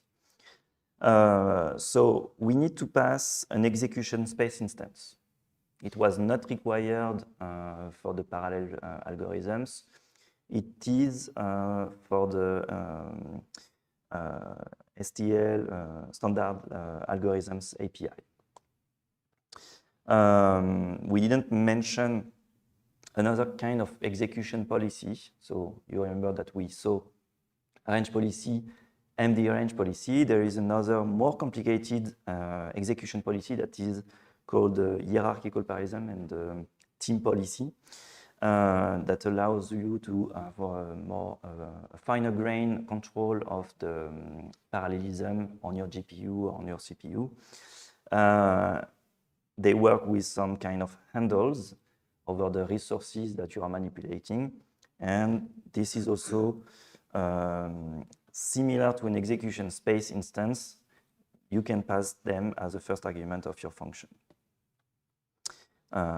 So they would be passed here in the algorithm. So the views are multidimensional containers, but similarly to the standard library, the C++ standard library, they only work with rank 1. So they are meant to work on flat arrays. So we have a way to create iterators from them. The view must be accessible from the execution space that you pass. So do not pass default host execution space and a Kokkos view that is located on the device.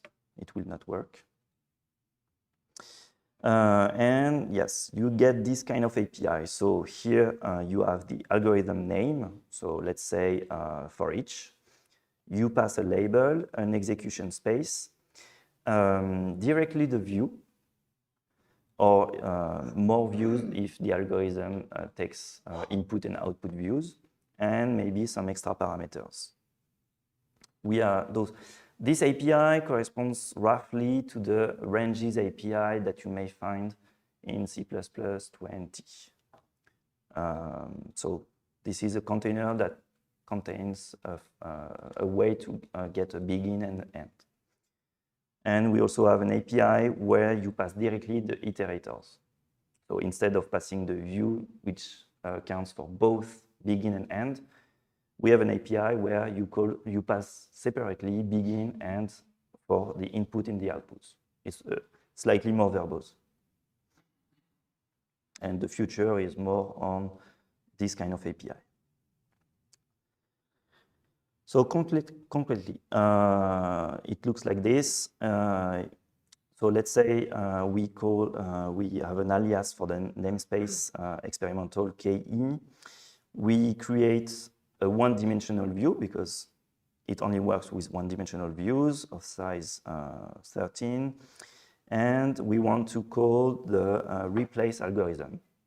So it will replace an old value that is maybe contained in the container by a new value.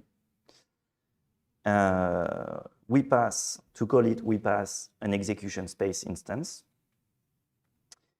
We pass the view that we want to modify, the old value and the new value. And that's all.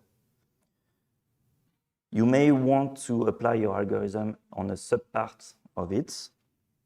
So one way to do that, that's maybe not the preferred way I would do it. One way to do that is to call begin and end on the view and to shift the iterators. And you pass the iterators to the other overload that we have for replace. I would prefer, we didn't cover it, I think, last week. In Kokkos, we have another function called subview that allows you to shrink, to refer to a smaller part of your view. And so you could call, like you would do a slice with the slicing operator in Python, in Numpy. We have a function dedicated to that, and that will return a new view, but on a smaller part of the original array. And so instead of calling the iterators, we could call subview on it, so do a slice, and pass it using this kind of API.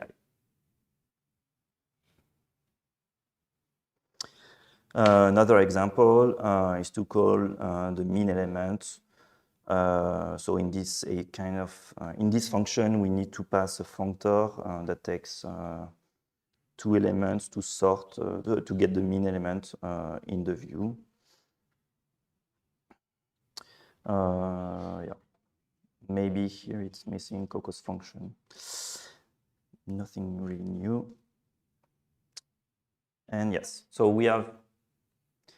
So in partial conclusion of this section, we have a lot of other algorithms, simpler to manipulate. And if they apply in your case, maybe you should prefer them because they avoid you to manipulate Kokkos parallel 4, which will let you in responsibility for the performance. Here, as this is the implementation of the Kokkos developers, the responsibility on the performance is more on our side. Are there questions related to this section? The room, no questions regarding that. And I will finish with the Kokkos ecosystem. So far, we have only been playing with what we called Kokkos core. But Kokkos is an overloaded term. It's also an ecosystem. So the library that we have been using is here. And on top of that, we have also been working on developing other libraries that will provide higher level features. So they are here and part of the Kokkos ecosystem. We have been playing, we have been playing with Kokkos tools, which is separated from Kokkos core. And they also allow you to do some profilings and some tuning that we haven't done today. We are also, as members of Kokkos at CEA, working on doing some support, either by contributing to the documentation, to the tutorials that we provide, some trainings as we did for the Gray Scott, and some online support. If you want, you can go to the Slack, the Kokkos Slack. It's quite active. You can ask questions about Kokkos and the internals of Kokkos. So in this region, we have the Kokkos ecosystem, and out of that, we have also other libraries that are built on top of this ecosystem,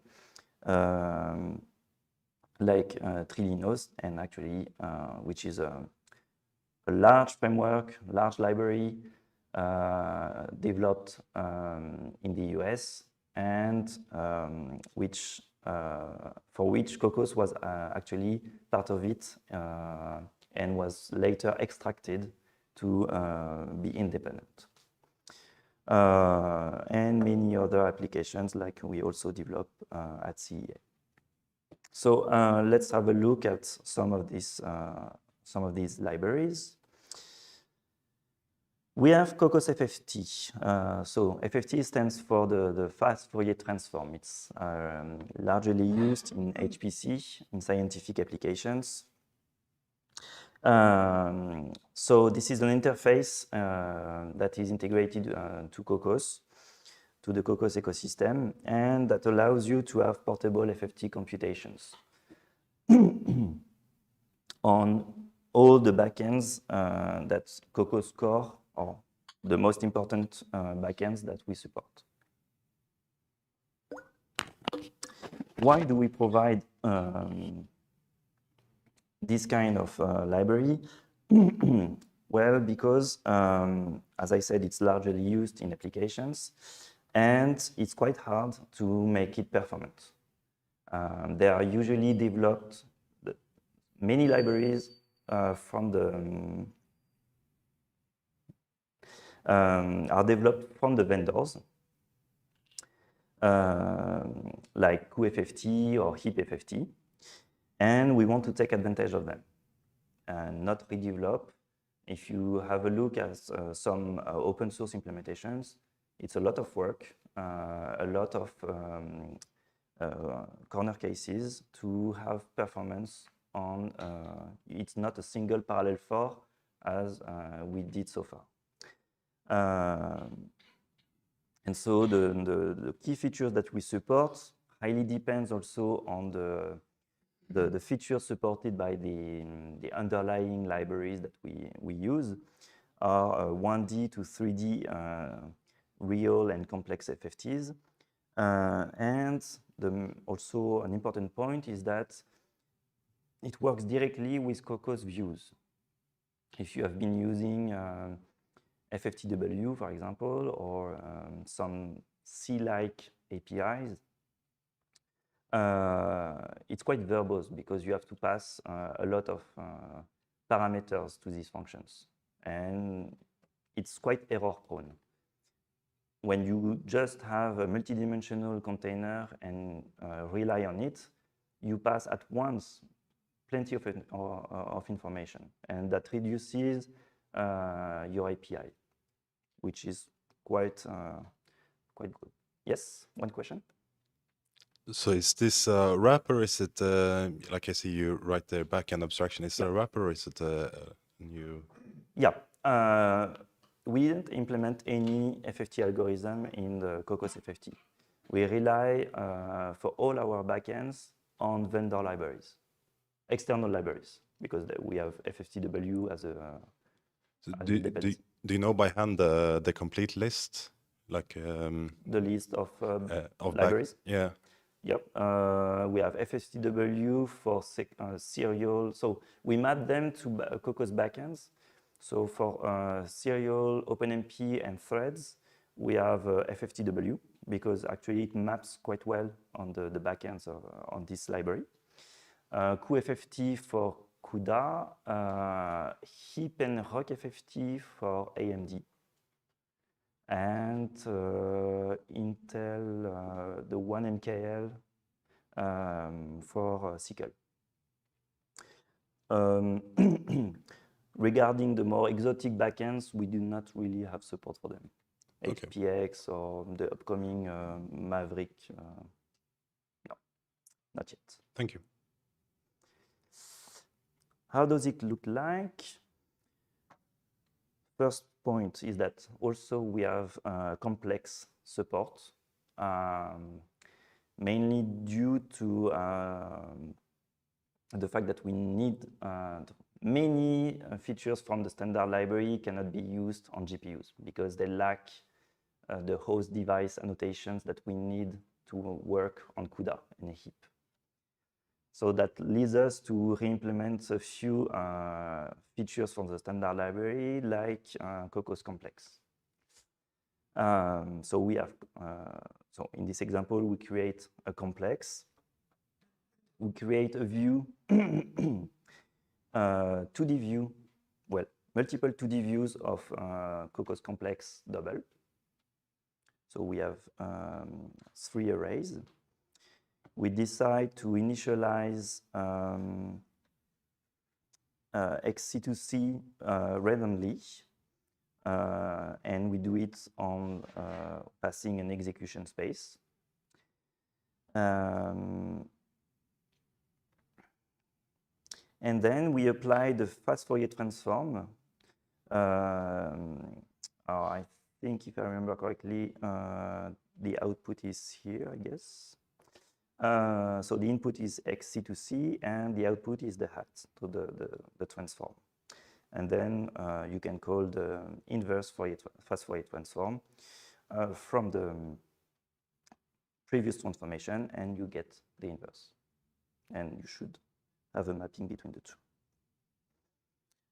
So this is, if you have a look at FFTW, you will see this is way shorter to call this a kind of API instead of the C-like APIs where you have to pass the extents, the strides, etc.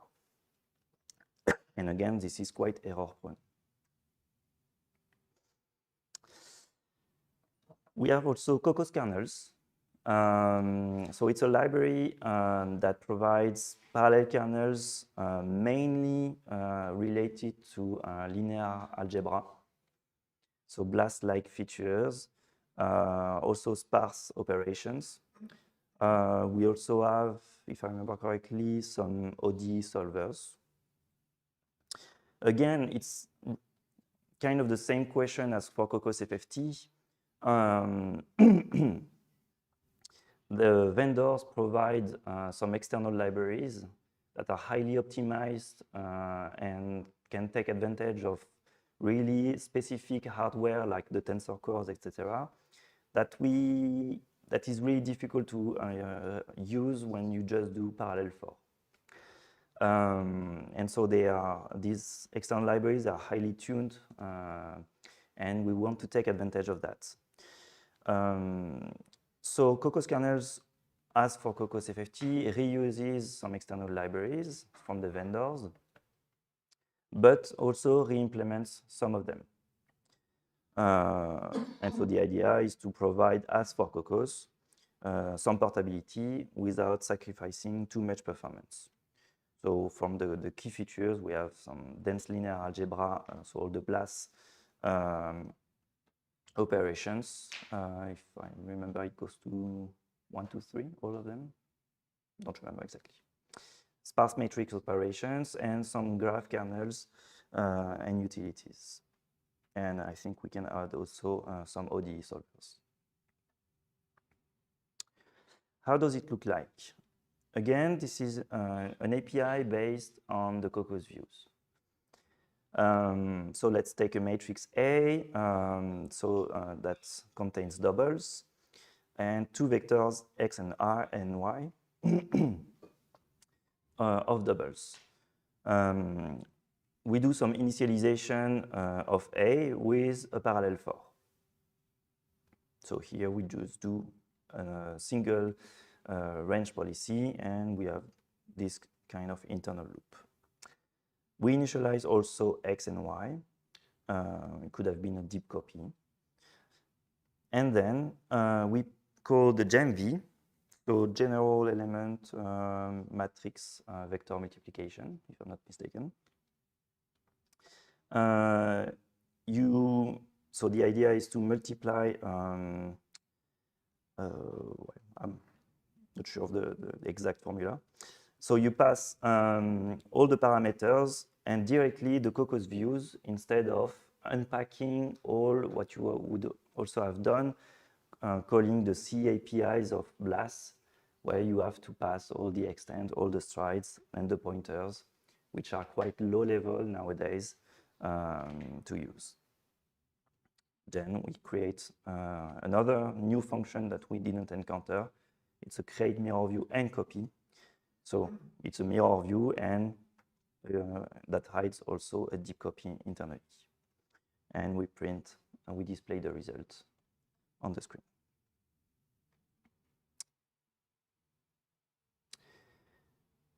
A word about also Kokkos.com. This is a more recent initiative. We had some questions about that on the Discord about MPI. This is the intent of Kokkos.com to leverage some distributed parallelism. So Kokkos Core is mainly focused, and Kokkos kernels and Kokkos FFT are mainly focused on shared memory parallelism. But when you want to go to multiple GPUs and multiple nodes, you need extra libraries, extra programming models, and MPI is one of them. And the idea of Kokkos.com is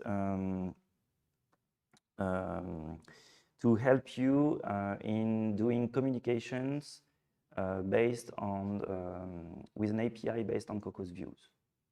So again, the idea is to simplify the usage of, let's say, lower level libraries like MPI.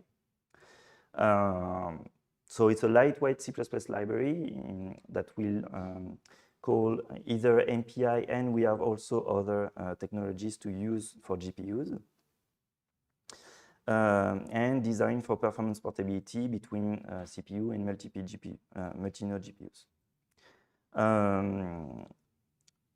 Why does it matter? Actually, when you want to do communications between GPUs, there are multiple ways to do that. It's not that easy, not that complicated either, but it can be quite repetitive. And the idea is to put that in a single library that will do that for you. It avoids code duplication. And we usually do some packing because we want to copy non-contiguous data. We may want to send non-contiguous data. And so the Kokkos.com library will handle that for you, pack them, send them directly from the GPU to GPU using the best options available on the system. and you will not need to care about that. We also want to explore more upcoming features from the standard, like sender-receiver. These are ideas and a way to explore this kind of API. So we saw the GEMV from Kokkos Kokkos kernels. We can also try to make distributed GEMV. We can see. So the idea in Kokkos.com, you pack one execution space and some kind of communicator to the handle, to a Kokkos.com handle. Again, we define one matrix and two vectors, which have some local sizes and global sizes. We do some initialization on the part that is owned by the given process, the current process. And we can start an all gather on X. In the meantime, we can initialize A and fence and also wait on the communication. And when all the inputs are ready, you can apply the local GEMV. So we can reuse Kokkos kernels to apply the computation on the that is local to our process. And you see that the all gather is quite also short as for Kokkos FFT and Kokkos kernels. In a few parameters, you can send data, whereas in MPI, this is a bit more verbose to do. And again, this may not be also only for MPI. There are other vendor technologies that may help in optimizing the transfers between the GPUs. A word about, we have Kokkos Fortran interoperability layer. The idea is to provide data structure that will allow you to pass, to reuse Kokkos data, the Kokkos views in Fortran. The idea, so why does it matter? We have applications that have been developed and that are quite large, let's say a few millions of lines of code. And sometimes you have one part of the code that is critical in terms of performance, and that is the bottleneck of your application. And you may want to leverage, if for some reason some Pragma technology like OpenMP or OpenSCC doesn't work well in your case, you may want to use Kokkos for that. So you will need to go to C++, and sometimes that's a difficulty, because if you started to write Fortran, it may mean that there were no C++ developers in the group, but if you want to get the performance, you may implement the critical part in C++ using Kokkos and still have the rest of the code still be in Fortran.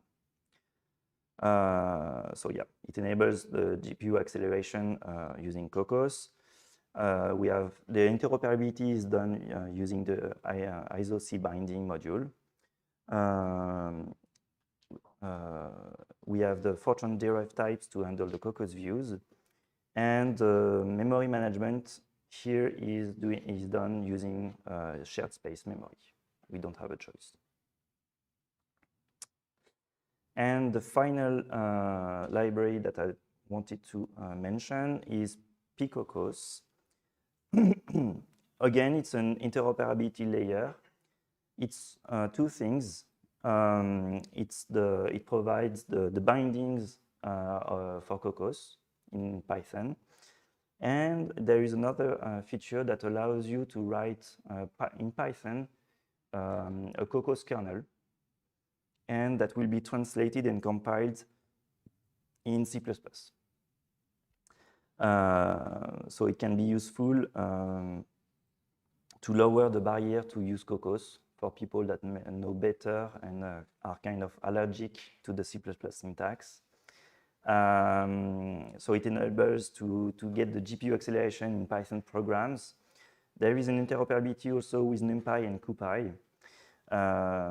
It remains the same concepts as Kokkos, so it can be a strength and a weakness because you need to learn Kokkos also to make it work. And it's JIT compilation of Python code. And I'm reaching the conclusion. So, do you have any questions on this Kokkos ecosystem? Let's have a look at the Discord. Yes.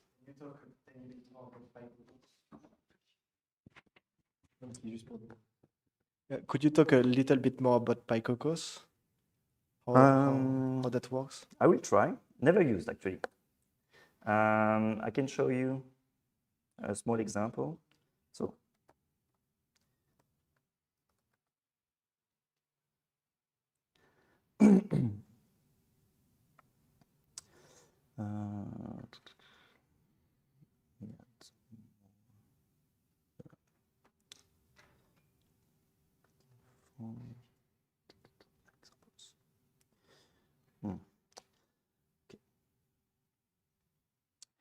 So the idea, so what are you interested in the binding or generating kernels? Yeah, I was just curious how it looked like, and yeah, so it's for having basically the same logic as Kokkos, but inside Python. Yes. Is that right? Yeah. Okay. Maybe we have a parallel, for example. Well, let's say parallel reduce.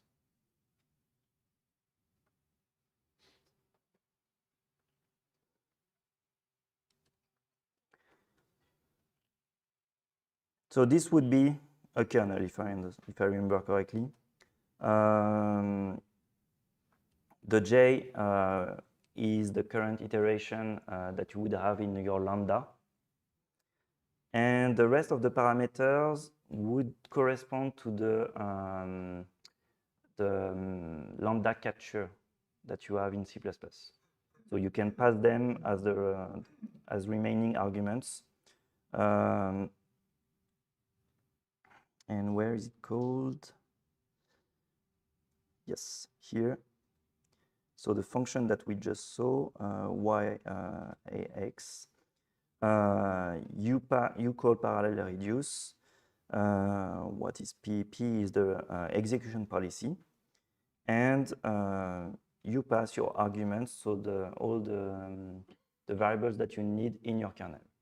So the kernel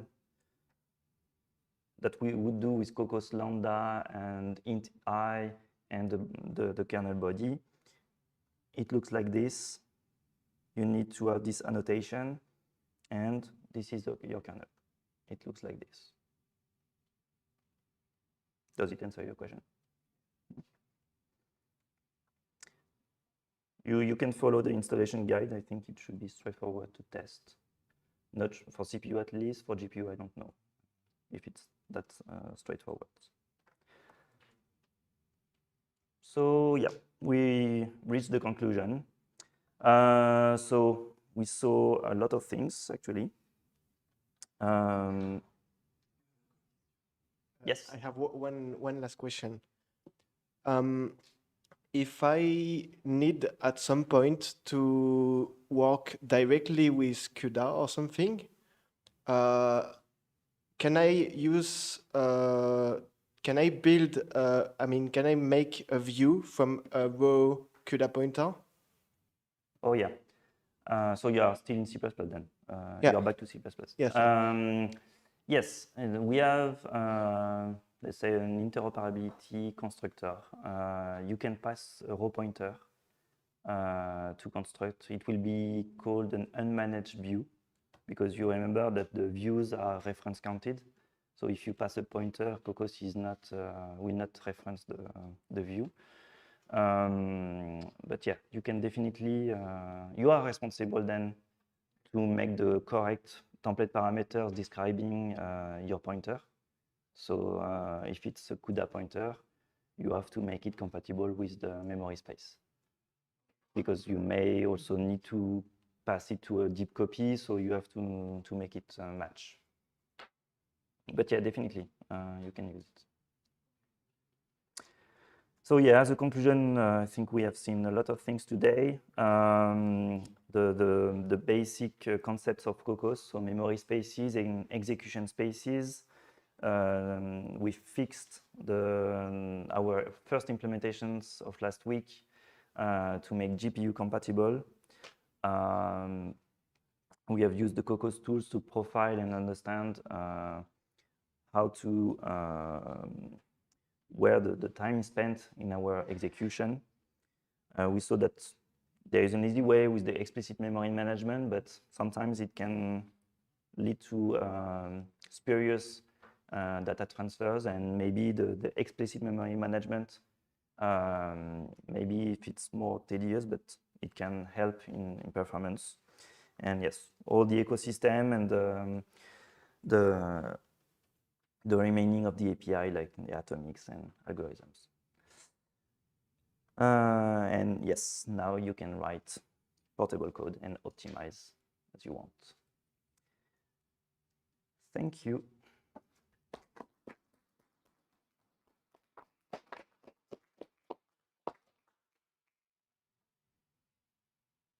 If you don't have more questions, I will leave the room for Vincent. It's okay?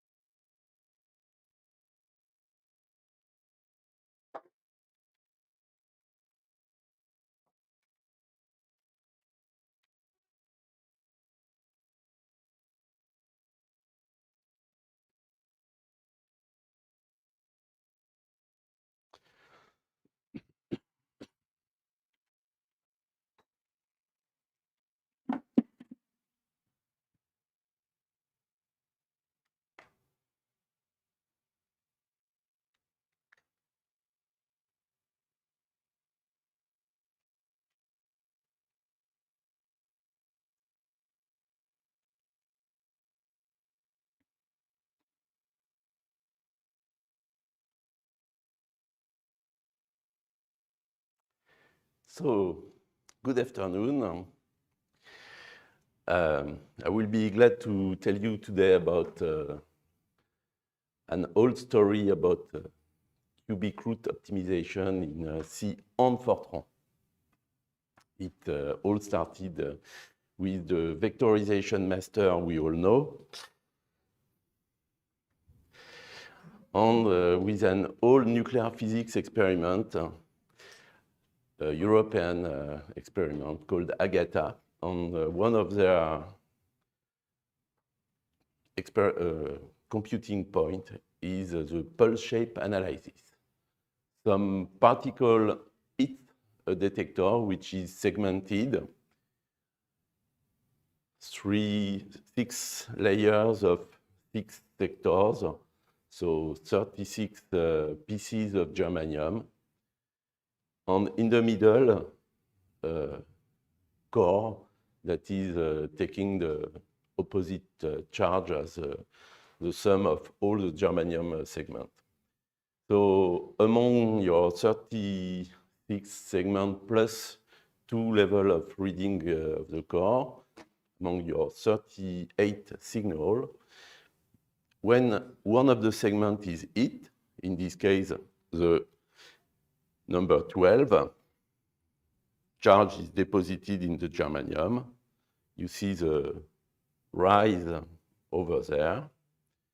And conversely, segment 11, the neighbors of this hit segment get a drop in their perceived charge, which is also confirmed by the core. So measuring the amount of bump tells you about the charge that has been deposited on, as such, the energy that the particle had, the particle that hit the detector. But on the other hand, depending on the response of the closest neighbor, you can guess if it was in segment 12 close to segment 11 or closer to segment 13. So the goal of pulse shape analysis is to analyze signals over all the closest segment and from this get the position where the particle hit. Okay? So do we proceed? We take our detector. It's a big bump of germanium, so it's expensive. And we send a lot of particles during days at a given position so that we can have a lot of examples of the signal. So in this case, in red, we have the average of the signal we have measured for the so-called base 1, the signal at the position 1. And when it is at base 2, we have a different shape for the reference signal. And what we want to do is compute this. Usually we expect a chi-square, where p equal 2, and we sum the square of the absolute value of the discrepancy between what we measured in black and the various red signal we have in our database. Okay, up to now, everything is normal. We can take a deep breath, but the physicists were very creative and they wanted to study the impact on some other not so clear aspect of the detector if we were choosing various value for p. Okay. And they settled on p equals 0.3. Okay, why not? And so we wanted to compute the cube of the 10th root of x. This would be the algebraic way of solving this problem. Because in the end, the solution of any algebraic function should be an algebraic, the solution of an algebraic equation should be an algebraic function, and not so expensive one. But most people will do it using two elementary transcendental functions, the exponential of the log times 0.3, and I remind you that we are in binary, so we are introducing some epsilon machine in the representation of 0.3. Okay, 1/2 epsilon machine, not so much. Don't exaggerate. So we have two elementary transcendental functions. They are costly. They will cost you cycles. And the correct rounding was far from guaranteed at that time. And on top of this, we have this is the so-called table maker dilemma that I already exemplified in the precision. So the footnote here is indicating the paper of Zimmerman on the CoreMat site that is in detail in the precision talk. Okay, so what alternative do we have? The physicists guessed that it would be a bad idea, it would not be fast enough. So they took a bold physicist move. They took a lookup table. Because it's already computed, so it cannot be any faster. But they implemented in a curious way. So the first move, they took the argument they wanted to take this power 0.3, and they took only the integer part because decimals are not interesting. Then they returned the table value on this index with the integer. So they took the correct value of the floor of x, the integer part, truncated part. So we lose completely the continuity. When you have small x, which in our case means when we get to small discrepancies, when we get next to the fit that we want, the relative accuracy is completely lost. Their lookup table took 2 megabytes. They decided they needed a lot of integer value as references. One of the bad aspects is they provided for the negative case.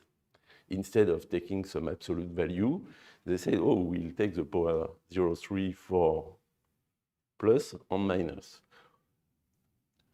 Let's say it's almost as well defined as the cubic root which exists with the negative sign, which is some odd function.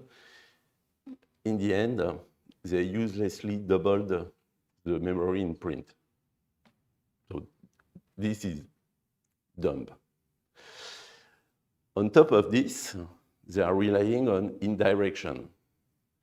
You convert something, you say to your CPU, go check in memory this value. You can do it for 1 value, but not for 2, not for 8. On the machine at that time, where in the world do you put your lookup table? Your L3 cache is only 8 megabytes. You are already losing so much size if you store your full lookup table. So what alternatives exist? So we have the power function, and this is the one they didn't want to test. I suggest you to read in the glibc, in the libm, the exact expression of this function. It's really nicely done. For double precision, so here I tell you about the single precision one, but for double precision, they compute 62 bits of mantissa, even if you have only 53 in the inside representation. So they go to very large extent to do a very precise computation. Okay, so if you don't want that level of detail, you will use expf combined to log f. And here, we should be able to benefit of exp2f, the power of 2, the 2 to the power of the argument, on log 2f, because these with a base 2 representation are faster and accurate enough. We discussed with the physicist about, okay, your P is equal 0.3. You want it to be right 0.3 or 0.3333, 1/3 would be okay. And they told us that, in fact, any number below roughly 0.5 was almost equivalent for their test. So in this case, cube root of f, cube root in single precision was enough. But we'll see the problem with the one of the libm at that time, the MATLib at that time. And we will discuss the one we made by ourselves. Okay, so how do we compute a square root, a cube root?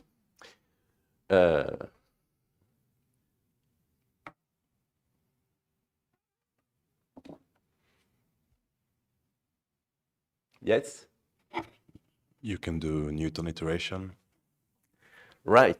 So this is exactly where we started. We have the equation, the cube of x minus a, and we try to find the root, and we use a Newton iteration with the slope.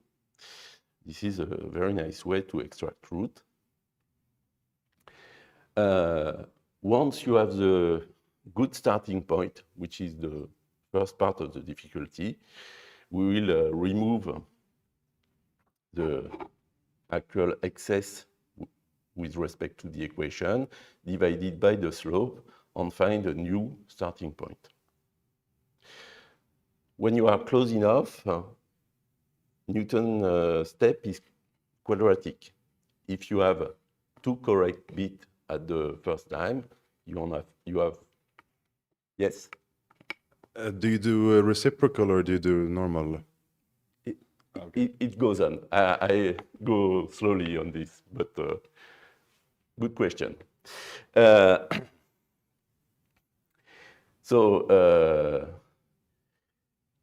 If you have 2 bits on one step, you have 4 bits on the next, you have 8 bits on the next one. So it goes very fast.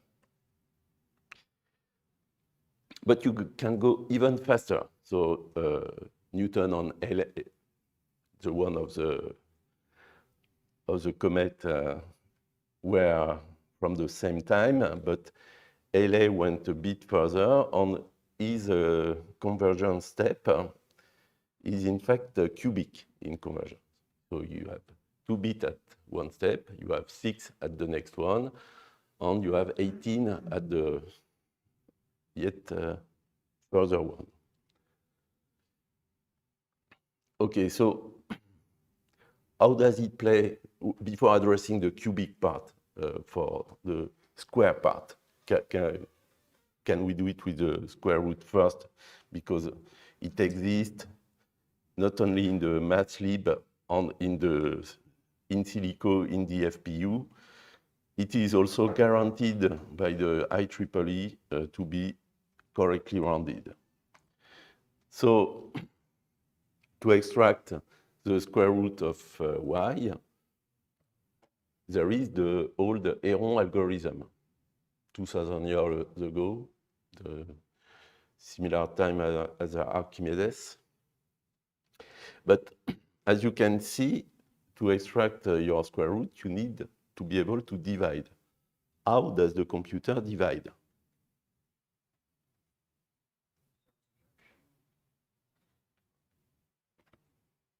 I mean, depends, but Newton iteration, I would say.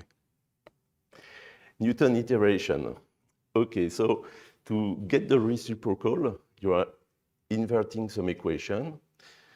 And as we have seen, the problem that we should address is even the simple Newton step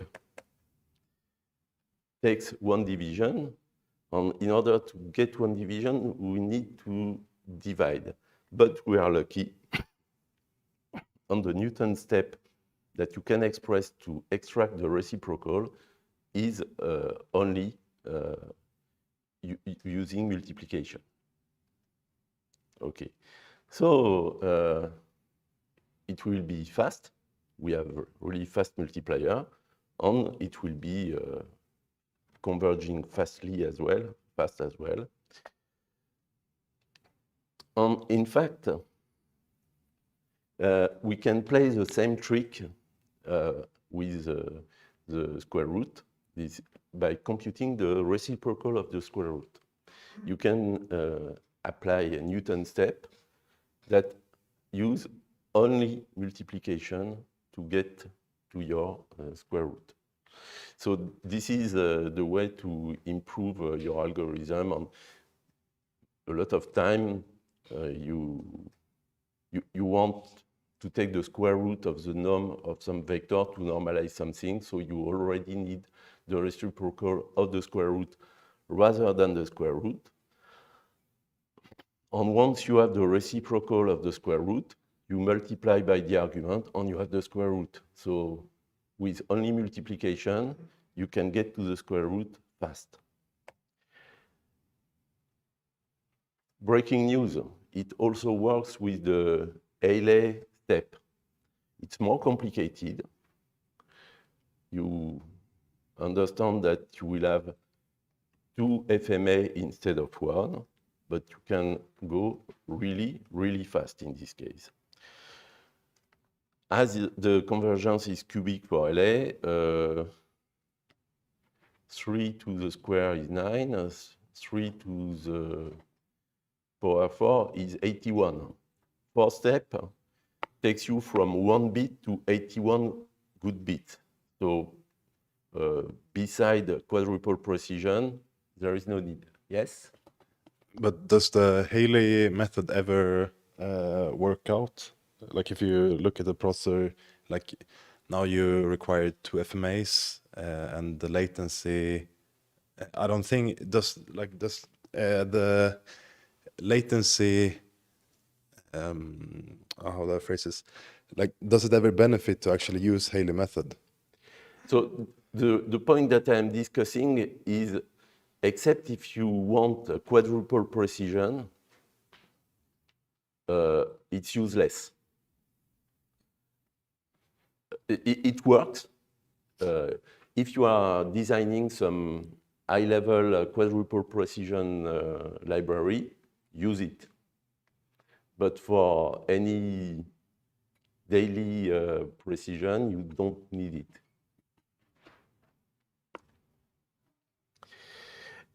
Yes? So for the reciprocal algorithm, if your initial value is an integer, then I mean you will always get an integer. So it does not seem to work for the general case, right? I mean, I can. Here? Yeah. The reciprocal.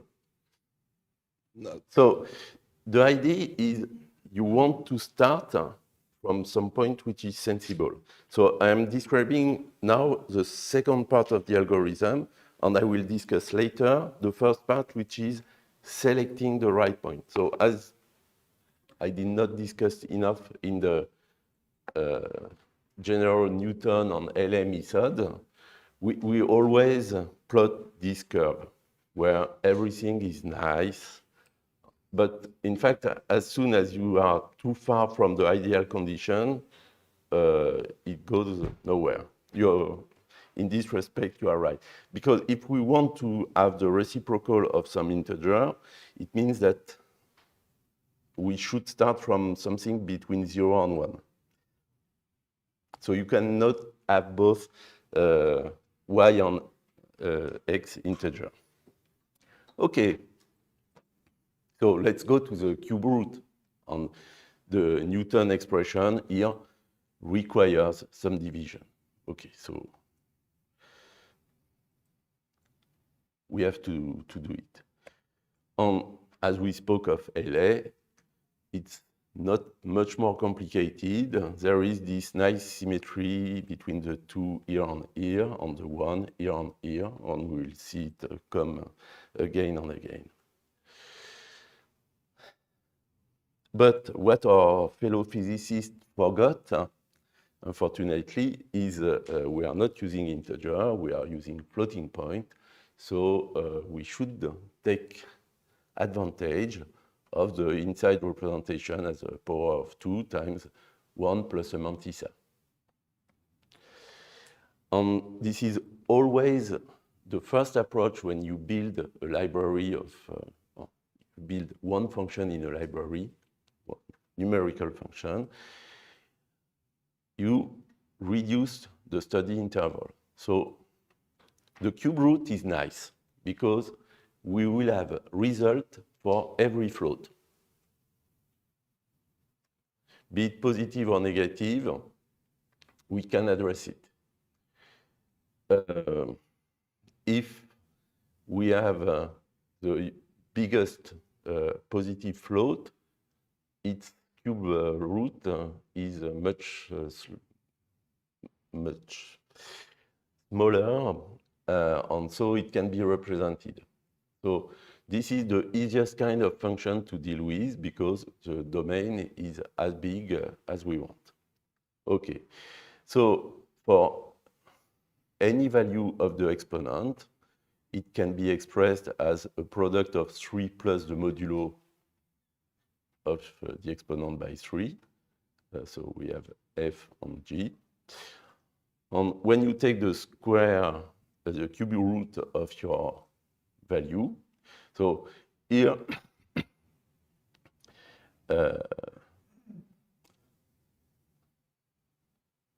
I modified this m to take into account the fact that this value is always normalizing m between 1 and 2 excluded. 1 included and 2 excluded. So as g will be some negative value, 0 or negative, we may want to expand m prime, which will be twice as big as m, not directly representable as a mantissa of a float. And now the cube root of all this expression is something with an integer power of 2 and the cube root of m prime times 2 to this. And the possible value of this resulting mantissa is somewhere between 0, 1 to 5 and 1. Okay. So we start, and this is the costly part before programming, by looking for a polynomial approximation of some order of the cube root over this very small interval. We will not be achieving the full precision over the full domain, but we have reduced the problem to this small domain. With the Remez algorithm on the Chebyshev polynomial, we have an approximate cube root with a maximum relative error of 7.5 bits. So we will have some approximation of the cube root over all this interval with this guaranteed precision. And when we take a first step of LA iteration, we get from 7.5 correct bits to 22.5 correct bits.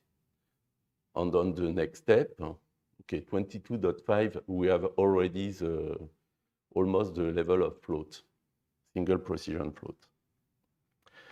As we have said, we evaluate a polynomial using Horner-Ruffini approximation. So it takes 1, 2, 3 FMA, 3 fuse, multiply, and accumulate. And by ADI, the polynomial approximation over the limited, the reduced interval is nice. And when you look at it more correctly, this is really a minimax approximation because the maximum and the minimum of the relative error are exactly symmetrical for the 5 farthest point. So we have a good start. We now can implement it. Okay, so this is a C implementation. I directly coded it for double, but as you will see, we don't lose time because we need only 2 LA iteration. When you multiply 7 bits 7 correct bit by 9, you are at 63. So you are far above the double precision. But the first step can proceed with only float. Okay. And so here we see the 3 FMA of the of the polynomial evaluation. On here, this step is the LA iteration on the float, and then we convert the float to double, and we apply the second LA iteration with FMA instead of FMA float. Okay. And we restore the sign, and we load the exponent that we have extracted in the first place, because we have reduced the interval of computation. Any question up to now?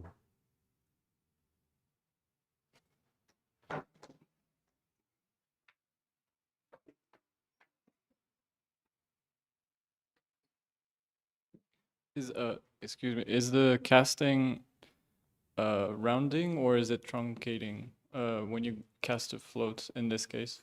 So as you see the format, you just, when you cast from float to double, you just copy the bits of the mantissa, you add zeros on the supplementary mantissa bits of double compared to float, and you change the reference of the exponent. Instead of being 127 plus something, it's 511 plus something. So you shift your exponent. This cast is not hard, except when you have denormals, except when you have none, except when you have infinities. But we are safe. We have reduced. The first step here was, okay, if A equals 0 or infinity or none, then we return the same value because the square root of 0, the cube root of 0 is 0. The cube root of infinity is infinity, and the cube root of none is none. Okay, so I just did not discuss this part where we separate, we use accessor to the object that is a float. Yes? Do you really gain anything from shifting to, by casting to float? I mean, because since it's you have a chain of FMAs, you can at most do, I mean, if the latency, I guess, but the latency of FMAs between floats and doubles, I believe, is the same. I think it's 3 cycles. But then you introduce another cast, right? We could study this. In the long run, it may be beneficial, but I did not go that far. Okay, so here is some dark art where we use detail about the way that exponents are represented in doubles. So this will be something to maintain. Okay, so as you can see, I express any float constant in my computation with the exact hexadecimal representation, so to have no surprise in the conversion between decimal and so. In principle, this code is vectorizable. I should declare pragma openmp, declare SIMD my function, and if later I want to use it in some OpenMP SIMD code will work.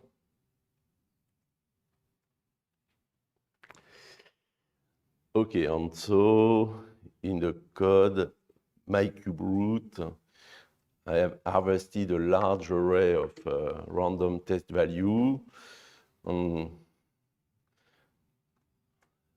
I compare the result for my vectorized cube root to the non-vectorized one and check.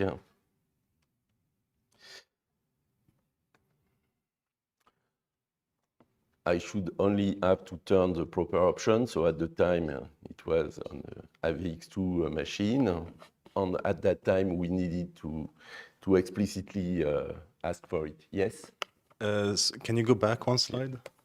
The myvec qubit f, is Yes. that a for loop, or because of out of order execution, I'm very afraid that the result will be skewed. Yes. Okay. So the routines here have been including the loop compared to the non-vectorized one. Here you see the end of the loop for the non-vectorized one, and in the myvec CBRTF, the loop is here. But do you have a for loop within myvec qubit f?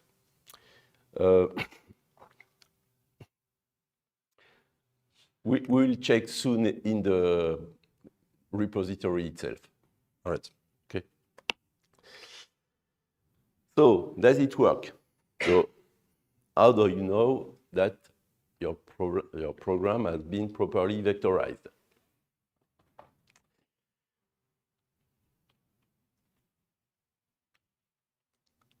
You check the disassembly. This is looking if the vector instructions are here. And I was very naive at that time, so I saw all these vmove, vend, vfma. What could go wrong? Hopefully, I could start my career of needing an antidepressor. I started using Macao. That told me that I was completely wrong.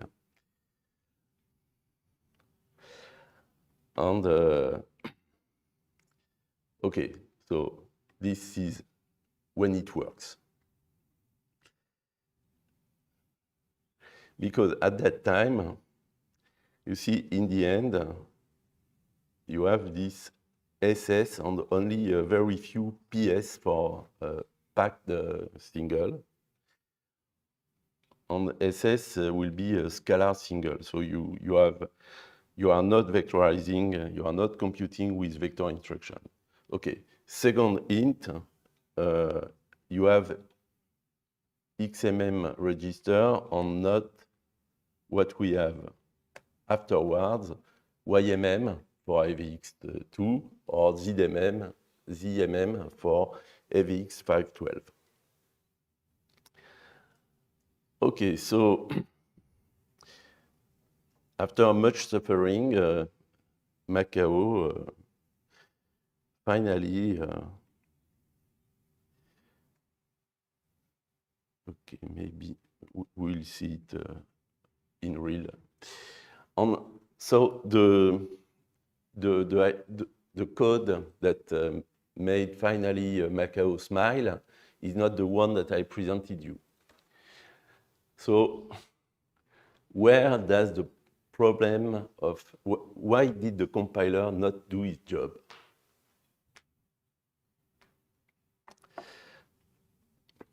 So the problem was here. We have FREXP. So it has nothing to do with Frexit. It is a fraction on exponent. This function is a double getter that takes your floating point object, and extract B as the mantissa on E as an exponent. As you expect, a function can only return you one thing in C. So they return the exponent by some reference to it. And this is one possibility for the compiler to fail to vectorize, because it had to return two values at the same time, not so clear. A second possibility we have not excluded yet is that in the libc, in the C library, in the math library, you have a lot of reference to this nice global variable Erno, which might well be the cause for our apparently nice pure function frexp, not to vectorize properly. So this is where the C++ standard has some limitation, because when you compare to other languages, there is a different function for extracting the exponent and extracting the fraction. The same in Fortran, ADA, but in C++, you want to have the two at the same time. Okay, for loadexp, which is the setter, the corresponding setter as frexp is the getter, why not? But in this case, we have a problem. Okay, so write to your favorite ISO committee so that they improve the API for next round.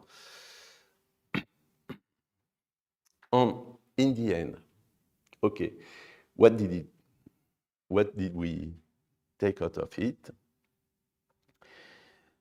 So we have compared with GCC,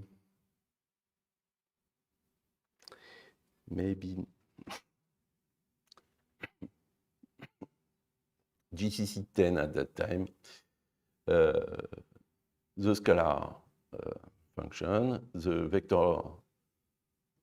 vectorized one, and Intel C compiler plus its own math library. So the use of POF on GCC was the heaviest one, but not by far compared to the CBRTF. So really, the cube root in single precision was not really well implemented in the C library, in the new C library. We know that POF is doing a lot of detailed computation, but if we had been less careful, the naive and the extra naive one would have been faster than computing the cube root of F. So we could expect that cube root of F will repass with accuracy where XPF of log F are careless, but we'll see that this is not the case. And compared to the other, our homemade scalar cube root was okay, better than the one of the libc, better than the accurate use of POF, but not better than the dirty tricks. And when we start on the vectorization option, then it started to shine. So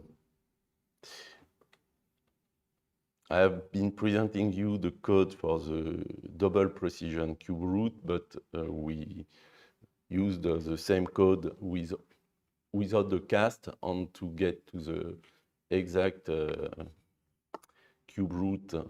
So 2 steps of LA, but only in single precision at the end. Yes? Is this measuring throughput or latency? Is this throughput? This is the time over a consistent sample for the same for all the implementations. This is the time spent over the same data by the different algorithm on different compiler. Yes, but given that there's very low, like this is just a couple of cycles, right? So you have to differentiate between latency and throughput.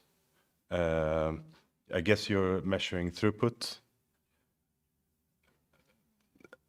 In order to get a... This is a number of seconds. So I don't remember, hundreds of millions of number, and it is an average number. This is the sum of the time for these millions of arguments. No, because you have very low number of CPU cycles, you may have out-of-order execution, which may pollute the results, right? So typically, you would have to run a lot of executions in order to get a somewhat accurate result, where you do one timing before and one timing after, and then you have to schedule either you measure throughput, where you just push a lot of instructions which are completely independent, or you chain the results and then you measure latency, right? Okay, so I have not the number that we took more carefully with perf later.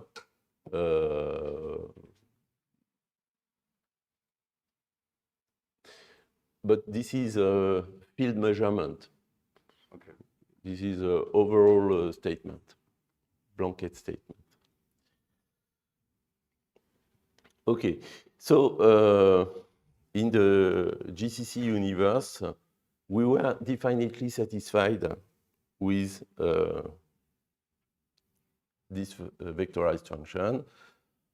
And even with ICC, it looks like Intel has a very good vectorized MATLib.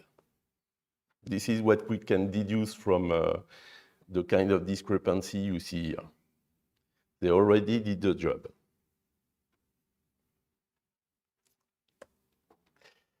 So with the double precision version, I checked over 10,000 random number, the kind of discrepancy we had numerically, because we want to do some property testing, and we checked it as the cube of the cube root of a cube should be the number, and the cube of a cube root should also be the number. So in how many cases is it true?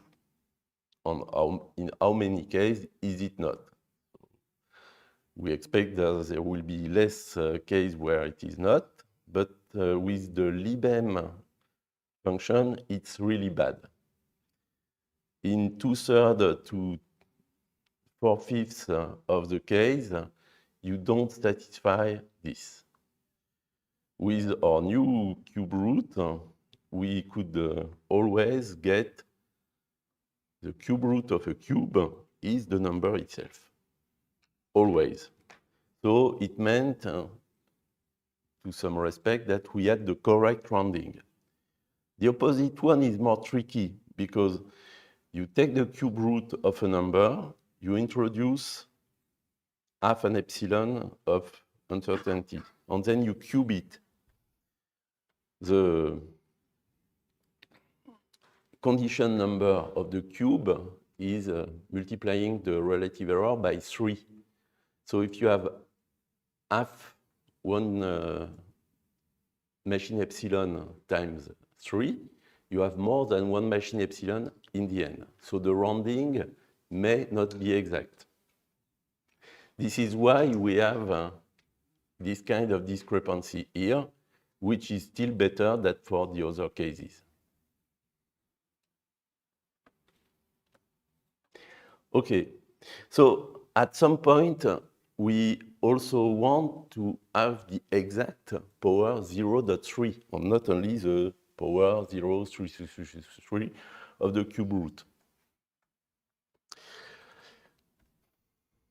So why do I take the fifth root? Because the power 0.3 is the power 1 over 0.2 plus 0.1.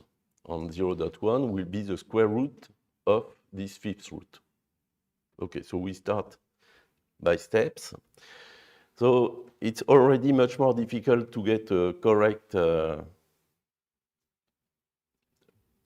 polynomial approximation. It requires much more numbers. By the eye, it's as nice.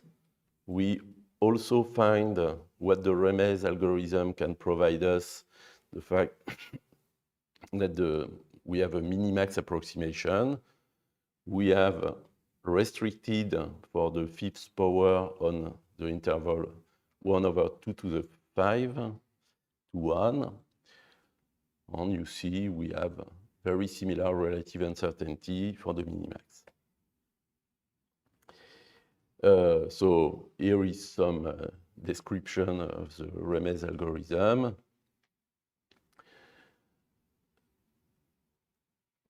And this is the general LA iteration for the square m of y. So you have this generic symmetry, m-1 here on the numerator, here on the denominator, m+1 in the opposite.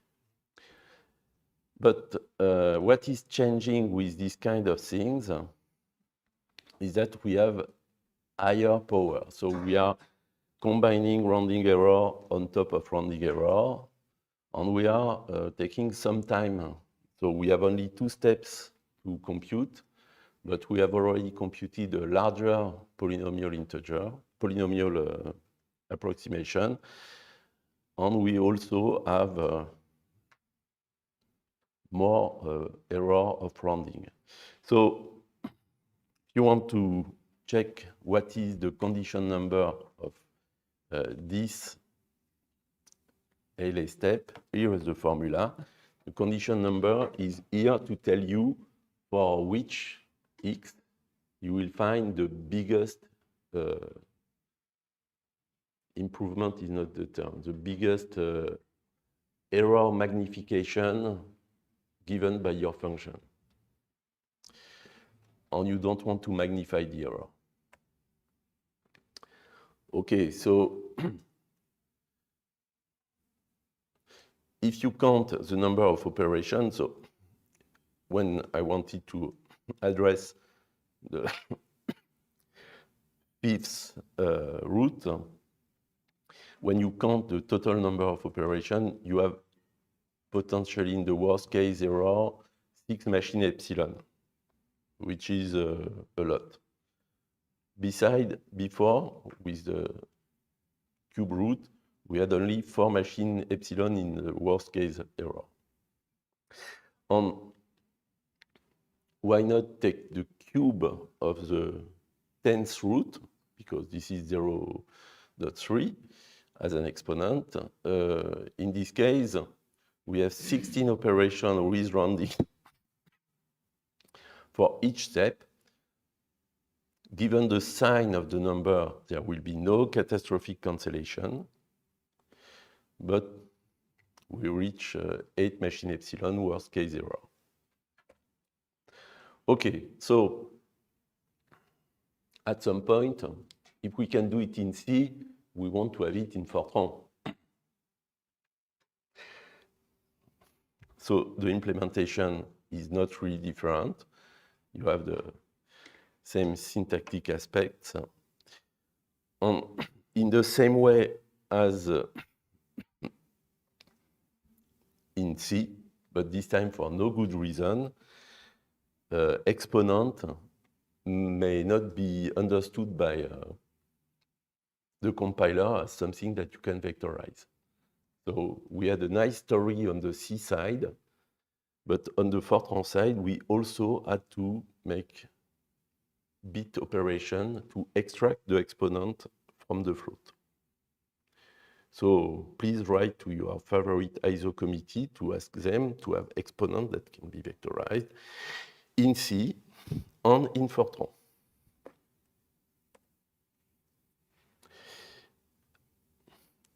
Okay, so now we'll have to play. You can follow the details that are given in the GitLab, and you can place them in the container. But in particular, you see what is the big difference. You will see what is the big difference between the Fortran implementation and the C one. In the C implementation, we had a lot of align malloc for the arrays. There is no such thing in Fortran. You rely purely on the compiler. So to summarize the lesson of this little trip in the vectorization land, optimize your functions, the ones that are on the critical path, the ones that are in the innermost loop.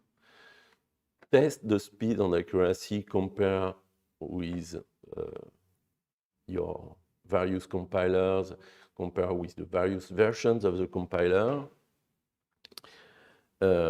Use perf for speed, use CANNA for accuracy. I had no time to tell you more about it last time.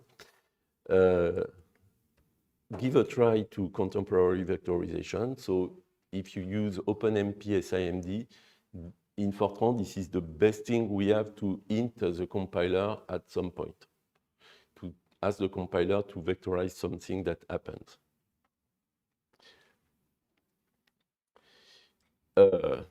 Yes, get acquainted with Macao. It's difficult at first, but in the end, it's a good companion. Okay, floating types are teaching us about object orientation. They are really better used as objects than many objects that we have seen constructed.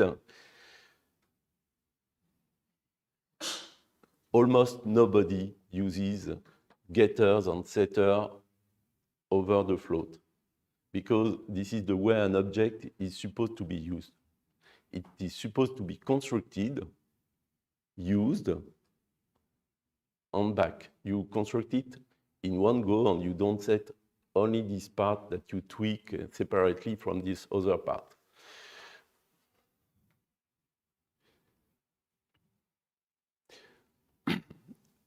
This next to last part was addressed to my colleague physicist to tell them to come see us computer guys. And these computations have been made by professionals. Please try it at home.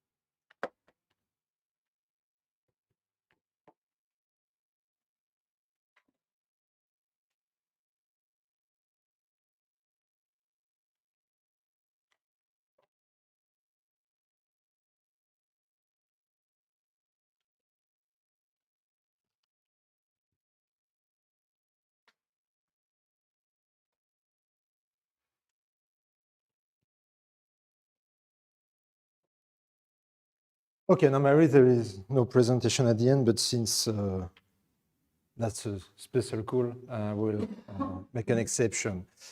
So, did you like the school? Yeah. Okay, so that's a good point. That's a really good point. So, so you know that we build in the chat also. They like the school. Oh, it's nice. Okay, thanks. Thanks a lot for participating to the school. But there is a plan, so I need to talk to you about the plan. And this plan starts a bit more than 1 year ago. So.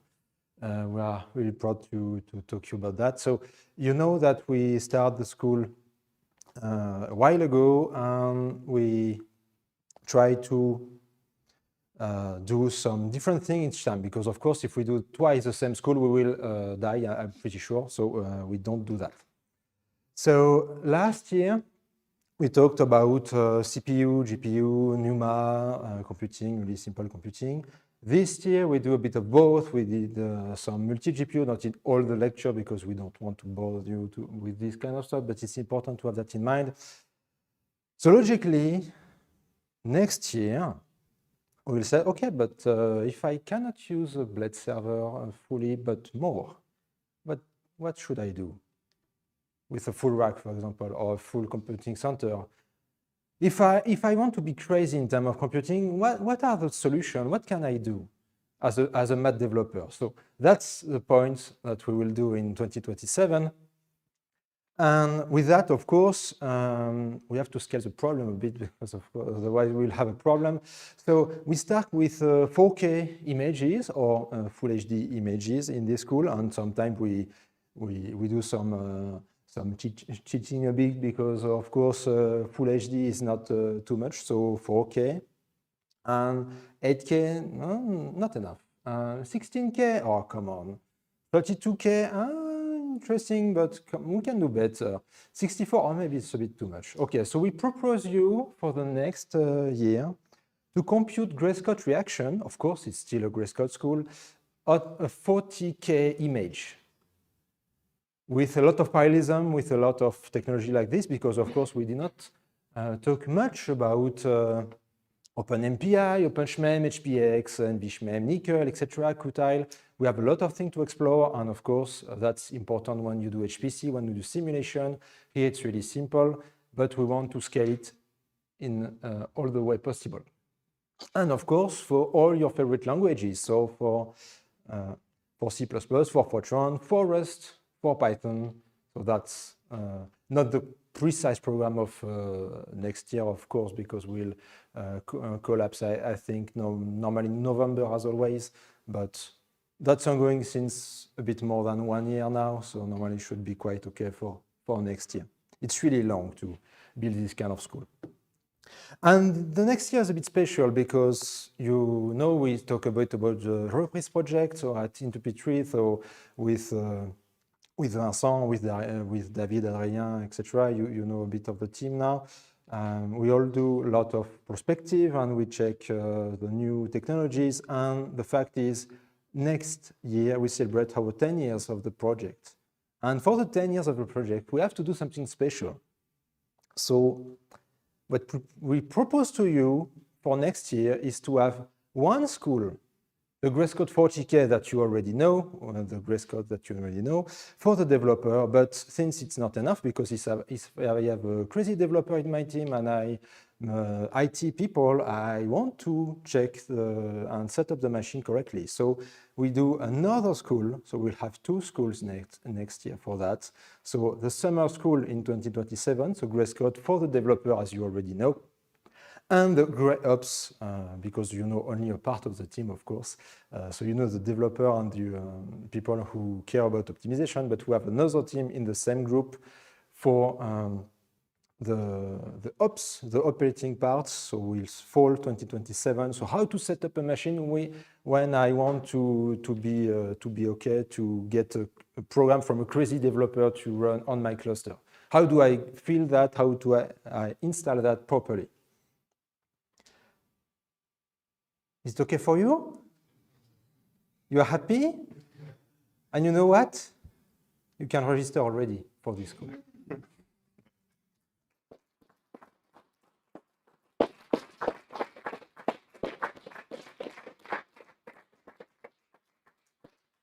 And normally, if everything goes according to plan, if you refresh the website, it's also up to date.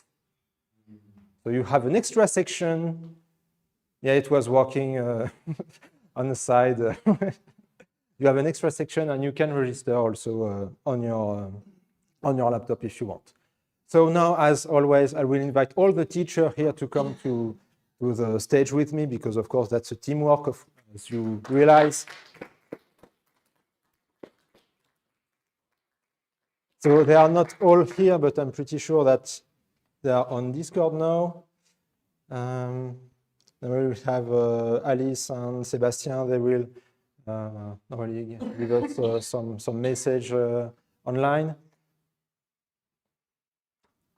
Yeah, it will come at some point. So thank you everyone for participating to this school.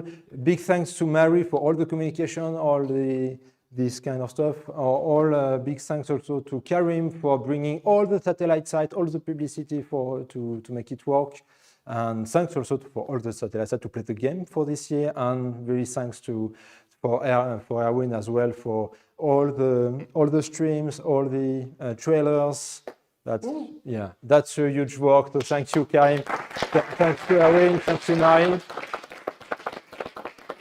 And thanks for the sponsors also, for Code Recons and for Do It Now, because they fund us. Because nobody is funding us, so they fund us. So that's really nice of them. And thanks also for the funding for our project, because thanks to Sabine to give us some money for the Reprise project and the Decalogue projects, because otherwise we don't have enough money to make this cool. And now you know the plan, so hopefully we will see you next year. And now you can take some vacation, I think. It's nice. Yeah. So see you next week. See you next year. Not next week, but yeah. See you next year and do some optimization. Now you know some tricks. So.